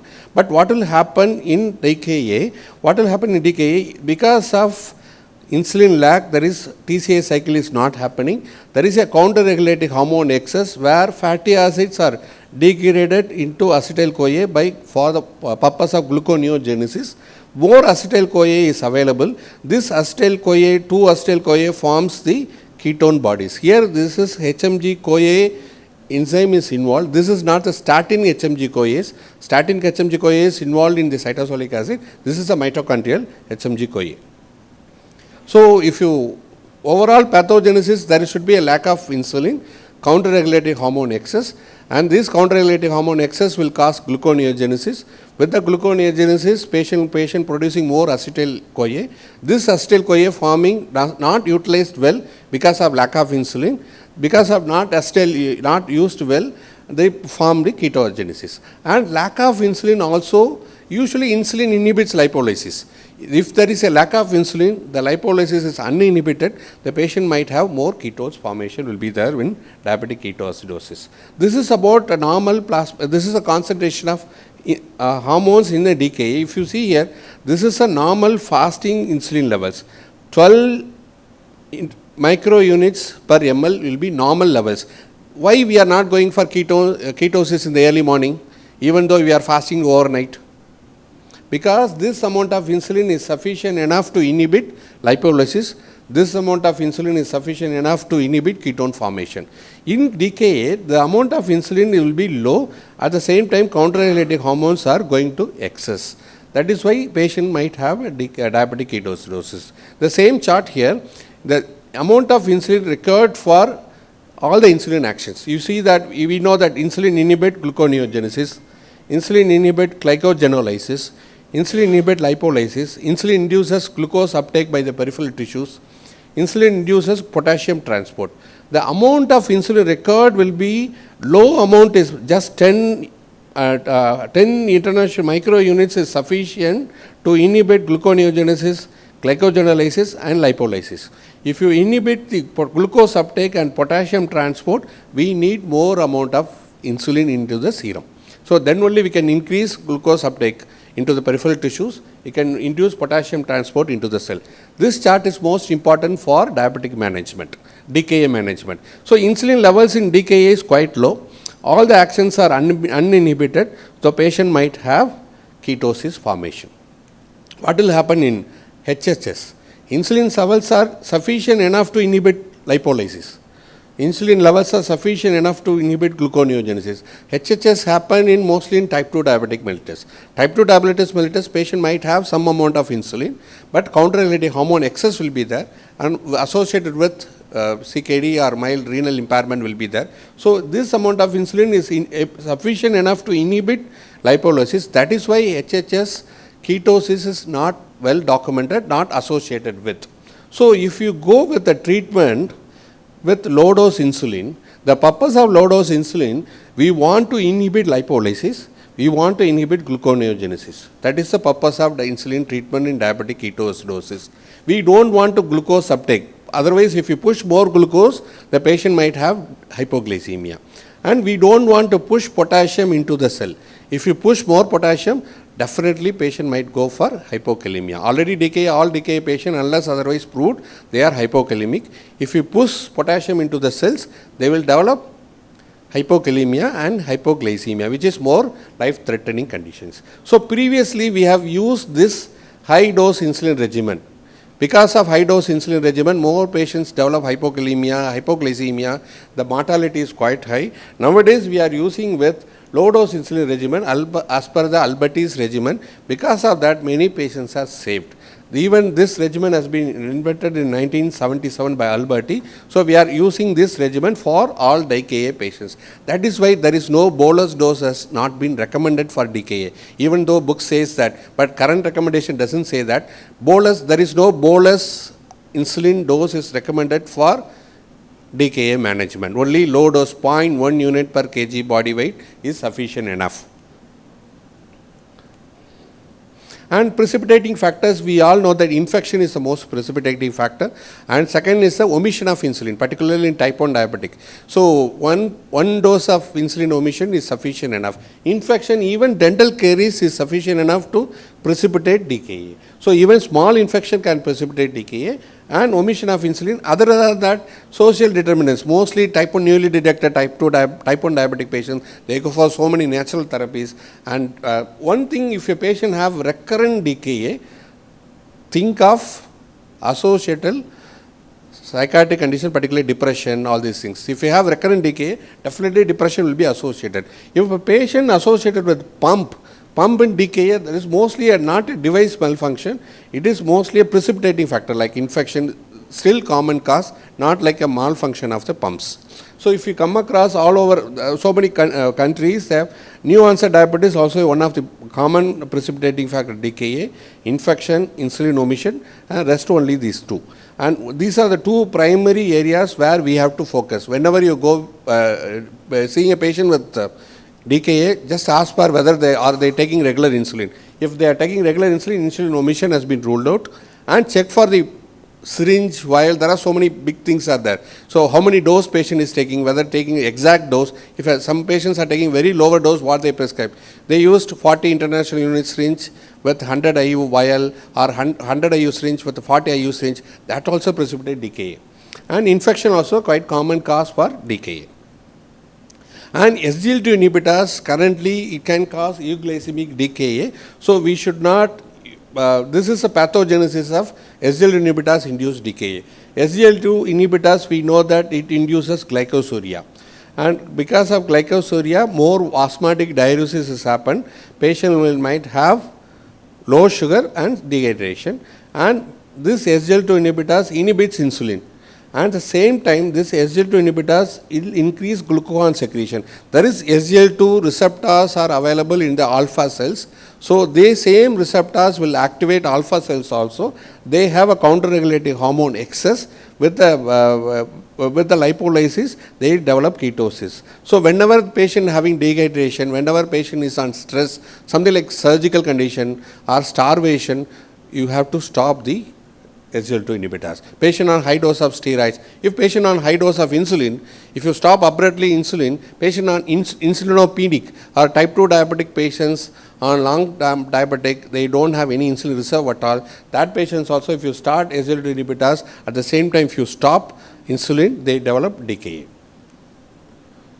So clinical features, we all know that.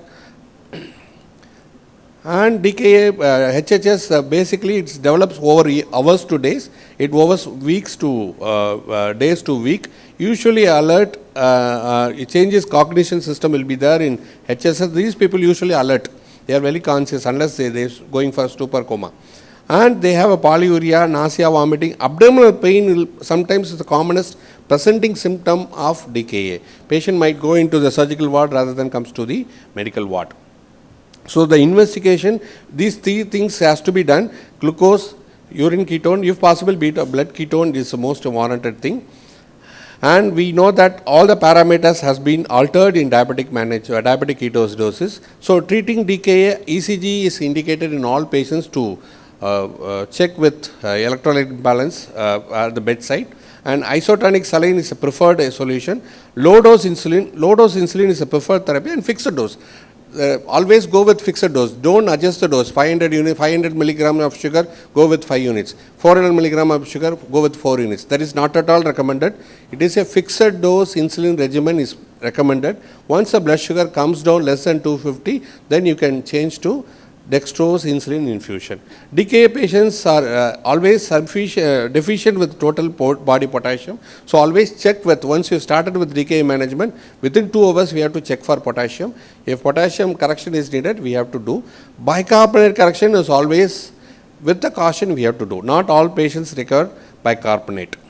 So fluid electrolyte management is a primary, fluid management is a primary role. So if you go with good fluid, definitely it induces glycosuria, blood sugar will come down, and it will wash out acidosis, it will wash out ketones. So simple hydration with a good amount of fluids will sufficient enough to maintain the, improve the DKA. It also improves the electrolyte balance in diabetic ketoacidosis. So once the blood sugar is reaches less than 250, you can combine with 5% dextrose. What fluid?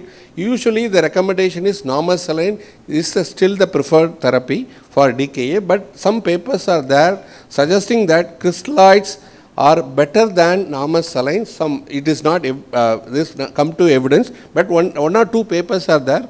This is a paper suggesting that the patients on crystalloids than with the normal saline, the number of days recovery is needed. What electrolytes imbalance is very rapidly corrected. The bicarbonate correction is very rapidly happening here, and blood sugar levels are very fastly coming down. All these things are positive with crystalloid than with normal saline. So time need to say whether crystalloid can be still preferred. Crystalloids or ringer lactate can be used if normal salines are not possible available in our wards. So DKA management, insulin therapy should not be delayed. If patient is having potassium of less than 3.5, you can wait to correct the potassium, then you can start insulin. Otherwise, insulin correction should not be delayed. Restore normal metabolic hemostasis as smooth as possible, not as quick as possible. This point we have to be very important in diabetic ketosis management, particularly more important in HSS management. So why we want to go with 5% dextrose with normal saline and insulin? To inhibit this dextrose is sufficient enough to avoid hypoglycemia. The insulin mixed with the dextrose solution is sufficient enough to inhibit ketosis. The hydration is sufficient enough to push more glucose and more ketones through the body. So once the sugar has been come down, don't stop infusion. Definitely we have changed to dextrose, normal saline with insulin. So potassium replacement, whenever potassium is less than 3.5, we have to stop insulin infusion, go with potassium correction. If it is more than 5.5, keep monitor. Every 2 hours monitoring of potassium is most warranted in all DKA management. So bicarbonate, if it is pH is less than 7, you can go with bicarbonate, that too off correction, not whether we know the standard bicarbonate calculation. Don't over correct or don't treat as fully. Just off correction of bicarbonate is sufficient enough. So harmful effects of bicarbonate definitely induces hypoglycemia, tissue anoxia, CNS acidosis, metabolic alkalosis, and CNS hypoxia. This is the commonest effect of bicarbonate. So always be cautious while treating bicarb. So if your pH is less than 7, serum bicarbonate less than 10, patient is severe acidosis, think of bicarbonate correction, that too off correction.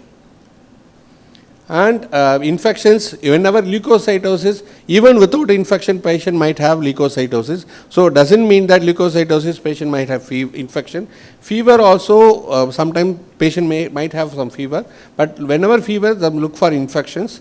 And mucormycosis, as our previous speaker also pointed out, which is quite common in DKA, we have to look for it. So the management, we have discussed that.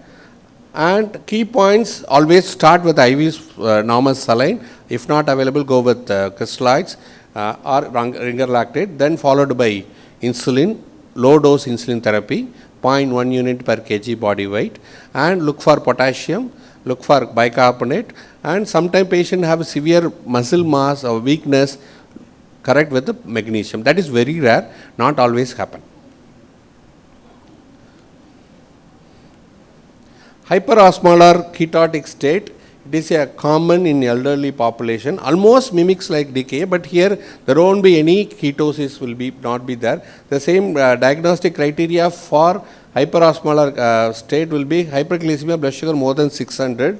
Hyperosmolality, it is a calculated effective serum osmolality of more than 300 or total serum osmolality of more than 320, you can diagnose them as hyperosmolar state.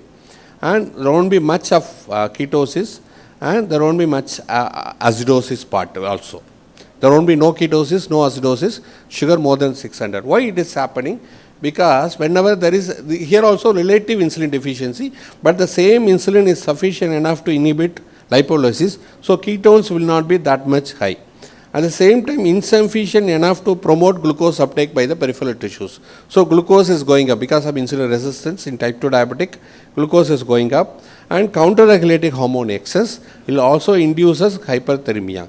This hyperthermia causes glycosuria, osmotic diuresis. Thereby loss of water and sodium happening. Loss of water, sodium will induces dehydration. Here more water loss than the sodium. That is why the patient is going for hyperosmolality. And because of hyperosmolality, which will also inhibit lipolysis, that also inhibit ketosis. So there is a three component: hyperosmolality, no ketosis because of sufficient insulin, hyperglycemia will be there, and hyperosmolality because of more sodium, more water is lost than the sodium. But you should keep in blood sugar more than 600 will be there. Normal renal threshold is 180 milligram per deciliter. A good kidney and able to push more amount of glucose. If we come across many clinical situations, patient not taking insulin, not taking tablets. If kidney is good enough, kidney is functioning good, patient blood sugar never crosses more than 500. If blood sugar crosses more than 600, definitely kidney is impaired. The renal threshold is not at all happening. So patient, if you have come across HHS, always look for kidney. Without seeing that, you can say that kidney is impaired because of either because of dehydration or because of natural cause of diabetic complications. So the precipitating factor the same as complications of infection, acute illness, and profound dehydration will be here. Hypotension, tachycardia, and altered mental status. Stupor will be there with hyperosmolar ketotic state. Here also the same management will be fluid, low dose insulin, correction of hyperosmolality, correction of precipitating factors. Fluid replacement will correct osmolality also here. So the fluid is always slow correction. Whatever we rapidly correct fluid in diabetic ketoacidosis, but slow correction is warranted in diabetic hyperosmolar state. So low dose insulin also the play here, and you can change to OHA after discharge. There is no need of potassium correction. Electrolyte correction is not much needed in hyperosmolar state. So this is a basic difference, is quite common in younger and older population.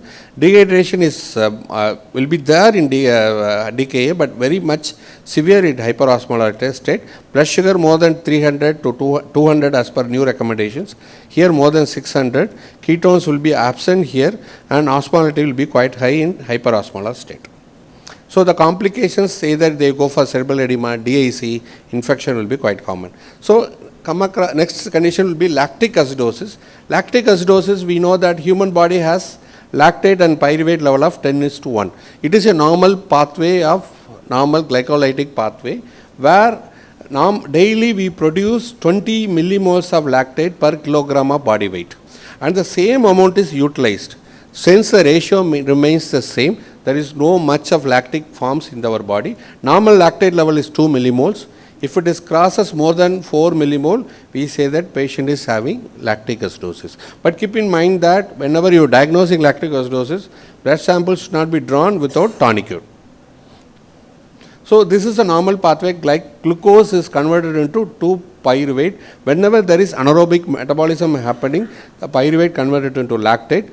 The lactate will go back to glucose by a way of gluconeogenesis. And in aerobic metabolism, it automatically goes to glucose converted into acetyl-CoA. This is a normal circulation where lactate is formed. What will happen when there is more lactate is formed? The patient may develop lactic acidosis. Why the condition lactic acidosis? Increased production of lactate by hypoxia, type A lactic acidosis, or decreased lactic clearance by in sepsis and shock. This is called as type B lactic acidosis. What is that? So we see that glucose is converted into pyruvate by glycolysis. That is, we call it as phosphofructokinase. This phosphofructokinase is a rate limiting step of glycolysis. So whenever there is hypoxia, ATP levels are low because of oxidative phosphorylation will not happen. So ATP levels are low. This low ATP will disinhibit phosphofructokinase. So more glucose formed into pyruvate. Here there is a hypoxia. So oxidative phosphorylation TCA cycle will not go further. More pyruvate is converted into lactate. This is why hypoxia induced lactic acidosis will happen. In sepsis, what will happen? There is more ATP is formed. More ATP forms, the more citric acid formation is there. So because of, even though more ATP is formed, here the utilization is very less. There is basic two difference. In hypoxia, more lactic acid is formed. Here lactic acidosis clearance is low in sepsis. This is the two difference between lactic acidosis type A and type B. How to manage lactic acidosis? If it is fluid responsive, yes, go with the fluids. If their oxygen levels are okay, consider vasodilators. If there is a hypoxemia, go with increase oxygen saturation of more than 92. If they are anemic, consider hemoglobin improvement. Associated condition has to be corrected. In type B, always look for septicemia. So come across hypoglycemia. Hypoglycemia, we all know that it is a clinical state associated with low blood sugar and usually associated with signs and symptoms of autonomic hyperactivity. And normal response, whenever blood glucose less than 80, insulin secretion stop. 65 to 70, glucagon secretion goes up. 65 to 70, epinephrine secretion goes up. This is a normal response for hypoglycemia. And common causes of hypoglycemia will be drug and food mismatch. Many times patient might have a drug because of some sickness, they won't take a food. Sometimes patient might take drug and insulin, they skip the mid-morning meal and they have increased dose, sometimes missed management. So common cause of hypoglycemia will be drug food mismatch and sometimes excessive insulin and increased insulin bioavailability, particularly exercise.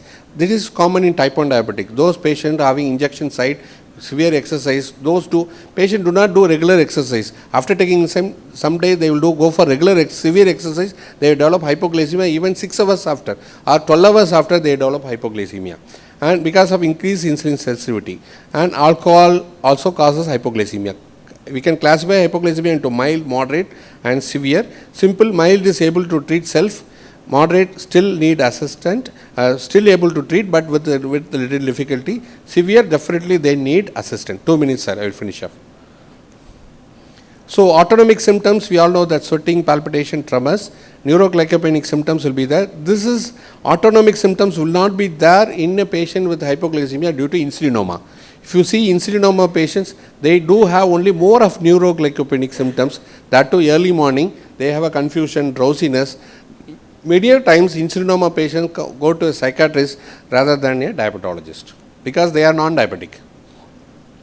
And hypoglycemic unawareness, whenever the patient occurs, repeated hypoglycemia will attenuate the neuropathic pathways. Because of neuropathic pathway attenuated, glucagon, epinephrine, cortisol secretion will not happen whenever the blood sugar goes down.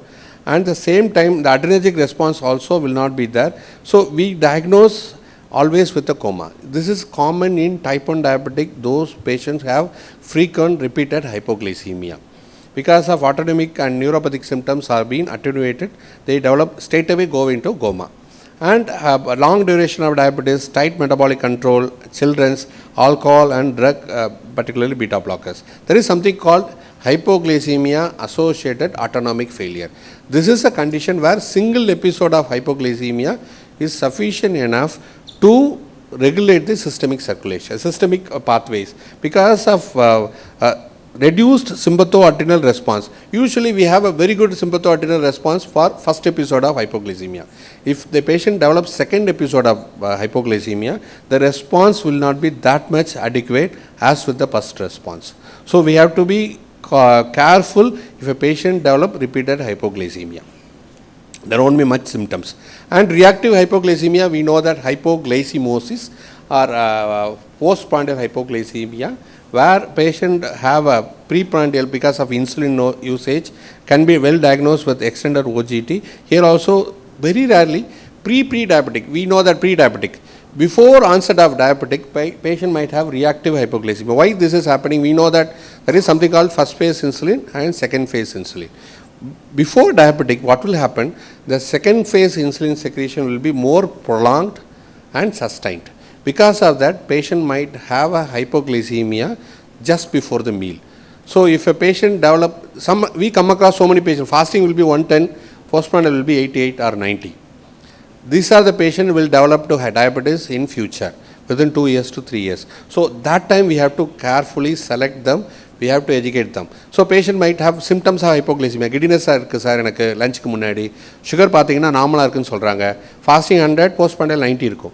So these are patients may develop into diabetes within 2 years. They end காரணத்தினால, because they eat more sugar to avoid hypoglycemia, and the insulin reserve also be altered. The second phase insulin response is more prolonged, sustained. They will develop hypoglycemia after 2 to 3 hours. So we have to be careful whenever postprandial is lower than the fasting. And alcohol definitely induces hypoglycemia. There are so many patients develop, in a diabetic patients, many patients they take alcohol, they don't take tablets in the night. Sir, night மட்டும் போட மாட்டேன் sir அப்படிம்பாங்க நிறைய patients. So tablet போடணும், food எடுக்கணும். If don't take food, definitely they will go for hypoglycemia. And factitious hypoglycemia self-induced. This is quite common in type 1 diabetic patients. So வார்டில் diabetic வார்டிலெல்லாம் discharge பண்ணுறதுக்கு நாளைக்கு இவனுக்கு டிஸ்சார்ஜ்னு சொல்லிட்டேன்னா அன்றைக்கி நைட் அவன் hypoglycemia உருவாக்கிக்குவான். Patient, they don't want to discharge, they will develop hypoglycemia. And so we have to be very careful for factitious hypoglycemia, because of sometimes nurse will, நம்ம 10 units சொல்லுவோம், nurse 20 units கொடுத்துருவாங்க. That is why insulin prescription always 10 unitsனா அதை round பண்ணணும், 5 unitsனாலும் round பண்ணணும். பின்னாடி யாரோ முன்னாடி சீரோவோ போட்டால் 50 units ஆயிடும். And mistaken for insulinoma, and insulin C-peptide has to be assessed if you have a suspicion of factitious hypoglycemia. And relative hypoglycemia, which is called as hypoglycemia, pseudo hypoglycemia, where whenever blood sugar is more than 300, 500, if you bring down the blood sugar to 200, the patient might feel the symptoms of hypoglycemia. Just reassurance, definitely patient relative pseudo hypoglycemia will improve over a period of time. So insulinoma we have discussed. The classical Whipple trial has been described with insulinoma. The most of time patient might have early morning neuroglycopenic symptoms, not with typical adrenergic symptoms, and single C-peptide measurement in the fasting will help us to diagnose insulinoma. So we know that Dawn phenomenon and Somagi phenomenon. Somagi is a pathological condition where whenever hypoglycemia occurs, they followed by hyperglycemia. This hypoglycemia can occur any time of the day, either morning or evening. So we have to be careful about Somagi effect. So the harmful effect of hypoglycemia, single episode of hypoglycemia is sufficient enough to induce arrhythmias, QT prolongation, death. Single episode of hypoglycemia is sufficient enough to induce acute MI, acute stroke also. So we have to be very careful in diabetic management. So treatment of hypoglycemia, obviously if it is conscious, go with oral therapy. If it is unconscious, obviously IV glucose. We have IV glucagon also available. But IV glucagon, one key message here is, if a patient have repeated hypoglycemia, IV glucagon will not respond, because to IV glucagon to respond, patient should have some glycogen storage. If repeated hypoglycemia, there won't be any glycogens available in the liver. If a patient is alcoholic, cirrhosis, definitely this IV glucagon will not be helpful. And most important point for the postgraduate, if a patient develop hypoglycemia with the glibenclamide, how long you will treat? If a patient develop hypoglycemia with the newly detected diabetes, some general practitioners has given glibenclamide, patient develop hypoglycemia, comes to what? How do you treat? How long you need to treat? 2 days. Because of the duration, particularly the beauty of these drugs, sulfurious drugs, they will induce insulin based on the blood sugar levels. If blood sugars are quite high, the increased secretion will be more. So rebound hypoglycemia will be quite high with sulfurias. So if a patient admitted with hypoglycemia, many times without, in a medical college, we don't want to get admitted. So we give 25% dextrose, patient will awake, we send them back. So what will happen after 1 hour, because of hyperglycemia, more insulin will be secreted, they develop rebound hypoglycemia. And how do you treat if a patient develop hypoglycemia with acarbose? Acarbose.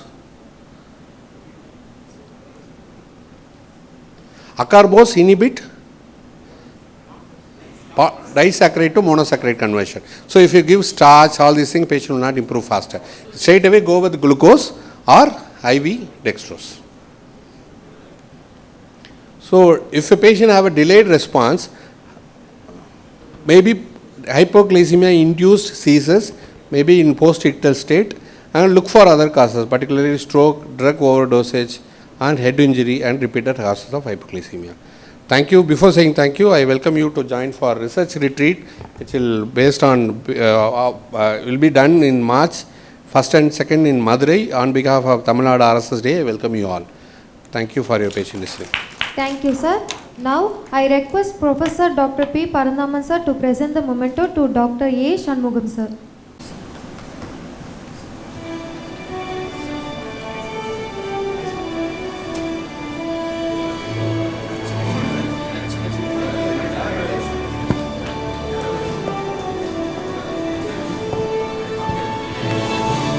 Sir, now we move on to the next session. The speaker of this session, Dr. T.S. Srinath sir. Dr. T.S. Srinath sir is a senior interventional cardiologist at SIMS Hospital.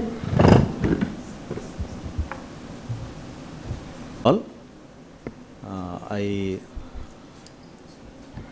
thank the D Club and Dr. Natarajan for this opportunity to talk in front of you all. I presume this is the last lecture of the day probably. So I'll try to keep it as simple as possible and as short as possible. So as you all know, acute coronary syndrome is in diabetes. This is also one of the complications, as Dr. Shanmugam was telling about the diabetic related complications. So I'll just go through some approximately 28 slides, 10-20 seconds each. So the key statistics, I think you are all aware of this. 1 in 2 patients with diabetes develop cardiovascular disease in their lifetime. 1 in 3 patients admitted with acute coronary syndrome has diabetes. All forms of coronary artery disease, it's 2 times more common in patients with diabetes than without. Coronary artery disease accounts for 75% mortality in patients with diabetes, the major reason for decreased life expectancy in diabetic population. And adults with diabetes will lose 30 quality adjusted life years compared to those without diabetes. And you are the experts in this. 80 to 100 million population with diabetes in India, 1 in 10 is a diabetic. And prevalence very fastly increasing, more in the urban areas than in the rural.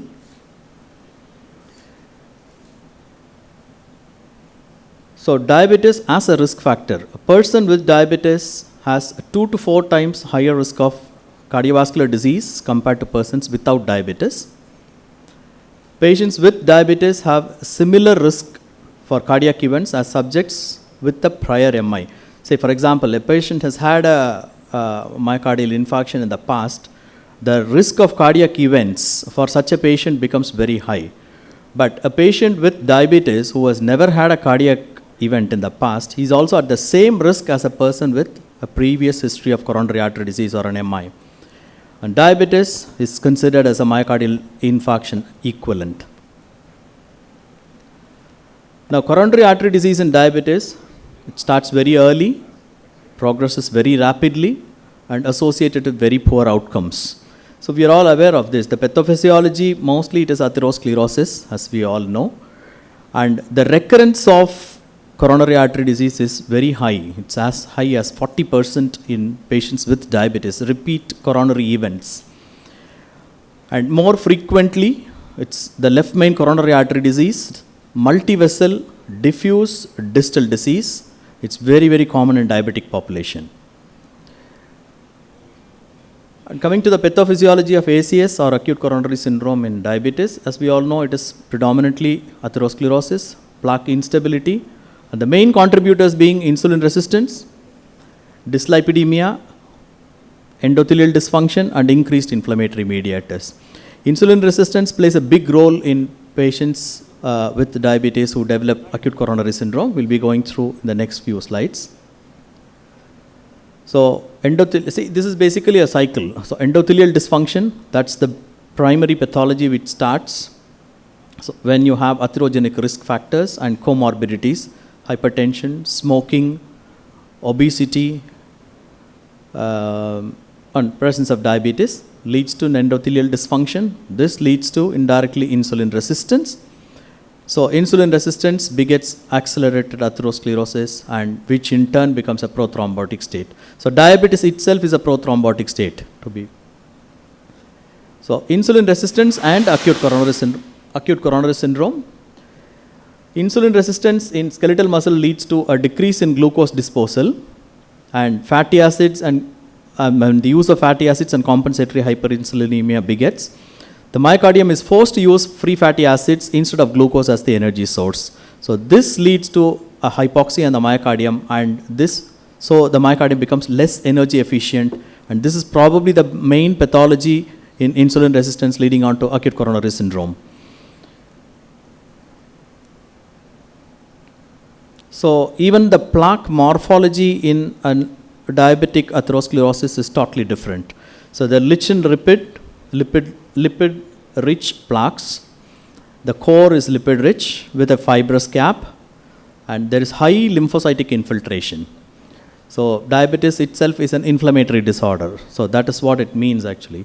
So on higher level of proteolytic enzymes, this leads to increased breakdown of collagen in the fibrous cap, leading it to be more vulnerable.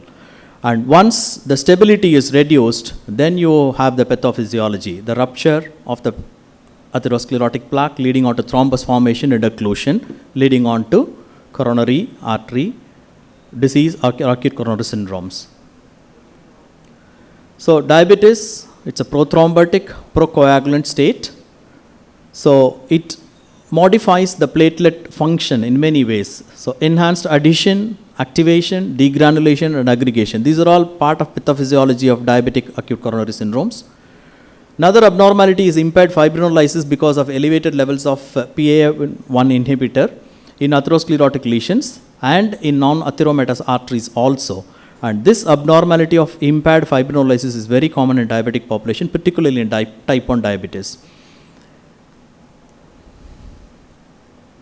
So risk factors, we all know this, non-modifiable risk factors, age, family history, duration of diabetes. These are all non-modifiable. Modifiable risk factors which can be targeted: poor control of diabetes, advice better control, hypertension, dyslipidemia, smoking cessation, obesity, and sedentary lifestyle. Factors specific to diabetes: prothrombotic states, hyperinsulinemia, and insulin resistance. These are very specific for diabetic population. So presentation of acute coronary syndromes, we all know typical, silent, atypical symptoms. So typical symptoms, we all know angina, effort angina, or rest angina, we all know about it, and it's easy to diagnose and treat a patient. Silent ischemia, painless acute coronary syndrome is a very common entity in diabetic population, and particularly there is notable lack of sweating even though they have typical symptoms. Atypical symptoms can be all these: anxiety, breathlessness, neck pain. We have all seen in our common practice all these type of symptoms. not pointing to any particular reason, but very atypical symptoms. So categories 2 and 3, they are at very high risk of delayed medical attention, and they often receive less aggressive treatment because we all keep ignoring or the patient keeps ignoring. So either way it is there, leading to higher morbidity and mortality. And due to the explosive number of diabetes prevalence, and these numbers of atypical symptoms are likely to go up. So we need to watch out for all these symptoms, and an urgent need for awareness among medical professionals, high vigilance, enhanced patient education, and modified triage protocols. This will help us in segregating these patients, identifying these patients early, and ensuring that they get treated properly.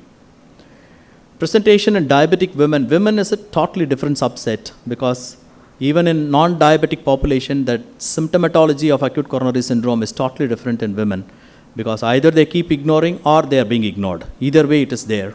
So their symptoms are being just poo-pooed or passed off, saying that it's all atypical. But diabetic women are more likely than diabetic men to have atypical symptoms or silent acute coronary syndromes. More likely to have subtle symptoms like vague, extreme fatigue, pain, back pain, or they don't have typical symptoms.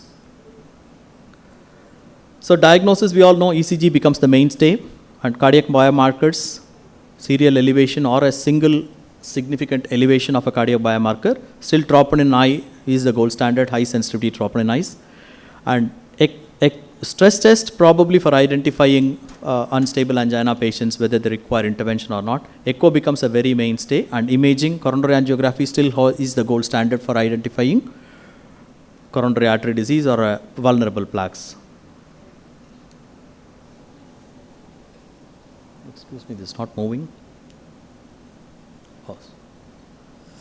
So angiographic features in diabetes. More frequently, it's left main coronary artery disease, multivessel, diffuse involvement, and distal disease. The luminal diameters in diabetic coronary artery disease are very small when compared to a non-diabetic population. Obstructive coronary lesions, adjacent to the obstructive coronary lesions, and more completely occluded segments.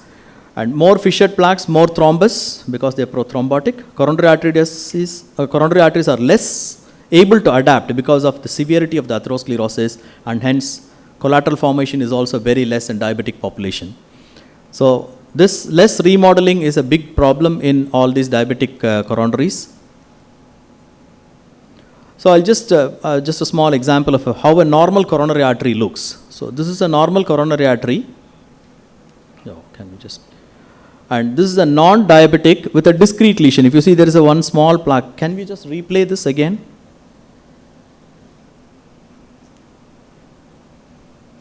Nobody's there probably. Yeah. Can we just play this? Yeah, thank you. So if you see, this is a discrete lesion. There is a small, play this again. Can you please play this again? No. The previous one? Yeah. Please play this. No, click on the thing. Yeah, click on it. Click on the slide. Yeah, thank you. So if you see, this is a typical non-diabetic lesion where you have a discrete lesion, and this is a diabetic. If you see, it's a very diffuse disease. You see a lot of the branches and all. You're not able to see at all. Total occlusions. Can you please play this again? Yeah, so these vessels are all totally, you're not able to visualize the vessels at all. It's all thin, diffusely diseased distal arteries. It's a very typical of a diabetic vessel. So this is how they present to us.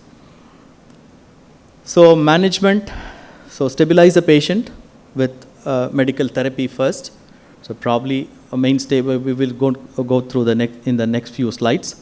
Revascularization and optimal glycemic management.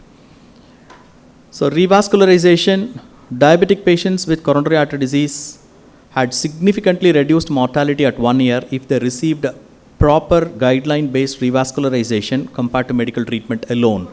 So majority of the patients, in view of thin vessels and the advised medical therapy, but revascularization, if it is indicated and even if it is partial, it helps them in a long way to prevent mortality. Revascularization in STEMI, we all know that primary PCA is the preferred reperfusion strategy, whether it is a diabetic or a non-diabetic. Fibrinolysis in the setting of non-available PCI.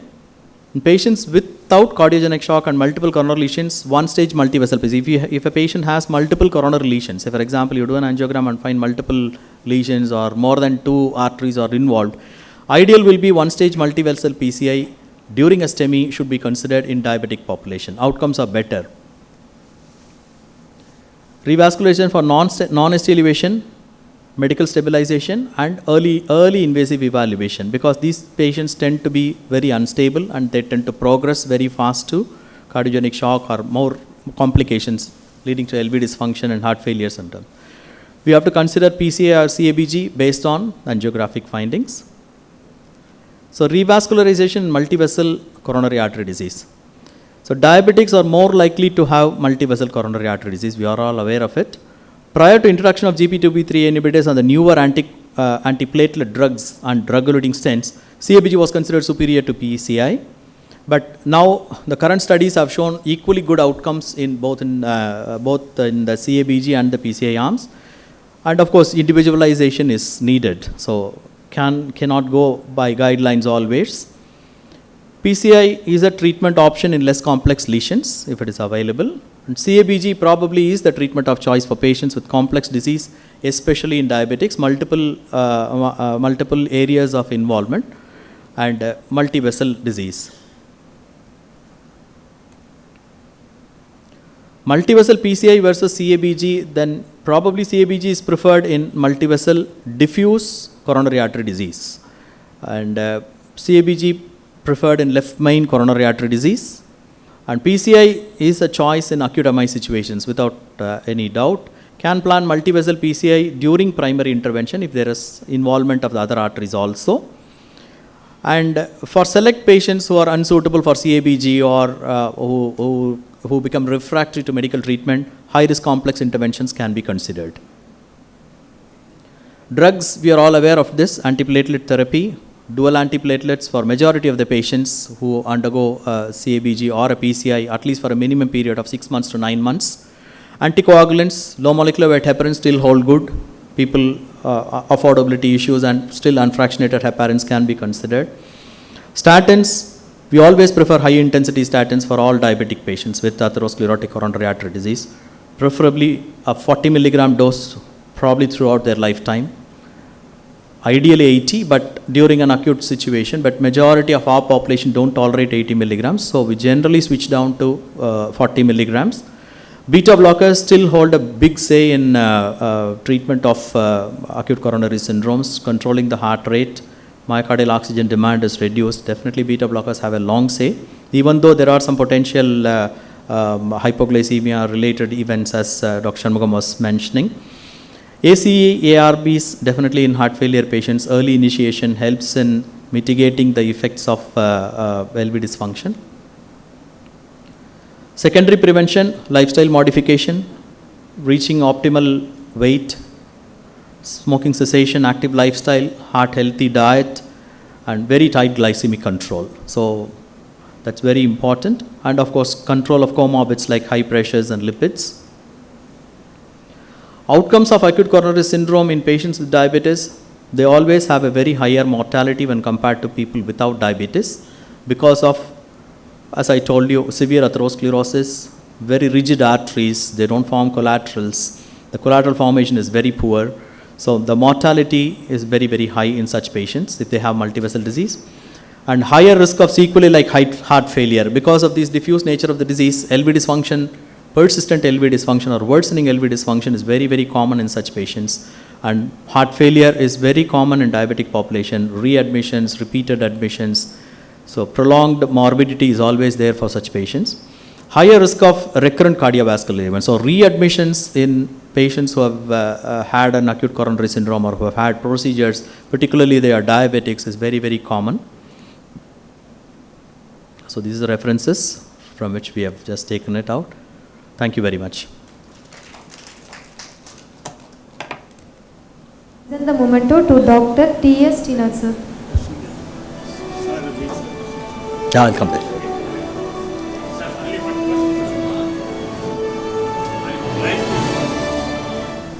I would like to know, patient toward chest pain and then got alignment. Which pain you are telling, sir? Anginal pain you are asking. They don't feel. No? Pardon, sir? After the surgery, they don't feel the pain. So you revascularize the territory, right? No, not only revascular. Any nerve is cut. Sternotomy, yeah, that is always there, sir. That's why the pain is not felt after that. No, that doesn't hold good in an angioplasty for that matter. Okay. Yeah. That's so I said only surgery. yeah. Thank you.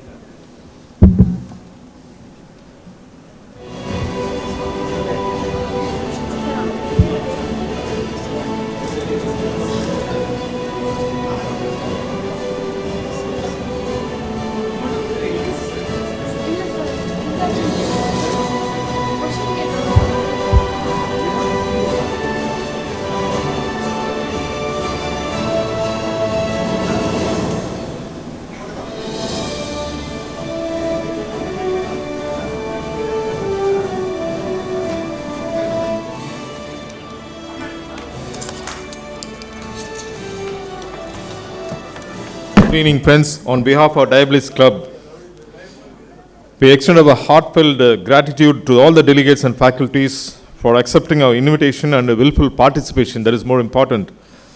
Our sincere thanks to the organizing chairman, Dr. Dhanamitran, organizing secretary, Dr. A. Natarajan, scientific chairman, Professor Parandaman, and also our dear friends, scientific organizing committee members like Dr. Jay Kumar, Dr. Jay Ganesh, Dr. Kannan, Dr. Kamalakannan, Dr. Arvind Babu, Dr. Ramkumar, Dr. Vetrivel, Dr. Sarath, and Dr. U.V. Mohan. Above all, our heartfelt gratitude to our expert speakers, that is more important, panelists who shared their invaluable clinical knowledge and insights. Our special thanks to Professor R.S. Hariharan for accepting our invitation and delivering an oration, which was well appreciated on diabetic foot. Our sincere thanks to our supporters who supported our conference, to the hotel staff, and also for the Sri Events for managing the events. Thank you one and all. We will see you in the next conference.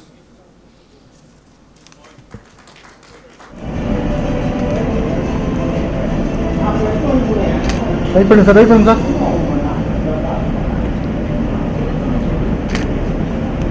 Wait பண்ணுங்க sir, wait பண்ணுங்க sir. Jai உள்ள வராதீங்க, சைடில் வேணுங்க. Doctor N Kannan sir.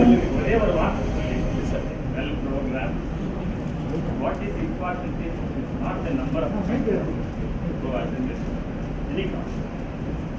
The persons who have understood whatever lectures have been done, then they will be appreciate what you guys. Doctor M Jai Ganesh sir. Sir.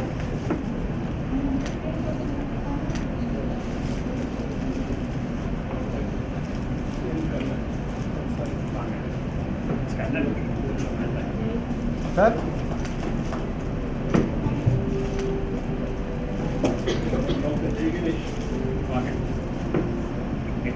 Doctor UV மோகன் sir.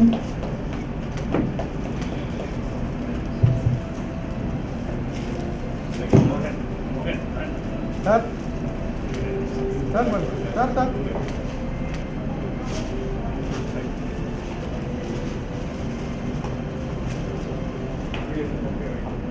Doctor C Aravind Babu sir.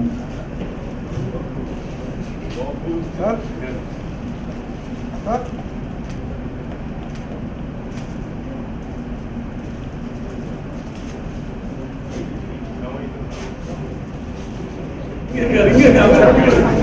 Sir.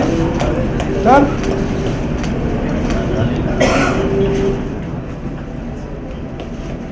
Doctor R Ramkumar sir. Sir. Sir. Doctor P Paranthaman sir.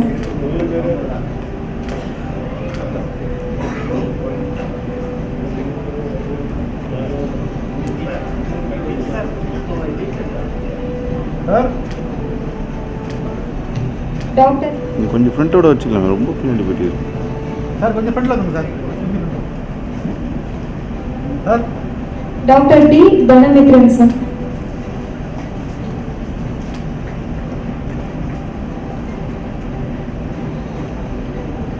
Sir sir sir